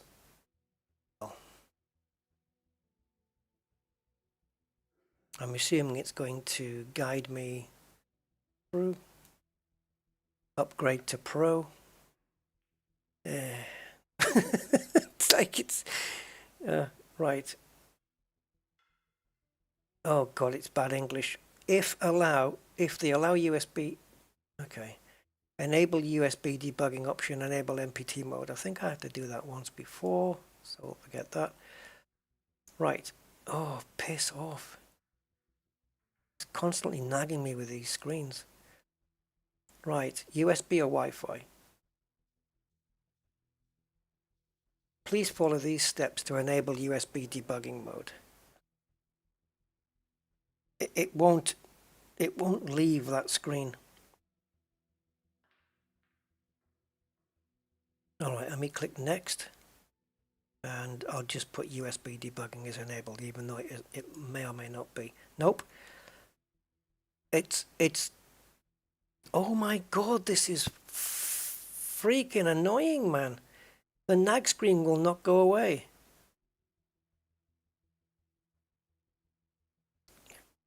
Right. How is this the same options for every phone in the world? Software information. No. USB debugging mode. See, it's assuming that I have got settings about and software information. All right, and I don't. I don't have I've got about phone, but I don't have about on its own. So clearly on my phone it's in a separate place. Let me see if I can use the search. USB. Okay, it says revoke. Okay, let's have a look. USB debugging. Okay, there it is. We have to enable it. Yes. Done. Okay, done. Next.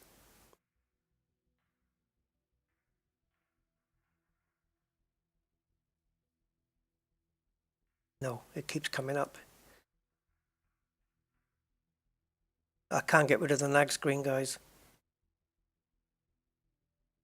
Right, Huawei. I'm on Huawei, so that's that one.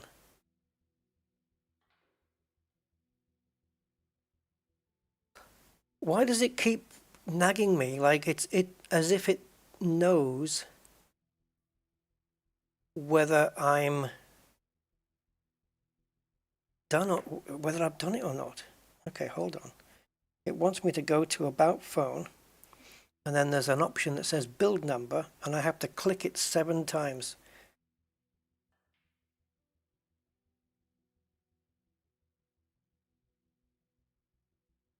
You are already a developer. Okay, so that's done. Next. Enable. If the allow debugging pop-up didn't appear, which it did, you can do that. Right, so I click USB debugging is enabled, and I get the nag screen again. I'm going to show you guys what I'm getting because it's beyond freaking annoying. Check this out, guys. Hold on.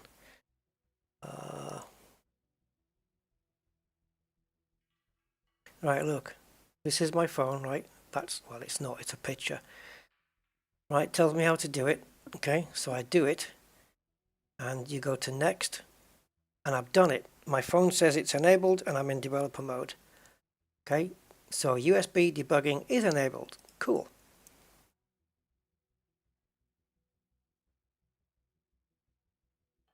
I can't believe it hasn't popped up. It would just circle around. There'd be a circle here, it would circle around and then it would just come up. Go to Google Play or Place.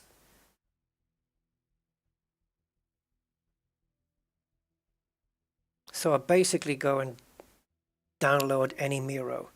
All right, I'm just going to check if I haven't already got it. I don't. Okay. So Google Play. Honestly, it popped up like 7 or 8 times, and then the moment you guys seeing it, still whatever works, right? Any Miro. There we go. Okay, now I can't find it.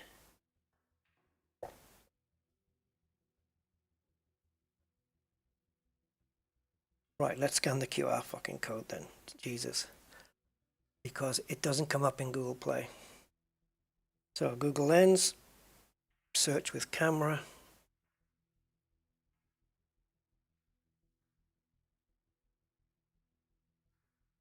It's not going to be worth it, is it? Right, download now. Yes, I understand. I accept your crap. Right, so what's happening on my phone is now I'm pressing... Oh, fuck off, Alexa. I'm pressing to download, and it's not really doing anything. File cannot be downloaded securely. It doesn't matter, just do it. Download anyway, I don't care if it's harmful. At this point, open the file, install.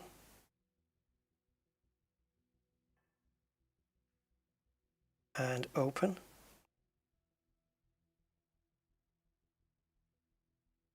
Wi-Fi connection because it's quick enough. Grant permission. Allow. Connect to Rusty Dog. Allow. That's my phone. That's my phone. I've only got 27% battery, but that's my phone. Right, okay. What a palaver. But it's going, so let's see if I can make this work. What happens if I go into thingy mode, landscape.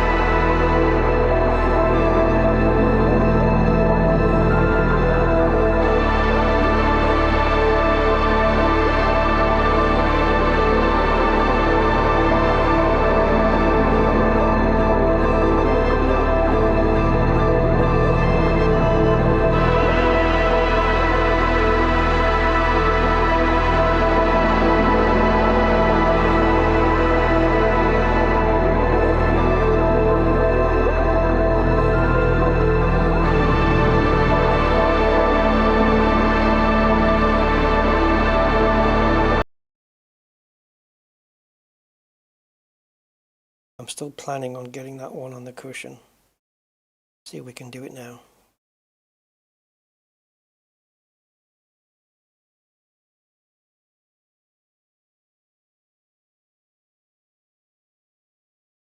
You got to be careful with middle pockets and also those kind of angles. You don't want to play them too fast because they will hit the jaws and they will jiggle and they will miss.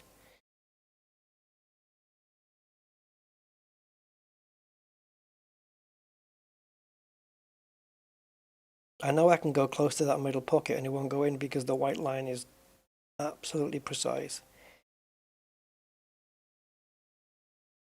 Can you imagine me just doing a 147 straight away? There's nothing to stop me.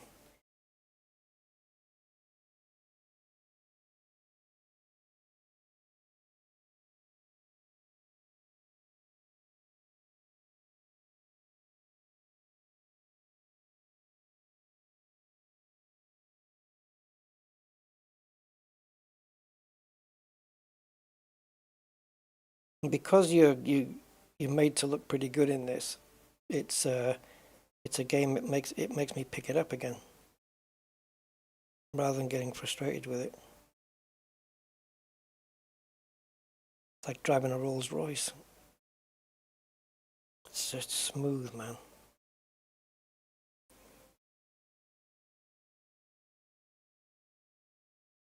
See this, I know if I come down there I'm going to hit the cushion, but if I just add a little bit extra power, it's going to come off that cushion.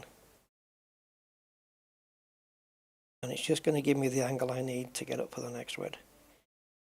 If I put this black, we have a century break. 104, I think. Let's go for this one.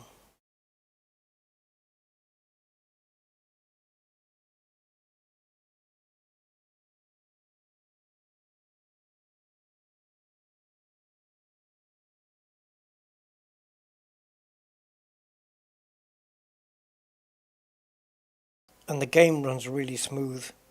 It's really lagging on this on this mirroring thing. But it's actually really super smooth. It just glides.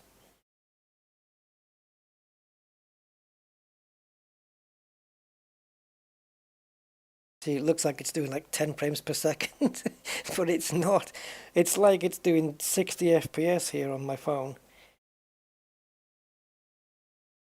We'll get a proper emulator going, or not an emulator. We'll get a proper phone to thingy, and I'll get one that can work with UBS through Windows, USB through Windows, and then I can keep my phone charged as well.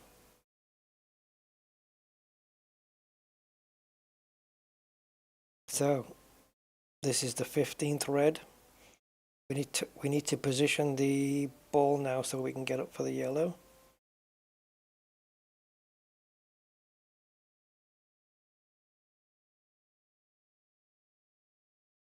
So black to yellow, and then it's just the colors, and that's it. 147 break. I was going to go up the other side of the table, but I'm quite happy to be here.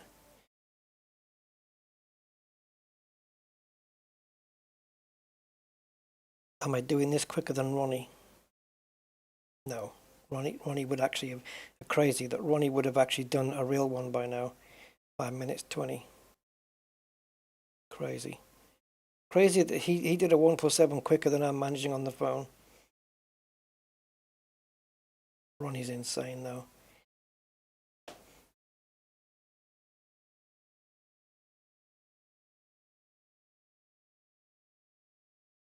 You get those sports, different sports where people argue over who the GOAT is, who the best one is, and people go, it's all subjective, it's blah, blah, blah, blah, blah. But with snooker, I don't even think it's a debate.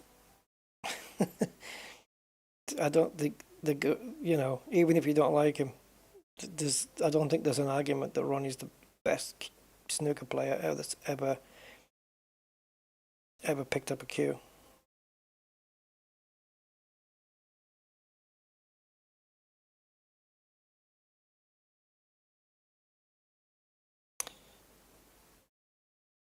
Okay, pink and black for a 147, guys.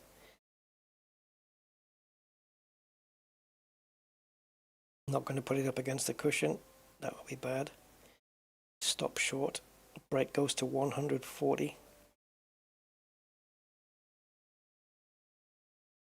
Okay, so this was a fluke because we just had a really good, like the other guy broke off and then I think, yeah. And then he just left me with a shot on, and that was it. That's all I needed. We had a good spread. I split the pack up. There's a 147. Yoo-hoo! Yeah, I'm Rusty Dog everywhere, eh? Let me get this off. And I want to exit this.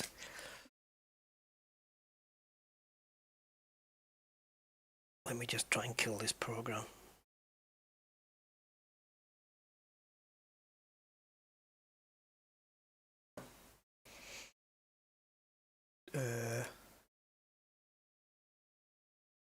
Buy now for 4K. If you have the standard version, you get 40 minutes. Wow, nice.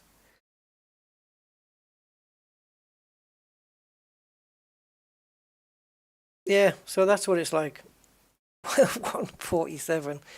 Jesus, got lucky there, guys. All right. Anyway, I'll leave you guys to it and go up and do your thing. I'll find a good. I used to have one. I used to have a good program that would display the phone on the OBS. So I'll work that out and I'll get it done. All right, there you go. Got a black screen. Got nothing to put up now. So, guys, thank you for indulging me on this casual stream. Yeah, I'm going to build some Lego. Not now, but later. Anyway, for anyone who is there, goodbye. Thank you for being here, and I wish you well. Bye-bye.